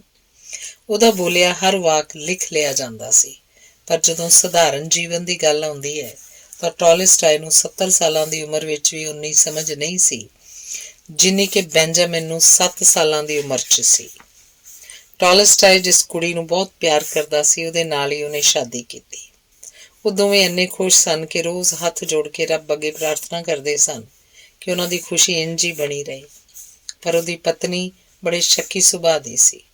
ਉਹ ਅਕਸਰ ਕਿਸਾਨ ਔਰਤਾਂ ਵਾਂਗ ਕੱਪੜੇ ਪਾ ਕੇ ਟੋਲਸਟਾਏ ਦੀਆਂ ਗਤੀਵਿਧੀਆਂ 'ਤੇ ਨਜ਼ਰ ਰੱਖਦੀ ਸੀ, ਉਹਦੀ ਜਾਸੂਸੀ ਕਰਦੀ ਸੀ, ਇੱਥੋਂ ਤੱਕ ਕਿ ਆਪਣੇ ਬੱਚਿਆਂ ਨਾਲ ਵੀ ਈਰਖਾ ਕਰਦੀ ਸੀ। ਇੱਕ ਵਾਰ ਇਸ ਕਰਕੇ ਉਹਨੇ ਆਪਣੀ ਬੇਟੀ ਦੀ ਫੋਟੋ ਵਿੱਚ ਪਿਸਤੌਲ ਨਾਲ ਮੋਰੀ ਕਰ ਦਿੱਤੀ। ਅਕਸਰ ਹੀ ਉਹਨਾਂ ਦੇ ਬੜੇ ਭਿਆਨਕ ਝਗੜੇ ਹੁੰਦੇ ਸਨ। ਇੱਕ ਵਾਰ ਤਾਂ ਟੋਲਸਟਾਏ ਦੀ ਪਤਨੀ ਅਫੀਮ ਦੀ ਸ਼ੀਸ਼ੀ ਬੁੱਲ੍ਹਾਂ ਕੋਲ ਰੱਖ ਕੇ ਫਰਸ਼ 'ਤੇ ਲੇਟਣ ਲੱਗ ਪਈ ਤੇ ਖੁਦਕੁਸ਼ੀ ਦਾ ਡਰਾਵਾ ਦਿੱਤਾ। ਬੱਚੇ ਵਿਚਾਰੇ ਡਰੇ ਸਹਿਮੇ ਕਮਰੇ ਦੇ ਕੋਨੇ 'ਚ ਖੜੇ ਰੋਂਦੇ ਰਹੇ। ਇਸ 'ਤੇ ਟੋਲਸਟਾਏ ਨੇ ਕੀ ਕੀਤਾ? ਡੇਲ ਕਾਰਨੇਗ ਕਹਿੰਦਾ ਹੈ ਕਿ ਮੈਂ ਉਹਨੂੰ ਫਰਨੀਚਰ ਭੰਨਣ ਲਈ ਦੋਸ਼ ਨਹੀਂ ਦਿੰਦਾ, ਕਿਉਂਕਿ ਉਹਨੂੰ ਇਸ ਤਰ੍ਹਾਂ ਕਰਨ ਲਈ ਉਕਸਾਇਆ ਗਿਆ ਸੀ। ਇਸ ਤੋਂ ਵੀ ਬੁਰੀ ਗੱਲ ਟੋਲਸਟਾਏ ਨੇ ਇਹ ਕੀਤੀ ਕਿ ਇੱਕ ਡਾਇਰੀ ਲਗਾ ਲਈ ਜਿਸ ਵਿੱਚ ਉਹ ਸਾਰਾ ਦੋਸ਼ ਆਪਣੀ ਪਤਨੀ 'ਤੇ ਮੜ੍ਹਦਾ ਸੀ। ਬਦਲੇ ਵਿੱਚ ਉਹਦੀ ਪਤਨੀ ਨੇ ਉਸ ਡਾਇਰੀ 'ਚੋਂ ਕਈ ਪੇਜ ਪਾੜ ਕੇ ਸਾੜ ਦਿੱਤੇ ਤੇ ਆਪ ਵੀ ਡਾਇਰੀ ਲਿਖਣੀ ਸ਼ੁਰੂ ਕਰਤੀ, ਜਿਸ ਵਿੱਚ ਆਪਣੇ ਪਤੀ ਨੂੰ ਖਲਨਾਇਕ ਦੱਸਿਆ। ਉਹਨੇ ਇੱਕ ਨਾਵਲ ਲਿਖਿਆ ਜਿਹਦਾ ਨਾਂ ਰੱਖਿਆ ਕਿਸ ਦਾ ਦੋਸ਼, ਹੂਜ਼ ਫਾਲਟ। ਇਸ ਨਾਵਲ ਵਿੱਚ ਉਹਨੇ ਟੋਲਸਟਾਏ ਨੂੰ ਗ੍ਰਸਤੀ ਦਾ ਜਾਨੀ ਦੁਸ਼ਮਣ ਤੇ ਆਪਣੇ ਆਪ ਨੂੰ ਸ਼ਹੀਦ ਦੱਸਿਆ। ਉਹਨਾਂ ਦੋਨਾਂ ਨੇ ਘਰ ਨੂੰ ਟੋਲਸਟਾਏ ਦੇ ਆਪਣੇ ਸ਼ਬਦਾਂ ਵਿੱਚ ਪਾਗਲਖਾਨਾ ਬਣਾ ਦਿੱਤਾ। ਉਹਨਾਂ ਦੋਹਾਂ ਕਰਮਾਂ ਦੇ ਮਾਰਿਆਂ ਨੇ ਆਪਣੀ ਸੀਟੀ ਦੀ ਕੀ ਕੀਮਤ ਚੁਕਾਈ? 50 ਸਾਲਾਂ ਤੱਕ ਉਹ ਅਸਲੀ ਨਰਕ 'ਚ ਜਿਉਂਦੇ ਰਹੇ, ਕਿਉਂਕਿ ਉਹਨਾਂ ਦੋਨਾਂ ਵਿੱਚੋਂ ਇੱਕ ਨੂੰ ਵੀ ਇੰਨੀ ਸਮਝ ਨਹੀਂ ਸੀ ਕਿ ਕਹਿੰਦਾ ਇਹ ਬੰਦ ਕਰੋ, ਬਸ ਇਸ ਉੱਤੇ ਹੁਣੇ ਸਟਾਪ ਲਾਸ ਦਾ ਆਰਡਰ ਲਗਾ ਦਿਓ। ਉਹਨਾਂ ਨੂੰ ਸਹੀ ਕੀਮਤ ਦੀ ਸੂਝ ਨਹੀਂ ਸੀ। ਕਾਸ਼ ਉਹ ਕਹਿੰਦੇ ਅਸੀਂ ਆਪਣਾ ਜੀਵਨ ਅਜਾਈਂ ਗਵਾ ਰਹੇ ਹਾਂ, ਹੁਣ ਬਸ ਕਰੀਏ। ਡੇਲ ਕਾਰਨੇਗ ਕਹਿੰਦਾ ਕਿ ਮੈਂ ਯਕੀਨ ਨਾਲ ਕਹਿ ਸਕਦਾ ਕਿ ਮਨ ਦੀ ਸ਼ਾਂਤੀ ਦਾ ਇੱਕ ਬਹੁਤ ਵੱਡਾ ਰਾਜ਼ ਹੈ ਕੀਮਤਾਂ ਦੀ ਸੁਘੜ ਸਮਝ। ਜਿਵੇਂ ਸੋਨੇ ਦਾ ਇੱਕ ਸਟੈਂਡਰਡ ਹੁੰਦਾ ਹੈ, ਜਿਸ ਤਰ੍ਹਾਂ ਹੀ ਕਿਸ ਚੀਜ਼ ਦੀ ਸਾਡੇ ਜੀਵਨ 'ਚ ਕਿੰਨੀ ਅਹਿਮੀਅਤ ਹੈ ਇਹਦਾ ਇੱਕ ਪੱਧਰ ਬਣਾ ਲਈਏ ਤਾਂ ਸਾਡੀਆਂ 50% ਚਿੰਤਾਵਾਂ ਘੱਟ ਜਾਣਗੀਆਂ। ਚਿੰਤਾ ਦੀ ਆਦਤ ਤੋੜਨ ਵਾਸਤੇ, ਇਸ ਤੋਂ ਪਹਿਲਾਂ ਕਿ ਚਿੰਤਾ ਤੁਹਾਨੂੰ ਤੋੜ ਦੇਵੇ, ਅਗਲਾ ਰੂਲ ਸੀਟੀ ਦੀ ਲੋੜ ਤੋਂ ਵੱਧ ਕੀਮਤ ਚੁਕਾਉਣ ਤੋਂ ਪਹਿਲਾਂ ਆਪਣੇ ਆਪ ਨੂੰ ਇਹਨਾਂ ਪ੍ਰਸ਼ਨਾਂ ਦੇ ਉੱਤਰ ਪੁੱਛੋ। ਪਹਿਲਾ, ਜਿਸ ਚੀਜ਼ ਬਾਰੇ ਮੈਂ ਚਿੰਤਾ ਕਰ ਰਿਹਾ ਉਹ ਮੇਰੇ ਲਈ ਕਿੰਨੀ ਮਹੱਤਵਪੂਰਨ ਹੈ। ਦੂਸਰਾ, ਕਿਸ ਬਿੰਦੂ ਮਤਲਬ ਪੁਆਇੰਟ 'ਤੇ ਆ ਕੇ ਮੈਨੂੰ ਇਸ ਚਿੰਤਾ 'ਤੇ ਸਟਾਪ ਲਾਸ ਨੁਕਸਾਨ ਬੰਦ ਦਾ ਆਰਡਰ ਲਗਾ ਦੇਣਾ ਚਾਹੀਦਾ ਹੈ ਤੇ ਇਹਨੂੰ ਭੁੱਲ ਜਾਣਾ ਚਾਹੀਦਾ ਹੈ। ਤੀਸਰਾ, ਮੈਂ ਆਪਣੀ ਸੀਟੀ ਲਈ ਠੀਕ ਠਾਕ ਕਿੰਨਾ ਦਾਮ ਦੇਵਾਂ ਕਿ ਪਹਿਲਾਂ ਹੀ ਇਹਦੀ ਕੀਮਤ ਤੋਂ ਵੱਧ ਦੇ ਚੁੱਕਾ ਹਾਂ। ਧੰਨਵਾਦ। ਅਗਲਾ ਲੇਖ ਹੈ ਬਰਾਦੇ ਨੂੰ ਚੀਰਨ ਦੀ ਕੋਸ਼ਿਸ਼ ਨਾ ਕਰੋ। ਇੱਕ ਮੁਹਾਵਰਾ ਹੈ, ਬੀਤੀ ਤਾਹੇ ਬਿਸਾਰਦੇ ਆਗੇ ਕੀ ਸੁਧ ਲੈ, ਜੋ ਬੀਤ ਗਿਆ ਸੋ ਬੀਤ ਗਿਆ। ਬੀਤਿਆ ਇੱਕ ਵੀ ਪਲ 1000 ਕੋਸ਼ਿਸ਼ਾਂ ਕਰਨ ਦੇ ਬਾਵਜੂਦ ਵਾਪਸ ਨਹੀਂ ਆ ਸਕਦਾ। ਬੀਤੇ ਵਕਤ ਵਿੱਚ ਜੋ ਘਟਨਾਵਾਂ ਵਾਪਰ ਗਈਆਂ ਹਨ ਉਹਨਾਂ ਨੂੰ ਬਦਲਿਆ ਨਹੀਂ ਜਾ ਸਕਦਾ। ਰੱਬ ਦੀ ਬਣਾਈ ਇਸ ਧਰਤੀ 'ਤੇ ਬੀਤੇ ਨੂੰ ਉਸਾਰੂ ਬਣਾਉਣ ਦਾ ਇੱਕੋ ਹੀ ਤਰੀਕਾ ਹੈ, ਹੋ ਚੁੱਕੀਆਂ ਗਲਤੀਆਂ ਦਾ ਸ਼ਾਂਤੀਪੂਰਵਕ ਵਿਸ਼ਲੇਸ਼ਣ ਕਰਕੇ ਉਹਨਾਂ ਤੋਂ ਸਬਕ ਸਿੱਖਿਆ ਜਾਏ, ਫਿਰ ਉਹਨਾਂ ਨੂੰ ਭੁਲਾ ਦਿੱਤਾ ਜਾਏ। ਡੇਲ ਕਾਰਨਿੰਗ ਕਹਿੰਦਾ ਹੈ ਕਿ ਇਸ ਸੱਚ ਨੂੰ ਜਾਣਦਿਆਂ ਹੋਇਆਂ ਵੀ ਮੇਰੇ ਵਿੱਚ ਇੰਜ ਕਰਨ ਦੀ ਹਿੰਮਤ ਤੇ ਬੁੱਧੀ ਸੀ। ਇਸ ਪ੍ਰਸ਼ਨ ਦਾ ਉੱਤਰ ਦੇਣ ਦੇ ਲਈ ਮੈਂ ਤੁਹਾਨੂੰ ਆਪਣਾ ਇੱਕ ਤਜਰਬਾ ਦੱਸਦਾ ਕਿਸ ਤਰ੍ਹਾਂ ਮੈਂ $3 ਲੱਖ ਗਵਾ ਲਏ। ਮੈਂ ਪ੍ਰੌੜ ਸਿੱਖਿਆ ਲਈ ਬੜੇ ਵੱਡੇ ਪੈਮਾਨੇ ਤੇ ਕੰਮ ਸ਼ੁਰੂ ਕੀਤਾ। ਕਈ ਸ਼ਹਿਰਾਂ 'ਚ ਬ੍ਰਾਂਚਾਂ ਖੋਲ੍ਹੀਆਂ, ਪ੍ਰਚਾਰ ਵਾਸਤੇ ਹਜ਼ਾਰਾਂ ਡਾਲਰ ਖਰਚ ਕੀਤੇ। ਮੈਂ ਆਪ ਪੜ੍ਹਾਉਣ 'ਚ ਇੰਨਾ ਮਸਰੂਫ ਸੀ ਕਿ ਮੇਰੇ ਕੋਲ ਆਰਥਿਕ ਪੱਖ ਵੱਲ ਸੋਚਣ ਦਾ ਵਕਤ ਹੀ ਨਹੀਂ ਸੀ। ਮੈਂ ਕਹਾਂਗਾ ਕਿ ਮੈਂ ਇੰਨਾ ਸਿੱਧਾ ਜਾਂ ਕਹਿ ਲਓ ਕਿ ਬੇਵਕੂਫ ਸੀ ਕਿ ਮੈਂ ਸੋਚਿਆ ਹੀ ਨਹੀਂ ਕਿ ਮੈਨੂੰ ਆਮਦਨੀ ਖਰਚੇ ਦੀ ਦੇਖਭਾਲ ਵਾਸਤੇ ਇੱਕ ਹੁਸ਼ਿਆਰ ਬਿਜ਼ਨਸ ਮੈਨੇਜਰ ਦੀ ਲੋੜ ਹੈ। ਲਗਭਗ 1 ਸਾਲ ਤੋਂ ਬਾਅਦ ਮੈਨੂੰ ਇਸ ਕੌੜੀ ਸੱਚਾਈ ਦਾ ਪਤਾ ਲੱਗਾ ਕਿ ਖਰਚ ਦੇ ਮੁਕਾਬਲੇ ਸਾਡੀ ਆਮਦਨੀ ਬਹੁਤ ਹੀ ਘੱਟ ਸੀ। ਸਾਨੂੰ ਲਾਭ ਬਿਲਕੁਲ ਵੀ ਨਹੀਂ ਸੀ ਹੋ ਰਿਹਾ। ਇਸ ਸੱਚਾਈ ਦਾ ਪਤਾ ਚੱਲਣ 'ਤੇ ਮੈਨੂੰ 2 ਕੰਮ ਕਰਨੇ ਚਾਹੀਦੇ ਸੀ। ਪਹਿਲਾ, ਮੈਨੂੰ ਇੰਨੀ ਸਮਝ ਹੋਣੀ ਚਾਹੀਦੀ ਸੀ ਕਿ ਉਹ ਕਰਾਂ ਜੋ ਜਾਰਜ ਵਾਸ਼ਿੰਗਟਨ ਕਾਰਵਰ ਨੇ ਕੀਤਾ ਸੀ ਜਦੋਂ ਬੈਂਕ ਕ੍ਰੈਸ਼ ਵਿੱਚ ਉਹਦੇ ਜੀਵਨ ਦੀ ਸਾਰੀ ਕਮਾਈ $40,000 ਡੁੱਬ ਗਏ ਸੀ। ਕਿਸੇ ਨੇ ਉਹਨੂੰ ਪੁੱਛਿਆ ਸੀ ਕਿ ਉਹ ਜਾਣਦਾ ਹੈ ਕਿ ਉਹ ਬੈਂਕਰਪਟ ਹੋ ਗਿਆ, ਤਾਂ ਉਹਨੇ ਕਿਹਾ ਸੀ, ਹਾਂ ਮੈਂ ਸੁਣਿਆ। ਉਹਨੇ ਆਪਣੇ ਦਿਮਾਗ 'ਚੋਂ ਉਹ ਨੁਕਸਾਨ ਮਿਟਾ ਦਿੱਤਾ ਤੇ ਫਿਰ ਕਦੇ ਉਹਦਾ ਜ਼ਿਕਰ ਨਹੀਂ ਸੀ ਕੀਤਾ। ਦੂਸਰੀ ਗੱਲ, ਮੈਨੂੰ ਆਪਣੀਆਂ ਗਲਤੀਆਂ ਦਾ ਵਿਸ਼ਲੇਸ਼ਣ ਕਰਕੇ ਉਹਨਾਂ ਤੋਂ ਸਬਕ ਸਿੱਖਣਾ ਚਾਹੀਦਾ ਸੀ, ਪਰ ਮੈਂ ਦੋਵੇਂ ਗੱਲਾਂ ਨਾ ਕੀਤੀਆਂ ਤੇ ਚਿੰਤਾ ਦੇ ਨਾ ਮੁੱਕਣ ਵਾਲੇ ਘੁੰਮਣ ਘੇਰੇ 'ਚ ਪੈ ਗਿਆ। ਮਹੀਨਿਆਂ ਬੱਧੀ ਮੈਂ ਬੌਂਦਲਿਆ ਰਿਹਾ। ਮੇਰੀ ਰਾਤਾਂ ਦੀ ਨੀਂਦ ਉੱਡ ਗਈ। ਮੇਰੀ ਸਿਹਤ ਡਿੱਗਣ ਲੱਗ ਪਈ। ਆਪਣੀ ਗਲਤੀ ਤੋਂ ਸਬਕ ਸਿੱਖਣ ਦੀ ਥਾਂ 'ਤੇ ਮੈਂ ਦੁਬਾਰਾ ਉਹੀ ਕੰਮ ਛੋਟੇ ਪੈਮਾਨੇ 'ਤੇ ਸ਼ੁਰੂ ਕਰ ਲਿਆ। ਇਸ ਬੇਵਕੂਫੀ ਨੂੰ ਕਬੂਲਣਾ ਮੇਰੇ ਲਈ ਸ਼ਰਮਿੰਦਗੀ ਭਰਿਆ, ਪਰ ਮੈਂ ਬਹੁਤ ਪਹਿਲਾਂ ਹੀ ਸਮਝ ਗਿਆ ਸੀ ਕਿ 20 ਬੰਦਿਆਂ ਨੂੰ ਇਹ ਸਿਖਾਉਣਾ ਸੌਖਾ ਹੈ ਕਿ ਕੀ ਠੀਕ ਹੈ, ਪਰ ਉਹਨਾਂ 20 ਵਿੱਚੋਂ ਆਪ ਇੱਕ ਹੋਣਾ ਔਖਾ ਹੈ। ਡੇਲ ਕਾਰਨੇਗੀ ਕਹਿੰਦਾ ਹੈ ਕਿ ਕਾਸ਼ ਮੈਨੂੰ ਵੀ ਨਿਊਯਾਰਕ ਵਿੱਚ ਜਾਰਜ ਵਾਸ਼ਿੰਗਟਨ ਹਾਈ ਸਕੂਲ 'ਚ ਡਾਕਟਰ ਪਾਲ ਬ੍ਰੈਂਡਵਾਈਨ ਦੇ ਥੱਲੇ ਪੜ੍ਹਨ ਦਾ ਮੌਕਾ ਮਿਲਦਾ, ਜਿਨ੍ਹਾਂ ਨੇ ਐਲਨ ਸਾਊਡਰਨਸ ਨੂੰ ਪੜ੍ਹਾਇਆ ਸੀ। ਐਲਨ ਨੇ ਡੇਲ ਨੂੰ ਦੱਸਿਆ ਕਿ ਡਾਕਟਰ ਪਾਲ ਨੇ ਉਹਨਾਂ ਦੀ ਕਲਾਸ ਨੂੰ ਜੀਵਨ ਦਾ ਬਹੁਮੁੱਲਾ ਸਬਕ ਸਿਖਾਇਆ ਸੀ। ਐਲਨ ਦੱਸਦਾ ਹੈ, ਮੈਂ ਉਦੋਂ ਅਜੇ ਕਿਸ਼ੋਰ ਹੀ ਸਾਂ, ਫਿਰ ਵੀ ਮੈਂ ਬੜਾ ਚਿੰਤਤ ਰਹਿੰਦਾ ਸੀ। ਮੈਂ ਆਪਣੀਆਂ ਗਲਤੀਆਂ ਬਾਰੇ ਸੋਚ ਕੇ ਖਿਝਦਾ ਤੇ ਘਬਰਾਉਂਦਾ ਰਹਿੰਦਾ ਸੀ। ਇਸ ਡਰ ਨਾਲ ਕਿ ਮੈਂ ਪਾਸ ਨਹੀਂ ਹੋਣਾ, ਮੈਂ ਰਾਤਾਂ ਨੂੰ ਨਹੁੰ ਕੁਤਰਦਾ ਜਾਗਦਾ ਰਹਿੰਦਾ ਸੀ। ਕੋਈ ਕੰਮ ਕਰਨ ਤੋਂ ਬਾਅਦ ਮੈਂ ਹਮੇਸ਼ਾ ਇਹ ਸੋਚ ਕੇ ਪਰੇਸ਼ਾਨ ਰਹਿੰਦਾ ਸੀ ਕਿ ਮੈਨੂੰ ਉਹ ਕੰਮ ਦੂਸਰੀ ਤਰ੍ਹਾਂ ਕਰਨਾ ਚਾਹੀਦਾ ਹੈ। ਕਿਸੇ ਨੂੰ ਵੀ ਕੋਈ ਗੱਲ ਕਹਿਣ ਦੇ ਬਾਅਦ ਮੈਂ ਸੋਚਦਾ, ਕਾਸ਼ ਮੈਂ ਇਹ ਗੱਲ ਹੋਰ ਚੰਗੀ ਤਰ੍ਹਾਂ ਕਹਿੰਦਾ। ਇੱਕ ਦਿਨ ਸਾਡੀ ਕਲਾਸ ਸ਼ਾਇਸ ਲੈਬ ਵਿੱਚ ਸੀ। ਡਾਕਟਰ ਪਾਲ ਬ੍ਰੈਂਡਵਾਈਨ ਕਲਾਸ 'ਚ ਆਈ।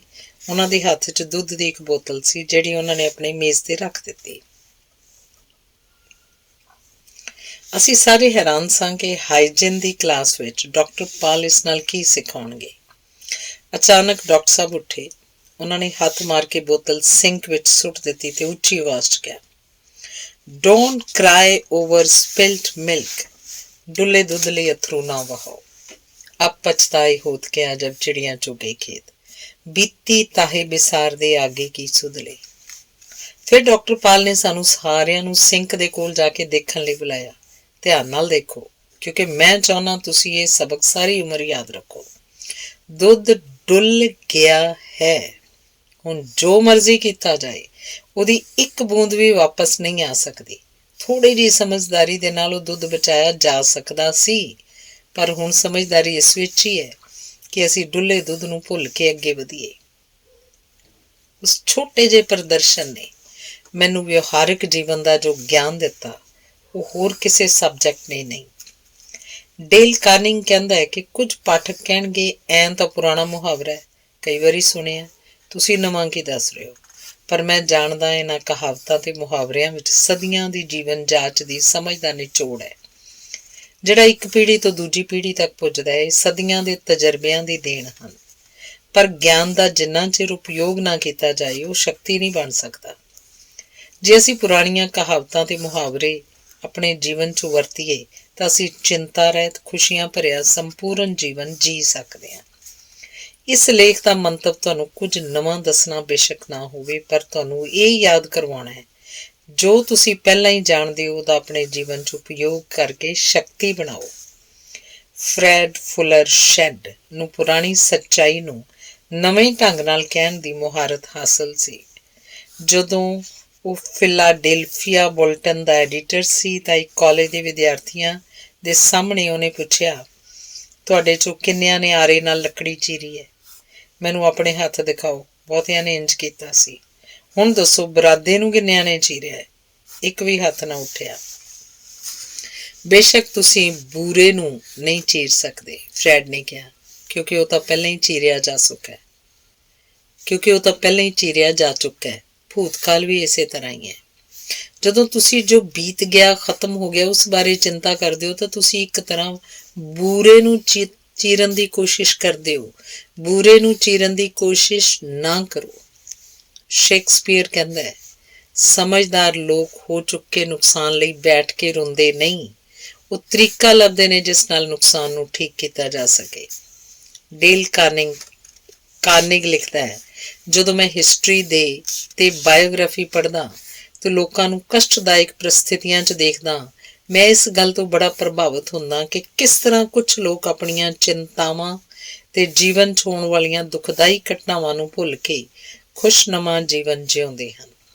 ਇੱਕ ਵਾਰੀ ਮੈਂ ਸਿੰਘ ਜੇਲ੍ਹ ਦੇਖਣ ਗਿਆ। ਮੈਨੂੰ ਇਹ ਦੇਖ ਕੇ ਬੜੀ ਹੈਰਾਨੀ ਹੋਈ ਕਿ ਉੱਥੋਂ ਦੇ ਕੈਦੀ ਲਗਭਗ ਓਨੇ ਹੀ ਖੁਸ਼ ਲੱਗਦੇ ਸਨ ਜਿੰਨੇ ਕਿ ਜੇਲ੍ਹ ਦੇ ਬਾਹਰ ਆਮ ਬੰਦਾ। ਮੈਂ ਜੇਲ੍ਹ ਦੇ ਵਾਰਡਨ ਨੂੰ ਇਸ ਬਾਰੇ ਪੁੱਛਿਆ। ਉਹਨੇ ਦੱਸਿਆ, ਜਦੋਂ ਅਪਰਾਧੀ ਇੱਥੇ ਆਉਂਦੇ ਨੇ ਉਹ ਰੋਸ ਤੇ ਕੜਵਾਹਟ ਨਾਲ ਭਰੇ ਹੁੰਦੇ ਨੇ। ਜਿਹੜੇ ਸਮਝਦਾਰ ਹੁੰਦੇ ਨੇ ਉਹ ਕੁਝ ਚਿਰ ਬਾਅਦ ਆਪਣੀ ਹੋਣੀ ਨਾਲ ਸਮਝੌਤਾ ਕਰ ਲੈਂਦੇ ਨੇ, ਫਿਰ ਜੀਵਨ ਨੂੰ ਉਸੇ ਮਾਹੌਲ 'ਚ ਠੀਕ ਤਰ੍ਹਾਂ ਜਿਉਂਦੇ ਨੇ। ਸਿੰਘ ਜੇਲ੍ਹ ਦਾ ਇੱਕ ਕੈਦੀ ਮਾਲੀ ਸੀ। ਉਹ ਸਬਜ਼ੀਆਂ ਤੇ ਫੁੱਲਾਂ ਦੇ ਪੌਦੇ ਲਗਾਉਂਦਾ, ਹਮੇਸ਼ਾ ਗਾਉਂਦਾ ਰਹਿੰਦਾ। ਉਹ ਮਾਲੀ ਆਮ ਆਦਮੀ ਨਾਲੋਂ ਵੱਧ ਸਮਝਦਾਰ ਸੀ। ਉਹਨੂੰ ਸਮਝ ਸੀ ਕਿ ਬੁਰੇ ਨੂੰ ਚੀਰਨ ਦੀ ਕੋਸ਼ਿਸ਼ ਬੇਕਾਰ ਹੈ। ਅਸੀਂ ਸਾਰੇ ਗਲਤੀਆਂ ਤੇ ਮੂਰਖਤਾ ਕਰਦੇ ਹਾਂ, ਪਰ ਬੈਠ ਕੇ ਗਲਤੀਆਂ ਤੇ ਪਛਤਾਉਣ ਨਾਲੋਂ ਉਹਨਾਂ ਤੋਂ ਸਬਕ ਸਿੱਖ ਕੇ ਅੱਗੇ ਵਧਣ ਵਿੱਚ ਹੀ ਸਮਝਦਾਰੀ ਹੈ। ਧੰਨਵਾਦ।